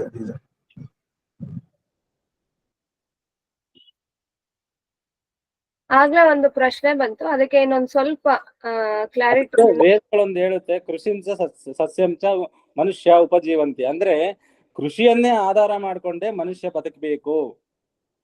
Agriculture is the job of the ಅಂತ ವೇದ ಹೇಳೋದು. ಅದಕ್ಕೆ ನಾವು ಹಂಗಂತ ಅಗ್ರಿಕಲ್ಚರ್ ಮಾಡ್ಕೊಂಡು ಪೌರೋಹಿತ ಮಾಡ್ಬೇಡಿ ಅಂತ ಹೇಳಲ್ಲ. ಅಗ್ರಿಕಲ್ಚರ್ ಮಾಡ್ಕೊಂಡು ಯಾವ ನಿಮ್ಮ ಸಮಯ ಬಿಡುವಿರುತ್ತೋ ಆವಾಗ ಪೌರೋಹಿತವನ್ನ ಮಾಡಿ, ಅದು ಸಮಾಜ ಸೇವೆ ಆಗ್ತಾ ಹೋಗುತ್ತೆ. ಸರಿ, ನೀವ್ ಹೇಳಿದ ವಿಷಯ ಸರಿ ಇದೆ. ನಮ್ಮ ಮೂಲ ಪ್ರೊಫೆಷನ್ ಬಂದಿದೆ ಕೃಷಿನೇನೆ. ಆಗ್ಲೇ ಒಂದ್ ಪ್ರಶ್ನೆ ಬಂತು, ಅದಕ್ಕೆ ಇನ್ನೊಂದ್ ಸ್ವಲ್ಪ ವಿವರಣೆಯನ್ನ ಕೊಡೋದಕ್ಕೆ ಇಷ್ಟಪಡ್ತೀನಿ. ಅಲಂಕಾರ ಅನ್ನೋಂಥದ್ರ ಬಗ್ಗೆ ಪ್ರಾಣಿ ಸಮುದಾಯದಲ್ಲಿ ಮತ್ತು ನಮ್ಮ ಮನುಷ್ಯ ಸಮುದಾಯದಲ್ಲಿ ಅಲಂಕಾರದ ಬಗ್ಗೆ ವ್ಯತ್ಯಾಸ ಇದೆ. ಅಲ್ಲಿ ಪುರುಷ ಅಲಂಕಾರ ಮಾಡ್ಕೊಂಡು ಹೊಲಿಸ್ಕೊಳತ್ತೆ ಪ್ರಾಣಿ ಸಮುದಾಯದಲ್ಲಿ, ಆದ್ರೆ ಮನುಷ್ಯ ಸಮಾಜದಲ್ಲಿ ಸ್ತ್ರೀಯರೇ ಹೆಚ್ಚು ಅಲಂಕಾರ ಮಾಡ್ಕೊಳ್ಳುವಂಥದ್ದಿದೆ ಅಂತೇಳಿ ಇಲ್ಲಿ ಒಂದು ಡಿಫರೆನ್ಸ್ ನ ನಾವ್ ಅರ್ಥ ಮಾಡ್ಕೋಬೇಕು ಅನ್ಸತ್ತೆ. ಪ್ರಾಣಿ ಸಮುದಾಯದಲ್ಲಿ ಮಾನಸಿಕವಾದಂತಹ ಸಂಬಂಧ ಅನ್ನುವಂಥದ್ದಿಲ್ಲ, ಕೇವಲ ದೈಹಿಕ ಸಂಬಂಧ ಅನ್ನುವಂಥದ್ದು ಮಾತ್ರ ಇದೆ. ಆದ್ರೆ ಮನುಷ್ಯ ಸಮುದಾಯದಲ್ಲಿ ಕೇವಲ ದೈಹಿಕ ಅನ್ನುವಂಥದ್ದಿಲ್ಲ, ಮಾನಸಿಕವೂ ಕೂಡ ಇದೆ. ದೈಹಿಕ ಸಂಬಂಧದಲ್ಲಿ ಅಲಂಕರಣ ಅನ್ನುವಂಥದಕ್ಕೆ ಒಂದು ಸ್ಥಾನ ಇದೆ. ಅದು ಯಾವ ಸ್ಥಾನ ಅಂತಂದ್ರೆ, ಯಾವಾಗ ವಿವಾಹ ಆದಂತಹ ಪತಿ ಪತ್ನಿಯರು ಪರಸ್ಪರರ ಆಕರ್ಷಣೆಗೋಸ್ಕರ ಮಾಡ್ಕೊಳ್ತಾರೆ, ಅಲ್ಲಿ ಮಾತ್ರ ಅಲಂಕರಣಕ್ಕೆ ಸ್ಥಾನ ಇರುವಂತದ್ದು. ಸುಮ್ನೆ ಇನ್ಯಾವುದೋ ಪ್ರದರ್ಶನಕ್ಕೆ, ಇನ್ನೆಲ್ಲೋ ಫೋಟೋ ತೆಗೆಸ್ಕೊಳಕ್ಕೆ, ಇನ್ನೆಲ್ಲೋ ವಿಡಿಯೋ ತೆಗೆಸ್ಕೊಳ್ಳೋದಕ್ಕೆ ಅಲಂಕರಣ, ಅಥವಾ ಇನ್ನೆಲ್ಲೋ ಆಚೆ ಹೋದಾಗ ಎಲ್ರನ್ನೂ ಅಟ್ರಾಕ್ಟ್ ಮಾಡಕ್ ಅಲಂಕರಣ ಅನ್ನುವಂಥ ಕಾನ್ಸೆಪ್ಟ್ ಇಲ್ಲ. ಕೇವಲ ಪತಿ ಪತ್ನಿಯರ ಆಕರ್ಷಣೆಗಿರುವಂತದ್ದು ಅಲಂಕರಣ. ಅದರಲ್ಲಿ ಸ್ವಚ್ಛತೆ, ಆರೋಗ್ಯ ಇದನ್ನೆಲ್ಲ ಸೇರಿ ಅದರ ನಂತರ ಏನ್ ಬರುತ್ತೆ, ಅಲಂಕರಣ ಅನ್ನುವಂಥದ್ದು ಬರುತ್ತೆ. ಸ್ವಚ್ಛತೆಯನ್ನ ಮುಚ್ಚಾಕಕ್ಕೆ, ಆರೋಗ್ಯದಲ್ಲಿರುವಂತಹ ತೊಂದರೆಯನ್ನ ಮುಚ್ಚಾಕಕ್ಕೆ ಅಲಂಕರಣ ಅಲ್ಲ. ಇವಾಗ ರಕ್ತ ಸಹಜವಾಗಿ ದೇಹದಲ್ಲಿತ್ತು ಅಂತಂದ್ರೆ ತುಟಿ ಕೆನ್ನೆ ಎಲ್ಲ ಕೆಂಪಾಗಿರತ್ತೆ. ಯಾವಾಗ ಅನಿಮಿಯಾ ಇರತ್ತೆ, ದೇಹದಲ್ಲಿ ರಕ್ತ ಇರಲ್ಲ, ಅವಾಗ ಅದು ಬಿಳಿಚ್ಕೊಂಡಿರತ್ತೆ. ಅದನ್ನ ಮುಚ್ಚಾಕಕ್ಕೆ ಕೆನ್ನೆಗ್ ಬಣ್ಣ ಹಾಕೊಳ್ಳೋದು, ತುಟಿಗ್ ಬಣ್ಣ ಹಾಕೊಳ್ಳೋದು, ಇದನ್ನ ಅಲಂಕರಣ ಅಂತ ಕರೆಯಲ್ಲ. ಆರೋಗ್ಯದ ಮೆರಗಿನ ಜೊತೆಗೆ ಅಲಂಕರಣ ಅಂತದ್ದು ಕೇವಲ ಪತಿ ಪತ್ನಿಯರ ಆಕರ್ಷಣೆಗೆ ಮಾತ್ರ ಇರುವಂತದ್ದು ಮನುಷ್ಯ ಸಮಾಜದಲ್ಲಿ.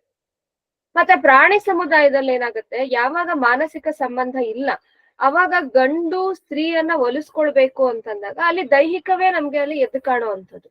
ದೈಹಿಕ ಅಲಂಕರಣ ಏನಿದೆ, ದೈಹಿಕ ಅಟ್ರಾಕ್ಷನ್ ಏನಿದೆ, ಅದರಿಂದಾನೇ ಅದು ಹೆಣ್ಣನ್ನ ಒಲಿಸ್ಕೋಬೇಕು. ಯಾಕೆಂದ್ರೆ ಅಲ್ಲಿ ಮಾನಸಿಕವಾದಂತ ಒಂದು ಸಂಬಂಧ ಇಲ್ಲ.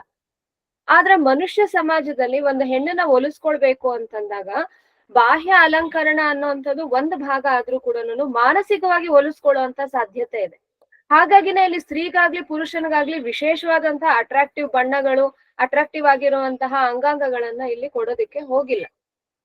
ಇವಾಗ ಹೇಗೆ ಒಂದು ನವಿಲಿಗೆ ಗರಿ ಇರತ್ತೆ, ಆ ತರ ಮನುಷ್ಯನಿಗೆ ಹೆಣ್ಣಲ್ಲಾಗ್ಲಿ ಗಂಡಲ್ಲಾಗ್ಲಿ ಯಾವುದೇ ವಿಶೇಷವಾದಂತದ್ದು ಏನನ್ನೂ ಕೊಟ್ಟಿಲ್ಲ. ಆ ತರ ಬಣ್ಣಗಳನ್ನಾಗ್ಲಿ ಇದನ್ನೆಲ್ಲಾನು ಕೊಟ್ಟಿಲ್ಲ. ಇಲ್ಲಿ ದೇಹದ ಆಕರ್ಷಣೆ ಒಂದು ಭಾಗ ಆದ್ರೆ ಅದಕ್ಕಿಂತ ಮುಖ್ಯವಾದಂತದ್ದು ಮನಸ್ಸಿನ ಒಂದು ಸಂಬಂಧ, ಮಾನಸಿಕ ಸಂಬಂಧ. ಅವರ ಗುಣ ಸ್ವಭಾವಗಳು, ಅವರ ನಡವಳಿಕೆಗಳು, ಪರಸ್ಪರರನ್ನ ಅರ್ಥ ಮಾಡ್ಕೊಳ್ಳುವಂತ ವಿಶಾಲ ಮನಸ್ಸು, ಇದೆಲ್ಲವೂ ಕೂಡ ಅಲ್ಲಿ ಕೌಂಟ್ ಆಗತ್ತೆ. ಅದು ನಮ್ಮ ಮುಂದಿನ ವಿಷಯದಲ್ಲಿ ಬರುತ್ತೆ. ಅಂದ್ರೆ ನಾನು ಅದೇ ಆಗ್ಲೇ ಹೇಳ್ದಾಗೆ ದೈಹಿಕ ಮತ್ತು ಮಾನಸಿಕ ಸಂಬಂಧ ಬೇರೆ ಬೇರೆ ಅಲ್ಲ, ಎರಡು ಒಟ್ಟೊಟ್ಟಿಗೆನೆ ನಡ್ಕೊಂಡು ಹೋಗ್ಬೇಕು, ಎರಡು ಜೊತೆಯಲ್ಲೇ ಬರುತ್ತೆ.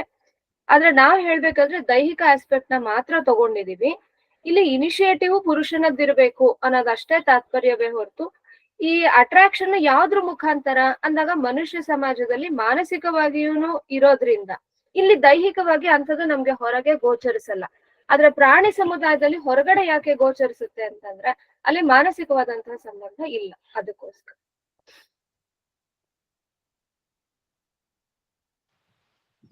ಮೇಡಮ್ ನಮಸ್ತೆ. ನಮಸ್ತೆ, ಹೇಳಿ. ಮೇಡಮ್, ಇವಾಗ ವಿವಾಹ ಆಗೋಕ್ಕಿಂತ ಮುಂಚೆ ಒಬ್ಬ ವ್ಯಕ್ತಿ ಯಾವ್ಯಾವ ರೀತಿಯ ಸಿದ್ಧತೆಗಳನ್ನ ಮಾಡ್ಕೋಬೇಕು ಅಂತ ನೀವ್ ಹೇಳಿದ್ರಿ.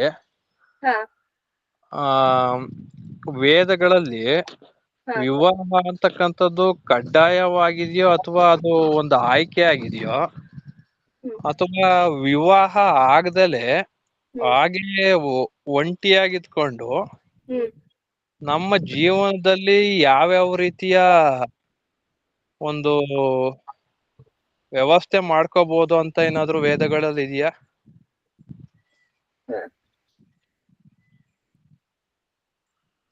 ವೇದ ಯಾವತ್ತು ಪ್ರಕೃತಿಗೆ ಹತ್ತಿರವಾಗಿನೇ ನಡೆಯೋದಕ್ಕೆ ನಮಗ್ ತಿಳಿಸೋದು. ನಮ್ಮ ದೇಹ ಏನಿದೆ ಇದು ಪ್ರಕೃತಿಯಿಂದ ಉಂಟಾಗಿರುವಂತದ್ದು. ಹಾಗಾಗಿ ಪ್ರಕೃತಿ ಏನು ನಿಯಮ ಇಟ್ಟಿದೆ ಅದಕ್ಕೆ ತಕ್ಕಾಗಿ ದೇಹವನ್ನ ಸದ್ಬಳಕೆ ಮಾಡ್ಕೋಬೇಕು. ಹಾಗಂತ ಹೇಳಿ ಕೇವಲ ದೇಹದ ಕಡೆ ಗಮನ ಕೊಟ್ರೆ ದೇಹ ಯಾಕೆ ಕೊಟ್ಟಿದ್ದಾನೆ ಅಂದ್ರೆ ಯಾವ ಉದ್ದೇಶಕ್ಕೆ ಈ ದೇಹ ಕೊಟ್ಟಿದ್ದಾನೆ ಅದು ಹಿಂದೆ ಬಿದ್ದೋಗತ್ತೆ. ಅದನ್ನು ಮಾಡೋ ಹಾಗಿಲ್ಲ. ಹಾಗಾಗಿ ನಾವೇನ್ ಮಾಡ್ಬೇಕು, ಈ ಕಡೆ ದೇಹನೂ ಬಿಡೋ ಹಾಗಿಲ್ಲ, ಈ ಕಡೆ ದೇಹ ಯಾಕೆ ಸಿಕ್ಕಿದೆ ಆ ಉದ್ದೇಶವನ್ನು ಬಿಡೋ ಹಾಗಿಲ್ಲ. ಇದೆರಡರ ಸಂತುಲನ, ಒಂದು ಸಮತ್ವವನ್ನೇ ವೇದ ನಮ್ಗೆ ಹೇಳ್ಕೊಟ್ಟಿರೋಂಥದ್ದು. ಪ್ರಕೃತಿಗೆ ವಿರುದ್ಧವಾಗಿ ಹೋಗಿ ಒಬ್ಬಂಟಿಯಾಗಿದ್ದು ಸಾಧನೆ ಮಾಡಿ ಇದು ವೇದಗಳು ಕೊಡುವಂತ ಮಾತಲ್ಲ. ಗೃಹಸ್ಥಾಶ್ರಮ ಪ್ರವೇಶ ಮಾಡ್ಬೇಕು, ಆಶ್ರಮ ವ್ಯವಸ್ಥೆ ಇದೆ ಅಂತಾನೆ ಹೇಳುತ್ತೆ.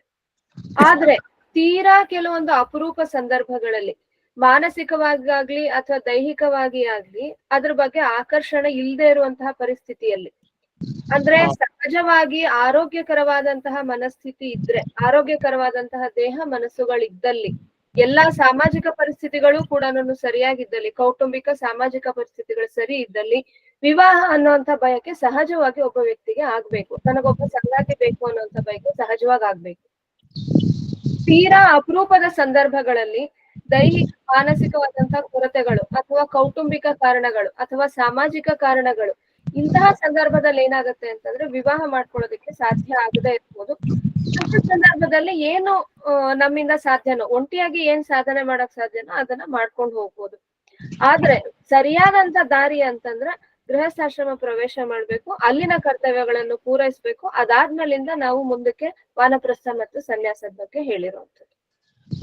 ಅಂದ್ರೆ ಈಗ ದೈಹಿಕವಾಗಿ ಮತ್ತೆ ಮಾನಸಿಕವಾಗಿ ಆರೋಗ್ಯ ಸರಿಯಾಗಿಲ್ದೆ ಇದ್ದು ಕೌಟುಂಬಿಕವಾಗಿ ಕೂಡ ನಮಗೆ ಒಂದು ತೊಂದರೆ, ಹಣಕಾಸಿನ ಸಮಸ್ಯೆಗಳಿದ್ದು ಏನ್ ಸಮಸ್ಯೆಗಳು? ಅಂದ್ರೆ ಹಾ ಹಾ ಹಣಕಾಸಿನ ಸಮಸ್ಯೆಗಳಿದ್ದು ಹಾ ಆಗ ನಾವು ಗೃಹಸ್ಥಾಶ್ರಮಕ್ಕೆ ಹೋಗದೆ ಇರೋದೇ ಒಂದು ಉತ್ತಮ ಅಂತ ಹೇಳ್ಬೋದಾ? ಇದಕ್ಕೆ ಇವತ್ತಿನ ಸಾಮಾಜಿಕ ಪರಿಸ್ಥಿತಿಗಳ ಬಗ್ಗೆ ನಾವು ವೈಯಕ್ತಿಕವಾಗಿ ಯೋಚನೆ ಮಾಡ್ಬೇಕಾಗತ್ತೆ. ಅಂದ್ರೆ ವೈಯಕ್ತಿಕವಾಗಿ ನಮ್ ಸಮಸ್ಯೆ ಏನು, ಯಾಕೆ ಏನಾಗ್ತಿದೆ ಅನ್ನೋದನ್ನ ಯೋಚನೆ ಮಾಡ್ಬೇಕಾಗತ್ತೆ. ಆದ್ರೆ ಇನ್ ಜನರಲ್ ವೇದಗಳ ಹಿನ್ನೆಲೆಯಲ್ಲಿ ಒಂದು ಮಾತು ಹೇಳ್ತೀನಿ, ಆರ್ಥಿಕ ಸಮಸ್ಯೆ ಅನ್ನೋಂಥದ್ದು ಯಾರಿಗೂ ಇಲ್ಲ. ನಿಜವಾಗ್ಲೂ ನೋಡಕ್ ಹೋದ್ರೆ ಇಲ್ಲ. ಯಾಕೆ ಅಂದ್ರೆ ಪ್ರಕೃತಿ ಸಂಪತ್ತು ಎಲ್ರಿಗೂ ಕೂಡ ಸಮಾನವಾಗಿ ಭಗವಂತ ಕೊಟ್ಟಿದ್ದಾನೆ. ಆರ್ಥಿಕವಾಗಿ ನಮ್ಗೆ ಸುಸ್ಥಿತಿ ಇಲ್ಲ ಅನ್ನೋದ್ರ ಅರ್ಥ ಏನು ಅಂತಂದ್ರೆ, ನಮ್ಗೆ ಇರಕ್ಕೆ ಜಾಗ ಇಲ್ಲ, ನಮ್ಗೆ ಊಟಕ್ಕೆ ಆಹಾರ ಇಲ್ಲ, ನಮಗೆ ಬಟ್ಟೆ ಇಲ್ಲ, ಈ ತರ ಬೇಸಿಕ್ ನೀಡ್ಸ್ ಅಲ್ಲಿ ನಮಗ್ ಕೊರತೆ ಇದೆ ಅಂತಂದ್ರೆ ಅವಾಗ ಮಾತ್ರ ಕೊರತೆ ಇದೆ ಅಂತ. ಅದು ಒಬ್ಬಂಟಿಯಾದ್ರೂ ಆ ಕೊರತೆಯಲ್ಲಿ ಇರಬಾರ್ದು, ಸಂಸಾರಸ್ಥರಾದ್ರೂ ಆ ಕೊರತೆಯಲ್ಲಿ ಇರಬಾರ್ದು. ಈ ಬೇಸಿಕ್ ನೀಡ್ಸ್ ನ ಫುಲ್ಫಿಲ್ ಮಾಡೋದಕ್ಕೆ ನಮ್ಮಿಂದ ಏನು ಪರಿಶ್ರಮ ಹಾಕಿ ನಾವು ತಗೊಳ್ಬೇಕು ಅದನ್ನ ನಾವು ಅರ್ಜಿಸಲೇಬೇಕು, ತಗೊಳ್ಳೇಬೇಕು. ತಗೊಂಡು ನಾವು ಒಬ್ಬಂಟಿಯಾಗಿದ್ರು ಕೂಡ ಈ ಸ್ಥಿತಿಯಿಂದ ಮೇಲ್ ಬರ್ಬೇಕು, ಚೆನ್ನಾಗಿರ್ಬೇಕು. ಹಾಗೆ ನಾವು ಗೃಹಸ್ಥಾಶ್ರಮ ಪ್ರವೇಶ ಮಾಡಿದ್ರು ಈ ಸ್ಥಿತಿಯನ್ನ ನಾವು ಕಾಪಾಡ್ಕೊಳ್ಳೇಬೇಕು. ಅದನ್ನ ನಾವೇನು ಮಾಡಕ್ಕಾಗಲ್ಲ. ಆದ್ರೆ ನಾವು ಇವತ್ತಿನ ಏನು ಬೇಡಿಕೆಗಳಿದೆ, ಹಾಗಿರ್ಬೇಕು, ಹೀಗಿರ್ಬೇಕು, ಐಷಾರಾಮಿಯಾಗಿರ್ಬೇಕು ಅಂದ್ರೆ ಬೇಸಿಕ್ ನೀಡ್ಸ್ ನ ಮುಂದಿನ ಹಂತದ್ದು ಏನೇನು ನಾವಿವತ್ತು ಆರ್ಥಿಕ ಸಮಸ್ಯೆ ಅಂತ ಪರಿಗಣಿಸ್ತಿದೀವಿ ಅದು ಗೃಹಸ್ಥಾಶ್ರಮಕ್ಕೆ ಅಡ್ಡಿ ಅಲ್ಲ. ಅದನ್ನ ಇಬ್ರು ಅರ್ಥ ಮಾಡ್ಕೋಬೇಕಷ್ಟೆ. ಪುರುಷನು ಅರ್ಥ ಮಾಡ್ಕೋಬೇಕು, ಸ್ತ್ರೀನೂ ಅರ್ಥ ಮಾಡ್ಕೋಬೇಕು. ಯುವಕ ಯುವತಿಯರು ಅರ್ಥ ಮಾಡ್ಕೊಂಡ್ರೆ ಇದು ಗೃಹಸ್ಥಾಶ್ರಮಕ್ಕೆ ಅಡ್ಡಿ ಅಲ್ಲ, ಬೇಸಿಕ್ ನೀಡ್ಸ್ ಇದ್ರೆ ಆಯ್ತು ಅನ್ನೋದನ್ನ ಇಬ್ರು ಅರ್ಥ ಮಾಡ್ಕೊಂಡ್ರೆ ಅದು ಗೃಹಸ್ಥಾಶ್ರಮಕ್ಕೆ ಅಡ್ಡಿ ಆಗಲ್ಲ. ಈಗ ಉದಾಹರಣೆಗೆ ನಮ್ದು ಬೇಸಿಕ್ ನೀಡ್ಸ್ ಫುಲ್ಫಿಲ್ಮೆಂಟ್ ಆಗಿದೆ. ಈಗ ಉದಾಹರಣೆಗೆ ನಮ್ಗೆ ಆಹಾರ ಇದೆ ತಿನ್ನೋದಿಕ್ಕೆ, ಮತ್ತೆ ನಮಗ್ ಬೇಕಾದಷ್ಟು ಆಸ್ತಿ ಇದೆ, ಮತ್ತೆ ಓಡಾಡ್ಲಿಕ್ಕೆ ವಾಹನಗಳು ಇವೆ. ಎಲ್ಲ ಇದ್ದು ಕೂಡ ಗಂಡ ಹೆಂಡತಿ ಅಥವಾ ಅವರ ಕುಟುಂಬದಲ್ಲಿ ಯಾರಿಗಾರು ಒಬ್ರಿಗೆ ಇದಕ್ಕಿಂತ ಹೆಚ್ಚಿನದ್ದು ಏನೋ ಬೇಕು, ಅಥವಾ ಈ ಹಾಸಿಗೆ ಇದ್ದಷ್ಟು ಕಾಲ್ ಚಾಚಬೇಕು ಅಂತಕ್ಕಂತ ಒಂದು ಸಿದ್ಧಾಂತವನ್ನ ತಿಳ್ಕೊಂಡು ಬದುಕದೇ ಇರೋರು ಯಾರಾದ್ರೂ ಒಬ್ರು ಫ್ಯಾಮಿಲಿಲಿ ಒಬ್ರೋ ಇಬ್ರೋ ಇರ್ತಾರೆ. ಆಗ ಏನು ಸಂಸಾರದಲ್ಲಿ ಸಾಮಾನ್ಯವಾಗಿ ಜಗಳಗಳು ಉಂಟಾಗ್ತವೆ. ಆ ಸಮಯದಲ್ಲಿ ನಾವು ಯಾವ ರೀತಿ ಮ್ಯಾನೇಜ್ ಮಾಡ್ಬೋದು ಈ ಫ್ಯಾಮಿಲಿನ? ಅಂದ್ರೆ ಮೊದಲನೇದಾಗಿ ಆಯ್ಕೆ ಮಾಡ್ಕೊಳ್ಳುವಾಗ್ಲೇ ಈ ವಿಚಾರನ ವಿಮರ್ಶೆ ಮಾಡ್ಬೇಕು. ನಮ್ಮ ಆರ್ಥಿಕ ಸ್ಥಿತಿಗತಿ ಏನು, ಪರಿಸ್ಥಿತಿ ಏನು, ಅವ್ರಿಗೆ ಒಪ್ಪಿಗೆ ಇದೆಯಾ ಇಲ್ವಾ, ಇದನ್ನ ಮುಚ್ಚು ಮರೆ ಇಲ್ಲದೆ ಎರಡೂ ಕಡೆಯಿಂದನೂ ಪರಸ್ಪರ ವಿನಿಮಯ ಮಾಡ್ಕೋಬೇಕು. ನಮ್ಮ ಕೌಟುಂಬಿಕ ಪರಿಸ್ಥಿತಿ, ಆರ್ಥಿಕ ಪರಿಸ್ಥಿತಿ, ದೈಹಿಕ ಸ್ಥಿತಿ ಎಲ್ಲವನ್ನು ಮುಚ್ಚು ಮರೆ ಇಲ್ಲದೆ ಮೊದಲೇ ಹೇಳ್ಬೇಕು. ನಾವ್ ಹಾಗೆ ಹೇಳಿದೀವಿ, ಹೇಳದ್ಮೇಲೆ ಒಪ್ಕೊಂಡು ಪರಸ್ಪರ ಮದ್ವೆ ಆಗಿದೀವಿ ಅಂದ್ಮೇಲೆ ಆಮೇಲೆ ಜಗಳ ಕಾಯ್ದಕ್ಕೆ ಅರ್ಥ ಇಲ್ಲ. ನಾವೇ ಒಪ್ಕೊಂಡು ಬಂದಿದ್ದು. ಈಗಿರೋದಕ್ಕಿಂತ ಹೆಚ್ಚಿನ ಫೆಸಿಲಿಟಿ ಬೇಕು ಅಂತಂದ್ರೆ ಪರಿಶ್ರಮ ಹಾಕ್ಬೇಕು, ಇಬ್ರು ಕಳಿಸ್ಬೇಕು ಅಷ್ಟೇ. ನೀನ್ ಮಾಡು ನಿನ್ನ ಹತ್ರ ಇಲ್ಲ ಅಂತ ಜಗಳ ಕಾಯಕ್ ಏನಿಲ್ಲ. ನಿಮ್ಮಪ್ಪ ಕೊಟ್ಟಿಲ್ಲ, ತವ್ರ ಮನೆಯಿಂದ ತಗೊಂಬಾ, ನೀನ್ ದುಡಿತಾ ಇಲ್ಲ, ನೀನ್ ಚೆನ್ನಾಗ್ ದುಡಿ, ಈ ತರ ಹೇಳೋದ್ರಲ್ಲಿ ಇದ್ರಲ್ಲಿ ಸ್ನೇಹ ವೃದ್ಧಿ ಆಗಲ್ಲ. ನಮ್ ಮಕ್ಳಿಗೂ ನಾವು ಒಳ್ಳೆ ಬಾಳ್ ಕೊಡಲ್ಲ. ಮೊದಲು ಆಯ್ಕೆ ಮಾಡ್ಕೊಳ್ಳುವಾಗ ಸರಿಯಾದ ಹೆಜ್ಜೆ ಇಡ್ಬೇಕು. ಅದಾದ್ಮೇಲೆ ಮದ್ವೆ ಮಾಡ್ಕೊಂಡ್ಮೇಲೂ ಇದನ್ನ ಇಬ್ರು ಅರ್ಥ ಮಾಡ್ಕೋಬೇಕು. ಒಂದ್ ವೇಳೆ ಆಯ್ಕೆ ಪ್ರಕ್ರಿಯೆಯಲ್ಲೇ ತೊಂದ್ರೆ ಆಗಿದೆ ಅಂತಾದ್ರೆ, ಆಲ್ರೆಡಿ ತೊಂದ್ರೆ ಆಗೋಗಿದೆ, ಈಗ ನಾವ್ ವಿವಾಹಿತರು ಆಯ್ಕೆ ಪ್ರಕ್ರಿಯೆ ಮಾಡ್ಕೊಳ್ಳುವಾಗ ನಮ್ಗೆ ಜ್ಞಾನ ಇರ್ಲಿಲ್ಲ, ತೊಂದ್ರೆ ಆಗಿದೆ ಅಂತ ಹೇಳಿದ್ರೆ ಇವಾಗ ನಿಧಾನವಾಗಿ ಕೂತು ಇಬ್ರು ಕೂಡ ವಿಷಯ ತಿಳಿದು ಮಾತಾಡಿ ಬಗೆಹರಿಸ್ಕೊಳ್ಳೋ ಪ್ರಯತ್ನ ಮಾಡ್ಬೋದು. ಅದಿಬ್ರಿಗೂ ಇರ್ಬೇಕು. ಒನ್ ಸೈಡ್ ಮಾತ್ರ ಇತ್ತು ಅಂತ ಹೇಳಿದ್ರೆ ಕಷ್ಟ, ಪ್ರಯತ್ನ ಪಡ್ಬೇಕು ಅಷ್ಟೆ. ಓಕೆ, ಅದು ಸರಿ ಹೋಯ್ತು. ಈಗ ಮೊದಲನೇದಾಗಿ ಒಬ್ಬ ವ್ಯಕ್ತಿ, ಗಂಡು ಹೆಣ್ಣು ಯಾರಾದ್ರೂ ಆಗಿರ್ಬೋದು, ಅವರಲ್ಲಿ ಮೊದಲು ಒಂದು ಸಮಾಲೋಚನೆ ಅನ್ನೋದು ಮಾಡೋದು ಉತ್ತಮ ಅನ್ಸುತ್ತೆ. ಅಂದ್ರೆ ಈಗ ದೈಹಿಕ ಸ್ಥಿತಿಗತಿಗಳು ಯಾವ ರೀತಿ ಇರ್ತವೆ, ಮತ್ತೆ ಅವರ ಏನು ಆಂಬಿಷನ್ ಏನು, ಇಂಥವನ್ನ ಸರಿಯಾಗಿ ತೀರ್ಮಾನ ಮಾಡ್ಕೊಂಡು ಸರಿಯಾಗಿ ಅರ್ಥ ಮಾಡ್ಕೊಂಡು ಮದುವೆ ಆದಾಗ ಒಂದು ಸರಿಯಾದ ರೀತಿಲಿ ನಡ್ಕೊಂಡು ಹೋಗುತ್ತೆ ಅನ್ನೋದು ಒಂದು ಮೂಲ ವಿಷಯ. ಅದೇ ಬೇಸಿಕ್. ಅದನ್ನೇ ನಾವು ಮೊದಲು ಹೇಳಿರೋದು. ಈ ಕಾಮ ಅನ್ನೋಂತ ವಿಷಯ ಬಂದಾಗ ಮೊದಲು ನಾವು ಹೇಳಿದ್ದೆ ಹೇಗೆ ಪರಸ್ಪರನ ಆಯ್ಕೆ ಮಾಡ್ಕೋಬೇಕು ಅಂತ. ಒಂದ್ ವೇಳೆ ಮನಸ್ಸು ಅನ್ನೋದು ಏನಾರ ಬದಲಾವಣೆ ಆದ್ರೆ ಅವಾಗ ಅದನ್ನ ನಾವು ಸರಿಯಾಗಿ ಕುತ್ಕೊಂಡು ಏನು ಸಮಸ್ಯೆಗಳನ್ನ ಬಗೆಹರಿಸ್ಕೊಂಡು ಮುಂದಕ್ಕೆ ಹೋಗುವಂತಹ ಒಂದು ಏನೋ ಒಂದು ಅಂಶ ಅನ್ನೋದು ಬೇಕು ನಮ್ಗೆ. ಹೌದು, ಅದನ್ನ ಇಬ್ರುನು ನಿರ್ಣಯ ಮಾಡ್ಬೇಕು. ಯಾಕೆಂದ್ರೆ ಅದ್ರಲ್ಲಿ ಕೇವಲ ಅವರಿಬ್ಬರ ಹಿತ ಮಾತ್ರ ಇರಲ್ವಲ್ಲ, ಕೌಟುಂಬಿಕ, ಸಮಾಜದ ಹಿತ, ಮಕ್ಕಳ ಹಿತ ಎಲ್ಲ ಇರುತ್ತಲ್ಲ. ಹೌದು, ಎಲ್ಲಾರ್ಗು ಕೂಡ ತೊಂದರೆ ಆಗುತ್ತೆ. ಯಾರೋ ಒಬ್ರು ಕೂಡ ಇದ್ರು ಆ ರೀತಿ ಇದ್ರು ಕೂಡ ಈ ಒಬ್ರು ಇದ್ರು ಅಂತಂದ್ರೆ, ಈಗ ಉದಾಹರಣೆಗೆ ಯಾರಾದ್ರೂ ಒಬ್ಬ ಗಂಡ ತುಂಬಾ ದುರಾಸೆ ಉಳ್ಳವನಾಗಿದ್ರೆ ಅವನನ್ನ ಹೆಂಡತಿ ಅನ್ನೋಳು ಬದಲಾಯಿಸಕ್ ಆಗದೆ ಇದ್ದಾಗ ಅವಳು ಕೂಡ ಅದೇ ರೀತಿ ಮಾರ್ಗದಲ್ಲಿ ಹೋಗುವಂತಹ ಸಾಧ್ಯತೆಗಳು ಇರ್ತವೆ ಅಲ್ವಾ? ಆದರ್ಶ ಈಗ ಸಮಸ್ಯೆಗಳು ಬೇರೆ ಬೇರೆ ತರ ಇರುತ್ತೆ. ನೀವ್ ಹೇಳಿದ ತರಾನು ಇರುತ್ತೆ, ಇನ್ನೂ 10 ತರಾನು ಸಮಸ್ಯೆಗಳಿರುತ್ತೆ. ಆದ್ರೆ ನಾವು ಯೋಚನೆ ಮಾಡ್ತಾ ಇರೋದು ಸರಿಯಾದ ದಾರಿ ಯಾವ್ದು ಅಂತ. ಸರಿಯಾದ ದಾರಿ ಯಾವ್ದು ಅನ್ನೋದನ್ನ ನಾವ್ ಅರ್ಥ ಮಾಡ್ಕೋಬೇಕು. ಮೊದ್ಲು ಸಮಸ್ಯೆ ಯಾವ್ಯಾವ ತರ ಇರುತ್ತೆ ಅಂದಾಗ ಅದು ಪರ್ಸನಲ್ ಆಗಿ ವೈಯಕ್ತಿಕವಾಗಿ ನಾವ್ ವಿಮರ್ಶೆ ಮಾಡ್ಬೇಕಾಗತ್ತೆ. ವೈಯಕ್ತಿಕವಾಗಿ ವಿಮರ್ಶೆ ಮಾಡಿ ಇವ್ರದೇನು ಅವ್ರದೇನು ಎಲ್ಲಿ ತಪ್ಪಾಗಿದೆ ಇದನ್ನ ನೋಡಿ ಎಲ್ಲಿ ತಿದ್ಕೋಬೇಕು, ಮತ್ತೆ ಸರಿ ದಾರಿಗೆ ಅಂದ್ರೆ ವೇದಗಳು ಯಾವ ದಾರಿ ತೋರ್ಸಿದೆ ಆ ದಾರಿಗೆ ಬರೋದಕ್ಕೆ ಈಗ ನಾವೇನ್ ಮಾಡ್ಬೇಕು ಅನ್ನೋದನ್ನ ಯೋಚನೆ ಮಾಡ್ಬೇಕು. ಆದ್ರೆ ಸದ್ಯದ ಮಟ್ಟಿಗೆ ನಾವಿಲ್ಲಿ ವಿಮರ್ಶೆ ಮಾಡ್ತಿರೋದು ಇನ್ ಜನರಲ್ ಸರಿಯಾದ ದಾರಿ ಯಾವುದು ಅಂತ ಹೇಳಿ. ಇದಕ್ಕಿಂತ ಆಳವಾಗಿ ಈಗ ನಮ್ಮದೇ ಏನಾದ್ರೂ ಸಮಸ್ಯೆ ಇತ್ತು ಅಂತ ಹೇಳಿದ್ರೆ ಅದನ್ನ ನಾವು ವೈಯಕ್ತಿಕವಾಗಿ ಮಾತಾಡೋದು ಹೆಚ್ಚು ಸೂಕ್ತ. ಅಂದ್ರೆ ಅಂತಿಮವಾಗಿ ಒಂದು ಅರಿವು ಅನ್ನೋದು ಇರ್ಬೇಕು, ಒಂದು ಅವೇರ್ನೆಸ್ ಅನ್ನೋದು ಯಾವಾಗ್ಲೂ ಇರ್ಲೇಬೇಕು ಅಂತ ಹೇಳುವಂಥದ್ದು. ಹೌದೌದು, ಮನುಷ್ಯ ಅಂತ ಅಂದ್ಮೇಲಿಂದ ಅದ್ ಇರ್ಲೇಬೇಕಲ್ವಾ. ಏನ್ ಮಾಡ್ತಾ ಇದೀನಿ ಏನು ಅಂತಕ್ಕಂಥದ್ದು ಒಂದು ಮೂಲಭೂತವಾಗಿ ಅದು ಇದ್ರೆ ಯಾವ ವ್ಯಕ್ತಿನೂ ಕೂಡ ಒಂದು ಹಾದಿ ತಪ್ಪಿ ಹೋಗ್ಲಿಕ್ಕೆ ಸಾಧ್ಯವಾಗೋದಿಲ್ಲ. ಹೌದು ಹೌದು. ಒಂದು ರೂಟ್ ತಪ್ಪು ಹೋಗೋದಿಕ್ ಸಾಧ್ಯ ಇಲ್ಲ. ಅವ್ನು ಯಾವುದೇ ಮಾರ್ಗವನ್ನ ಅನುಸರಿಸ್ತಾ ಇರ್ಲಿ, ಅದು ವೈದಿಕ ಮಾರ್ಗ ಆಗಿರ್ಬೋದು ಅಥವಾ ವಚನಗಳಾಗಿರ್ಬೋದು ಅಥವಾ ಇನ್ಯಾವುದೋ ಒಂದು ಧರ್ಮವನ್ನ ಅನುಸರಿಸ್ತಾ ಇದ್ರೆ ಒಂದು ಅರಿವು ಅನ್ನೋದು ಮೂಲಭೂತವಾಗಿ ಬೇಕು. ಅಲ್ಲ, ಅರಿವು ಬೇಕು. ಇಲ್ಲಿ ನೀವ್ ಒಂದ್ ಸ್ವಲ್ಪ ನೀವ್ ಹೇಳಿದ್ ಇನ್ನೊಂದು ಬೇರೆನೆ ವಿಷಯಕ್ಕೆ ತಗೊಂಡ್ ಹೋಯ್ತು ಇದು. ಅವ್ರು ಯಾವ ಧರ್ಮನಾದ್ರೂ ಆಚರಿಸ್ತಾ ಇರ್ಲಿ, ಯಾವ ಮುಖಾಂತರ ಆದ್ರೂ ಜ್ಞಾನ ಬರ್ಲಿ ಅನ್ನೋದ್ ಹೌದು. ಆದ್ರೆ ಧರ್ಮ ಅನ್ನೋ ಪದದ ಅರ್ಥವನ್ನ ನಾವು ಸರಿಯಾಗಿ ತಿಳ್ಕೊಂಡ್ರೆ ಧರ್ಮ ಒಬ್ರೊಬ್ರಿಗೆ ಒಂದೊಂದಲ್ಲ. ಧರ್ಮ ಅಂತಂದ್ರೆ ಎಲ್ಲರಿಗೂ ಒಂದೇ. ಈ ಜಗತ್ತಿನ ನಿಯಮ ಎಲ್ರಿಗೂ ಒಂದೇ. ನಿಮ್ಗೊಂದು ನನ್ಗೊಂದು ಇನ್ನೊಬ್ರಿಗೊಂದು ಆಗಕ್ ಸಾಧ್ಯ ಇಲ್ಲ. ಎಲ್ಲ ಕಾಲಕ್ಕೂ ಒಂದೇ, ಎಲ್ರಿಗೂ ಒಂದೇ. ನಾವ್ ಒಪ್ಪಿದ್ರು ಒಂದೇ, ಒಪ್ಪದೇ ಇದ್ರು ಒಂದೇ. ಅದನ್ನೇ ನಾವ್ ಧರ್ಮ ಅಂತ ಕರೆಯೋದು. ಹಾಗಾಗಿ ಆ ಧರ್ಮದ ಅರಿವು ನಮಗ್ ಬೇಕಾಗಿರೋದು. ಆ ಸರಿಯಾಗಿರುವಂತ ವ್ಯವಸ್ಥೆ ಏನಿದೆ ಅದರ ಅರಿವು ನಮಗ್ ಬೇಕು. ಈಗ ನಾವು ಪತಿ ಪತ್ನಿ ಸಂಬಂಧದ ಬಗ್ಗೆನೆ ಈಗ ಮಾತಾಡಿದ್ವಿ. ಈಗ ಇಲ್ಲಿ ಇವತ್ತು ನಾವೇನು ಜಾತಿ ಅಥವಾ ಮತಗಳ ಒಂದು ಕಟ್ಟುಪಾಡು ಹಾಕೊಂಡಿದೀವಿ, ಇಲ್ಲಿ ಇದು ಯಾವ ಕಟ್ಟುಪಾಡಿಗೆ ಒಳಪಡ್ತು? ಈಗ ನಾವ್ ಇಷ್ಟೊತ್ತು ಮಾತಾಡಿದ ವಿಷಯ ಪುರುಷನ ಮೂಲಭೂತ ಸ್ವಭಾವ, ಸ್ತ್ರೀಯ ಮೂಲಭೂತ ಸ್ವಭಾವ, ಅವರಿಬ್ಬರ ಹೊಂದಾಣಿಕೆ, ಅದ್ರ ಮೇಲೆ ನಿಂತಿರುವಂತ ಉತ್ತಮ ಸಂತಾನ ಮತ್ತು ಸ್ನೇಹದ ಒಂದು ಗುರಿ. ಇದ್ರ ಬಗ್ಗೆ ಮಾತಾಡ್ತಾ ಇಲ್ಲಿ ಹಿಂದೂ, ಮುಸಲ್ಮಾನ, ಕ್ರೈಸ್ತ ಯಾರಿಗ್ ಬಂತಿದು? ಅಥವಾ ಮನುಷ್ಯರಿಗೆ ಮಾತ್ರ ಬಂತ? ಅಲ್ಲ, ಅದು ಬೇರೆ ಒಂದು ಸಿದ್ಧಾಂತಗಳು ಅವು ಬೇರೆ ಬೇರೆ ಇರ್ತವೆ. ಅದ್ರಲ್ಲಿ ನಾವ್ ಹೇಳದಂತ ವಿಷಯ ಯಾರಿಗ್ ಸಲ್ಲುತ್ತೆ ಅಂದ್ರೆ ಮನುಷ್ಯನಿಗೆ ಸಲ್ಲುತ್ತೆ. ಮನುಷ್ಯನಿಗೆ ಸಲ್ಲತ್ತೆ. ಹಾಗೆ ಯಾವೆಲ್ಲ ವಿಷಯಗಳು ಕೇವಲ ಮನುಷ್ಯ ಮಾತ್ರರಿಗೆ ಸಲ್ಲತ್ತೆ, ಯಾವುದೇ ಕ್ರೈಟೀರಿಯಾ ಇಲ್ದೆ, ಅದನ್ನೇ ನಾವ್ ಅನುಸರಿಸ್ಬೇಕಾದ್ದು, ಅದನ್ನೇ ನಾವ್ ತಿಳಿಬೇಕಾದ್ದು. ಅವಾಗ್ಲೇ ಸಮಾಜ ಚೆನ್ನಾಗಿರೋದು. ನನ್ಗೊಂದು, ನಿನ್ಗೊಂದು, ಇವ್ರಿಗೊಂದು, ಅವ್ರಿಗೊಂದು ಆದ್ರೆ ಸಮಾಜ ಹೇಗ್ ಸರಿಯಾಗಿರುತ್ತೆ? ಸಮಾಜದಲ್ಲಿ ಅನೇಕ ಬಿರುಕುಗಳು ಮೂಡ್ತವೆ. ಬಂದಿದ್ಯಲ್ಲ ಇವಾಗ. ಹಾಗಾಗಿನೇ ಇವತ್ತಿನ ನಾವು ಮತ, ಜಾತಿ ಈ ಗೊಂದಲಕ್ಕೆ ಬೀಳದೆ ಪೂರ್ತಿ ಮಾನವೀಯ ನೆಲೆಯಲ್ಲಿ, ವಿಜ್ಞಾನದ ನೆಲೆಯಲ್ಲಿ, ಪ್ರಕೃತಿ ಸಹಜವಾದಂತ ಜೀವನ ನಡೆಸೋದ್ರ ನೆಲೆಯಲ್ಲಿ ನಾವ್ ಯೋಚನೆ ಮಾಡಿದ್ರೆ ಅವಾಗ ನಾವ್ ಸರಿಯಾದ ದಾರಿಲಿ ಹೋಗ್ತೀವಿ. ಮತ್ತೆ ಈ ಒಂದು ದಾರಿಯನ್ನ ತೋರಿಸ್ಕೊಡುವಂತ, ಪರಿಪೂರ್ಣವಾಗಿ ಪರಿಶುದ್ಧವಾಗಿ ಈ ದಾರಿಯನ್ನ ಮಾತ್ರ ತೋರಿಸ್ಕೊಡುವಂತ ಗ್ರಂಥ ಅದು ವೇದ ಮಾತ್ರ.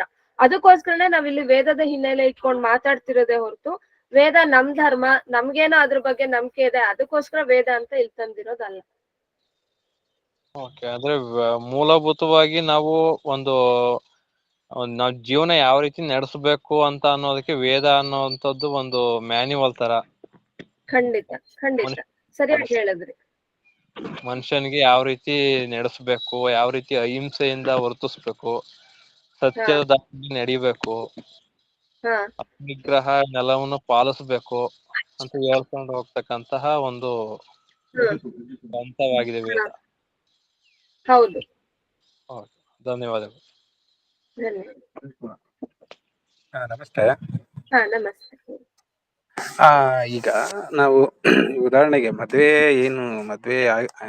ಧಾರಾ ಮುಹೂರ್ತಗಳು ಏನ್ ಆಗುತ್ತೆ, ಅದಾದ ರಾತ್ರಿ ಈಗ ಉದಾಹರಣೆಗೆ ಅದು ಈಗ ದಂಡವನ್ನ ಪೂಜೆ ಮಾಡಿ ಪತಿ ಪತ್ನಿಯರನ್ನ ಒಂದು ಕೋಣೆಯಲ್ಲಿ ಬಿಟ್ಟಾಗ ಆ ದಂಡವನ್ನು ಇಬ್ಬರ ಮಧ್ಯೆ ಇಡುವಂತ ಪದ್ಧತಿ ಇದೆ. ಅದ್ರ ಬಗ್ಗೆ ಸ್ವಲ್ಪ ವಿವರಣೆ ಕೊಡ್ತೀರಾ? ಅಲ್ಲ, ಆ ಪದ್ಧತಿ ವೇದಗಳಲ್ಲಂತೂ ಉಲ್ಲೇಖ ಆಗಿಲ್ಲ. ಯಾಕೆ ಬಂದಿದೆ, ಯಾವಾಗ ಬಂದಿದೆ ಅನ್ನೋದನ್ನ ಸ್ವಲ್ಪ ಬಿಡಿಸಿ ಹೇಳಿದ್ರೆ ಆಲೋಚನೆ ಮಾಡ್ಬೋದು. ಹಂಗಾಗಿ ಅದಕ್ಕೋಸ್ಕರ ಕೇಳಿದ್ದು. ಯಾಕೆಂದ್ರೆ ಈಗ ತುಂಬಾ ಜನ ತಿಳಿದಿರಂತ ಪುರೋಹಿತರುಗಳು ಸುಮಾರು ಜನ ಹೇಳಿದ್ದಾರೆ, ಈ ತರ ಇದೆ, ಕೆಲವು ಮಾಡಲ್ಲ, ಸುಮ್ನೆ ಅವ್ರಿಗೆ ಇಷ್ಟ ಬಂದಂಗ ಹೋಗ್ತಾ ಇರ್ತಾರೆ, ಸುಮ್ನೆ ಮಾಡಿಸ್ಬಿಟ್ಟು ಬರ್ತಾ ಇರ್ತೀವಿ, ಕೇಳ್ದೆ ಇದ್ದಾಗ ಏನು ಮಾಡಕ್ಕಾಗಲ್ಲ ಅಂತ ಸುಮ್ನಾಗ ಹೋಗ್ತಾರೆ. ಈ ತರ ಕೇಳಿದ್ ನನಗೆ ಒಂದು ಅನುಮಾನ ಇತ್ತು, ಹಾಗಾಗಿ ಇಲ್ಲಿ ಪ್ರಶ್ನೆ ಹಾಕಿದ್ದು. ಏನು ಅಂತಂದ್ರೆ, ವೇದಗಳ ಹಿನ್ನೆಲೆಯಲ್ಲಿ ಯಾವುದು ತತ್ವಗಳನ್ನ ತಿಳ್ಕೋಬೇಕೋ ಅದನ್ನ ವೇದ ಹೇಳಿರುತ್ತೆ. ಆ ತತ್ವಗಳನ್ನ ನಾವು ವಿಧಿ ಭಾಗಕ್ಕೆ ನಾವು ಅಳವಡಿಸಿದಾಗ, ಅಂದ್ರೆ ವಿಧಿಯ ರೂಪದಲ್ಲಿ ಅದನ್ನ ಅಳವಡಿಸಿದಾಗ ಕಾಲಕ್ಕೆ ತಕ್ಕ ಹಾಗೆ ಆಯಾಯ ಸಂದರ್ಭಕ್ಕೆ ಬದಲಾವಣೆಗಳು ಆಗ್ತಾ ಬರುತ್ತೆ. ಹಾಗಾಗಿ ನಾವ್ ಆ ವಿಧಿಯ ಹಿಂದಿನದೇನು ಅಂತ ಹೇಳಿ ಅರ್ಥ ಮಾಡ್ಕೊಂಡು ಮಾಡಿದ್ರೆ ಸರಿ. ಇಲ್ಲ ಅಂದ್ರೆ, ಅರ್ಥ ಇಲ್ಲ ಅಂದ್ರೆ ಕೈ ಬಿಟ್ರಾಯ್ತು. ಅದ್ರಲ್ಲೇ ನಾವ್ ಮಾಡ್ಕೊಂಡ್ ಬಂದಿದೀವಿ, ಅದಕ್ಕೋಸ್ಕರ ಮಾಡ್ಲೇಬೇಕು ಅನ್ನೋಂಥದ್ದೇನಿಲ್ಲ. ಸುಮ್ನೆ ಈಗ ಉದಾಹರಣೆಗೆ ಹೇಳೋದಿದ್ರೆ,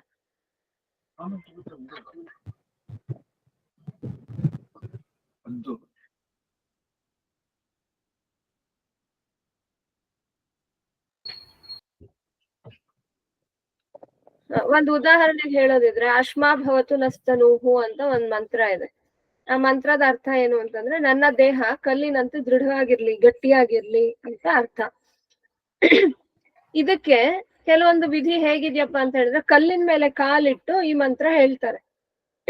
ಏನು, ಅಶ್ಮಾ ಭವತು ನಸ್ತನೂಹು ಅಂತ. ಅದೊಂದು ವಿಧಿ ಇದೆ ಕೆಲವೊಂದು ಕಡೆ. ಈಗ ಇಲ್ಲಿ ಕಲ್ಲಿನ ಮೇಲೆ ಕಾಲಿಟ್ಟು ಇದನ್ನ ಹೇಳ್ಬೇಕು ಅನ್ನೋ ಅಂಥದ್ದು ವೇದದಲ್ಲಿ ಉಲ್ಲೇಖ ಆಗಿಲ್ಲ. ವೇದದಲ್ಲಿ ಉಲ್ಲೇಖ ಆಗಿರೋದು ಇಷ್ಟೇ, ಏನು, ಅಶ್ಮಾ ಭವತು ನಸ್ತನು, ನನ್ನ ದೇಹ ಕಲ್ಲಿನಂತೆ ಗಟ್ಟಿಯಾಗಿರ್ಲಿ ಅನ್ನೋದಷ್ಟೇ ಈ ಮಂತ್ರದ ಅರ್ಥ. ಅದನ್ನ ವಿಧಿ ರೂಪಕ್ಕೆ ತರ್ತಾ ಕಲ್ ಮೇಲೆ ಕಾಲಿಟ್ಟು ಹೇಳ್ಬೋದು, ಇನ್ಯಾವ ರೀತಿಯಲ್ಲಾದ್ರೂ ಅದನ್ನ ಹೇಳ್ಬೋದು, ಕಲ್ಲನ್ನ ಮುಟ್ಟಿ ಹೇಳ್ಬೋದು, ಯಾವ್ದಾದ್ರೂ ರೀತಿಯಲ್ಲಿ ಅವ್ರಿಗೆ ಒಟ್ಟು ಬಾಹ್ಯವಾಗಿಯೂ ಏನಾದ್ರೂ ಒಂದು ವಿಧಿಯನ್ನ ತೋರಿಸಿ ಹೇಳಿದಾಗ ಹೆಚ್ಚು ಮನ ಮುಟ್ಟತ್ತೆ ಅಂತ ಹೇಳಿ ಬೇರೆ ಬೇರೆ ವಿಧಿಗಳನ್ನ ಜೋಡಿಸ್ಕೊಂಡು ಹೋಗಿರ್ತಾರೆ. ಆ ವಿಧಿಗೆ ಈ ರೀತಿಯ ಒಂದು ಅರ್ಥ ಇದ್ರೆ, ಮೂಲದಲ್ಲಿ ಅರ್ಥ ಇದ್ರೆ ನಾವ್ ಅದನ್ನ ಜೋಡಿಸ್ಕೊಂಡು ಹೋಗೋಣ. ಒಂದ್ ವೇಳೆ ಇವತ್ತು ಅದು ಅಪ್ರಸ್ತುತವಾಗಿದೆ, ಅದಕ್ಕೆ ಇವತ್ತು ಅರ್ಥ ಇಲ್ಲ ಅಂತ ಹೇಳಿದ್ರೆ ಅದನ್ನ ಕೈ ಬಿಟ್ಟು ಮುಂದೆ ಹೋಗ್ಬೋದು. ಹೌದು. ಹಾಗಾಗಿ ನಾನು ಇದೇ ಮಾತನ್ನ ನಾನು ಪಾವಗಡ ಪ್ರಕಾಶ್ ರಾಯರ ಅವರ ಒಂದು ಉಪನ್ಯಾಸದಲ್ಲಿ ಕೇಳಿದ್ದೆ. ಯಾಕೆಂದ್ರೆ ದಂಡವನ್ನ ಒಂದು ಪತಿ ಪತ್ನಿಯರ ಧಾರೆ ಆದಂತ ರಾತ್ರಿ 3 ದಿನಗಳ ಕಾಲ ಈ ಮಧ್ಯದಲ್ಲಿ ಇಡಬೇಕು. ಯಾವುದೇ ಕಾರಣಕ್ಕೂ ಇಬ್ಬರು ಒಂದು ಜೊತೆ ಕೂಡಬಾರದು 3 ದಿನ. 3 ದಿನ ನಂತರ ಒಳ್ಳೆ ದಿನಗಳನ್ನು ನೋಡಿ ಗರ್ಭಾಧಾನ ಸಂಸ್ಕಾರವನ್ನ ನಡೆಸಬಹುದು ಅಂತ ಕೇಳಿದ್ದೆ. ಹಾಗಾಗಿ ಇದರ ಒಂದು ಅನುಮಾನ ಇತ್ತು, ಹಾಗೆ ಕೇಳಿದೆ.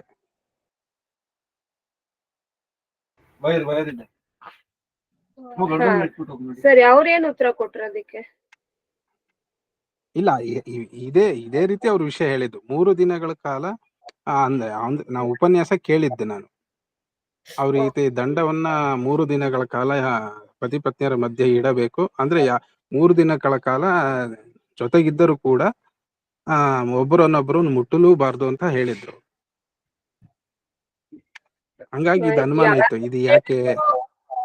ವ್ಯಕ್ತಿಗಳ ಹೆಸರನ್ನ ತಗೊಳೋದಕ್ ನಾನು ಇಷ್ಟಪಡಲ್ಲ, ಯಾರಾದ್ರೂ ಹೇಳಿರ್ಲಿ. ಆದ್ರೆ ವೇದಗಳ ಹಿನ್ನೆಲೆಯಲ್ಲಿ ಮತ್ತು ಸರಿಯಾದ ರೀತಿಯಲ್ಲಿ ನಾವು ಆಲೋಚನೆ ಮಾಡಿದಾಗ ಅದಕ್ಕೆ ಏನು ಪ್ರಸ್ತುತತೆ ಇದೆ ಗೊತ್ತಿಲ್ಲ. ಏನ್ ಪ್ರಸ್ತುತತೆ ಇದೆ ಅನ್ನೋದು ಗೊತ್ತಿಲ್ಲ ಅಂದ್ಮೇಲೆ ನಾವ್ ಅದನ್ನ ಆಚರಿಸ್ಬೇಕಾದಂತ ಅನಿವಾರ್ಯತೆ ಇಲ್ಲ. ಮತ್ ಇನ್ನೊಂದೇನು ಅಂತಂದ್ರೆ, ಪರಸ್ಪರ ಅವ್ರ ದೈಹಿಕ ಸಂಬಂಧ ಯಾವಾಗ ಆಗ್ಬೇಕು ಅನ್ನೋದಿರ್ಬೋದು, ಅಥವಾ ಅವ್ರು ಸ್ಪರ್ಶ ಮಾಡ್ಬೇಕೋ ಮಾಡಬಾರ್ದು ಅನ್ನೋಂಥದ್ದು ಇರ್ಬೋದು. ಅದೆಲ್ಲಾನು ಅವರಿಬ್ಬರ ಇಚ್ಛೆ, ಅವರಿಬ್ಬರ ಹೊಂದಾಣಿಕೆ ಮೇಲೆ ನಿಂತಿರತ್ತೆ ಹೊರತು ಅದನ್ನ ನಾವ್ಯಾರು ನಿರ್ಧಾರ ಮಾಡುವಂಥದ್ದಲ್ಲ, ಹೊರಗಿನವ್ರು ಯಾರು ನಿರ್ಧಾರ ಮಾಡೋದಲ್ಲ. ವಿವಾಹ ಆಯ್ತು ಅಂದ್ಮೇಲೆ ಅವ್ರ ಜೊತೆಲಿ ಇರ್ತಾರೆ ಅಷ್ಟೇ. ಜೊತೆಲಿ ಇರ್ತಾರೆ. ಅವ್ರು ಯಾವಾಗ ಹೇಗಿರ್ತಾರೆ ಅದು ಅವ್ರ ಇಚ್ಛೆಗನುಸಾರ, ಅವರಿಬ್ಬರ ಕಂಪ್ಯಾಟಿಬಿಲಿಟಿ ಅದು ಅವ್ರಿಗೆ ಬಿಟ್ಟಿದ್ದು. ಇದಕ್ಕೆ ಸರಿ ನಂದೇ ಒಂದು ವಿವರಣೆ ಕೊಡ್ತೀನಿ. ಈಗ ತಾನೇ ಈ ಪ್ರಶ್ನೆಗೆ ದಂಡ ಇಡೋ ಬಗ್ಗೆ ಹಾ, ಹೇಳಿ. ಜೀವನ ಪೂರ್ತಿ ಹೊಡೆದಾಡೋ ಬದಲು 3 ದಿನ ಮಾತ್ರ ಹೊಡೆದಾಡ್ಬಿಡಿ ದಂಡದಿಂದ, ಆಮೇಲಿಂದ ಹೋಗ್ತಾಗಿರಿ ಅಂತ ಇಟ್ಟಿರ್ತಾರೆ ಅಷ್ಟೇ. ಮೊನ್ನೆ ಅದ್ ಇನ್ನೊಂದು ಅತಿರೇಕ ಆಗಿದೆಯಲ್ವಾ, ಮೊನ್ನೆ ಒಂದು ನ್ಯೂಸ್ ಬಂದಿತ್ತು. ಮದ್ವೆ ಆದ ದಿನಾನೇ ದಂಡದಲ್ಲಿ ಹೊಡೆದಾಡ್ಕೊಳ್ಳೋದ್ರ ಬದಲು ಮಚ್ ತಗೊಂಡ್ ಹೊಡೆದಾಡ್ಕೊಂಡಿದ್ದಾರೆ.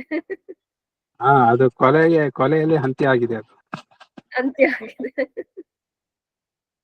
ಅಲ್ಲ, ಎಂತ ವಿಪರ್ಯಾಸ ಅಂತ ಅನ್ಸುತ್ತೆ. ಅದೇ ಎಂತ ವಿಪರ್ಯಾಸ. ಮತ್ತೆ ಈಗ ಕೆಲವು ಮಂತ್ರಗಳನ್ನ ಇನ್ನು ಆರಂಭದಿಂದಲೂ ಹೇಳ್ತಾ ಬಂದ್ರೆ, ಆ ಮಂತ್ರಗಳು ಹೇಳೋ ಜೊತೆಗೆ ಯಾವ ವೇದದಲ್ಲಿ ಯಾವ ಭಾಗದಲ್ಲಿ ಬರುತ್ತೆ ಅನ್ನೋದು ಮಾಹಿತಿ ಸಹಿತ ಹೇಳಿದ್ರೆ ನಮ್ಗೊಂದು ಮಾಹಿತಿ ಸಿಗುತ್ತೆ ಅಂತ ಒಂದು ಇನ್ನೊಂದಿತ್ತು ಅನುಮಾನ. ಅದ್ರಲ್ಲಿ ಒಂದು ಮಂತ್ರನ ನಾವು ಮೊದ್ಲಿಂದ ಹೇಳ್ತಾ ಬಂದಿದೀವಿ, ಹಾಗಾಗಿ ಹೇಳಲಿಲ್ಲ. ಇನ್ನೊಂದ್ ಮಂತ್ರ ಇವತ್ತೇನ್ ಹೇಳಿದೆ ಅದ್ರ ಸಂಖ್ಯೆ ನಾನು ನಿಮಗ್ ಕೊಡ್ತೀನಿ. ಒಂದ್ ಕೆಲ್ಸ ಮಾಡ್ತೀನಿ, 2 ಮಂತ್ರ ಗ್ರೂಪ್ ಅಲ್ಲಿ ಶೇರ್ ಮಾಡ್ತೀನಿ, 2 ಮಂತ್ರ ಗುಂಪಲ್ಲಿ ಹಾಕ್ಬಿಡಿ. ಯಾಕೆಂದ್ರೆ ಇದು ಎಲ್ಲರಿಗೂ ಮಾಹಿತಿ ಸಿಗುತ್ತೆ. ಖಂಡಿತ. ಅಲ್ಲ, ಗಂಡು ಹೆಣ್ಣು ಆದ್ರೆ ಆಚಾರ್ಯರ ಜವಾಬ್ದಾರಿ ಎಷ್ಟಿರುತ್ತೆ ಅಂತ ನಾನು ಶರ್ಮಾಜಿ ಅವ್ರ ಹತ್ರ ನೋಡಿದ್ದು. ಒಂದು ಗಂಡು ಹೆಣ್ಣು ಇಬ್ರು ಬರ್ತಾರೆ, ಆದ್ರೆ ಸಪರೇಟ್ ಆಗಿ ಕೌನ್ಸಿಲಿಂಗ್ ಮಾಡ್ತಾರೆ. ಗಂಡಿಗೆ ಸಪರೇಟ್ ಆಗಿ ಮಾಡ್ತಾರೆ, ಗಂಡು ಹೆಣ್ಣಿಲ್ದಿರೋ ಟೈಮಲ್ಲಿ. ಹೆಣ್ಣನ್ನ ಕೌನ್ಸಿಲಿಂಗ್ ಮಾಡ್ತಾರೆ ಗಂಡಿಲ್ದಿರೋ ಟೈಮಲ್ಲಿ. ಆಮೇಲೆ ಇಬ್ಬರನ್ನು ಸೇರಿಸಿ ಒಂದು ಕೌನ್ಸಿಲಿಂಗ್ ಮಾಡ್ತಾರೆ. ನಂತರ ಒಂದು ಪುಸ್ತಕ ಕೊಟ್ಟು ಕಳಿಸ್ತಾರೆ, ಮದುವೆ ಏಕೆ, ಯಾವಾಗ, ಹೇಗೆ ಅಂತ. ಅಂದ್ರೆ ಅವರು ಆ ಮದ್ವೆನ ಒಪ್ಕೋಬೇಕಾದ್ರೆ ಇವರ ಸಮಾನತೆ ಹೇಗಿದೆ, ಇವರಲ್ಲಿ ತಿದ್ದುಪಡಿ ಎಲ್ಲಿ ಮಾಡ್ಬೇಕು ಹಾಗಂತ ಬಿಟ್ಬಿಡೋದಿಲ್ಲ. ಸಮಾನತೆ ಇಲ್ಲ, ಹೋಗಪ್ಪ ಮದ್ವೆ ಮಾಡ್ಕೋಬೇಡಿ ಅಂತ ಹೇಳೋದಿಲ್ಲ. ಅವರಲ್ಲಿ ಏನು ಬದಲಾವಣೆ ಬರ್ಬೇಕು ಅಷ್ಟೂ ಕೂಡ ಅವರು ಎಷ್ಟು, ನಾನ್ ನೋಡಿದ್ದು ಯಾವ್ದೋ ಒಂದು ಆರೋಗ್ಯ ಪರಿಸ್ಥಿತಿ ಸರಿ ಇಲ್ಲದೆ ಇದ್ರೂ ಕೂಡ ಸ್ಟ್ರೆಸ್ ಕೊಟ್ಟು ಮಾಡ್ತಾ ಇದ್ದಾರೆ. ಅಂದ್ರೆ ಆಚಾರ್ಯರ ಜವಾಬ್ದಾರಿ ಎಷ್ಟಿದೆ ಅನ್ನೋದು ಅವ್ರನ್ನ ನೋಡಿ, ಅವರು ಸ್ವಂತ ಮದ್ವೆ ನಡೆದಂಗೆ ಅವರು ಫೀಲ್ ಮಾಡ್ಕೊಂಡು ಅವರು ಅವರ ಹೆಗಲ ಮೇಲೆ ಹಾಕೊಂಡು ಕೆಲಸ ಮಾಡಿದ್ದಾರೆ. ಅಂದ್ರೆ ನಾವು ಆಚಾರ್ಯರ ಜವಾಬ್ದಾರಿ ಎಷ್ಟಿರುತ್ತೆ. ಗಂಡು ಹೆಣ್ಣು ಓಕೆ, ಅವ್ರು ಯಾವ್ದೋ ಒಂದು ಪರಿಸರದಿಂದ ಬಂದಿರ್ತಾರೆ, ಆದ್ರೆ ಅವರನ್ನ ದಾರಿ ದಿಕ್ಕನ್ನ ಒಂದು ತೋರ್ಸ್ಬೇಕಾದವ್ರು ಯಾರು? ಆಚಾರ್ಯ ಅನ್ನೋದು ಅಲ್ಲಿ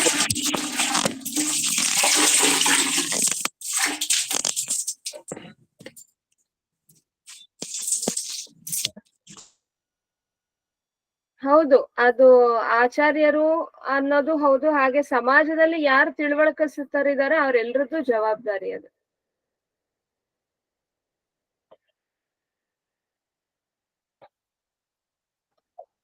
ಮತ್ತೆ ಈಗ ಷೋಡಶ ಸಂಸ್ಕಾರಗಳು ಏನಿದಾವೆ ಅದು ವೇದಗಳ ಅನ್ವಯವಾಗಿ ಒಂದು ನಿಖರವಾಗಿ ಅದೇ ಒಂದು ಎಪಿಸೋಡ್ ಮಾಡಿದ್ರೆ ಚೆನ್ನಾಗಿರುತ್ತೆ. ಯಾಕೆಂದ್ರೆ ಈ 16 ಸಂಸ್ಕಾರಗಳು ಏನಿದಾವೆ ಅದು ವೇದಗಳಲ್ಲಿ ಹೇಗೆ ಹೇಳಿದೆ, ಯಾವ ಮಂತ್ರಗಳ ಸಹಿತ ಹೇಳಿದೆ, ಅದು ನಿಖರವಾಗಿ ಅದೇ ಒಂದು ಎಪಿಸೋಡ್ ಮಾಡಿದ್ರೆ ತುಂಬಾ ಚೆನ್ನಾಗಿರುತ್ತೆ ಅಂತ ಅನ್ಸುತ್ತೆ. ಯಾಕೆಂದ್ರೆ ಈಗ ನಾವು ಮುಂದೆಯಿಂದಾನು ಕೇಳ್ತಾ ಇದೀವಿ ವೇದಗಳಲ್ಲಿ ಇದೆ ಅಂತ.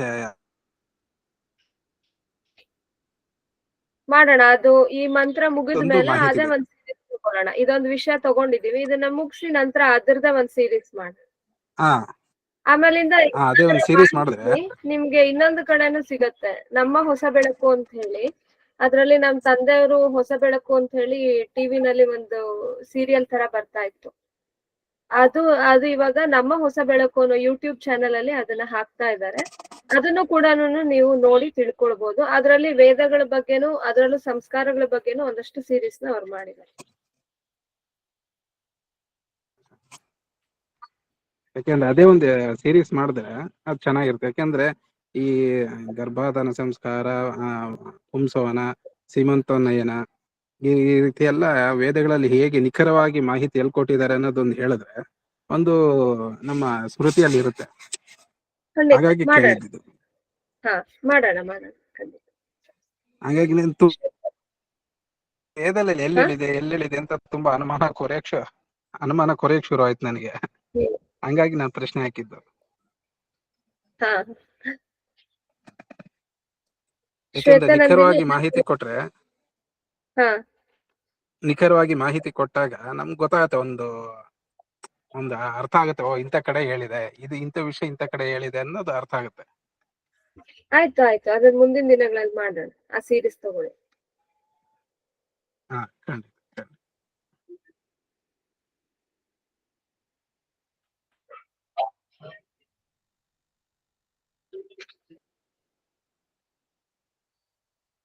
ಇವತ್ತು ಸಾಕಷ್ಟು ಸಮಯ ಆಗಿದೆ, ಹಾಗಾಗಿ ಇವತ್ತಿನ ತರಗತಿಯನ್ನ ಇಲ್ಲಿಗೆ ನಿಲ್ಸಿರೋಣ.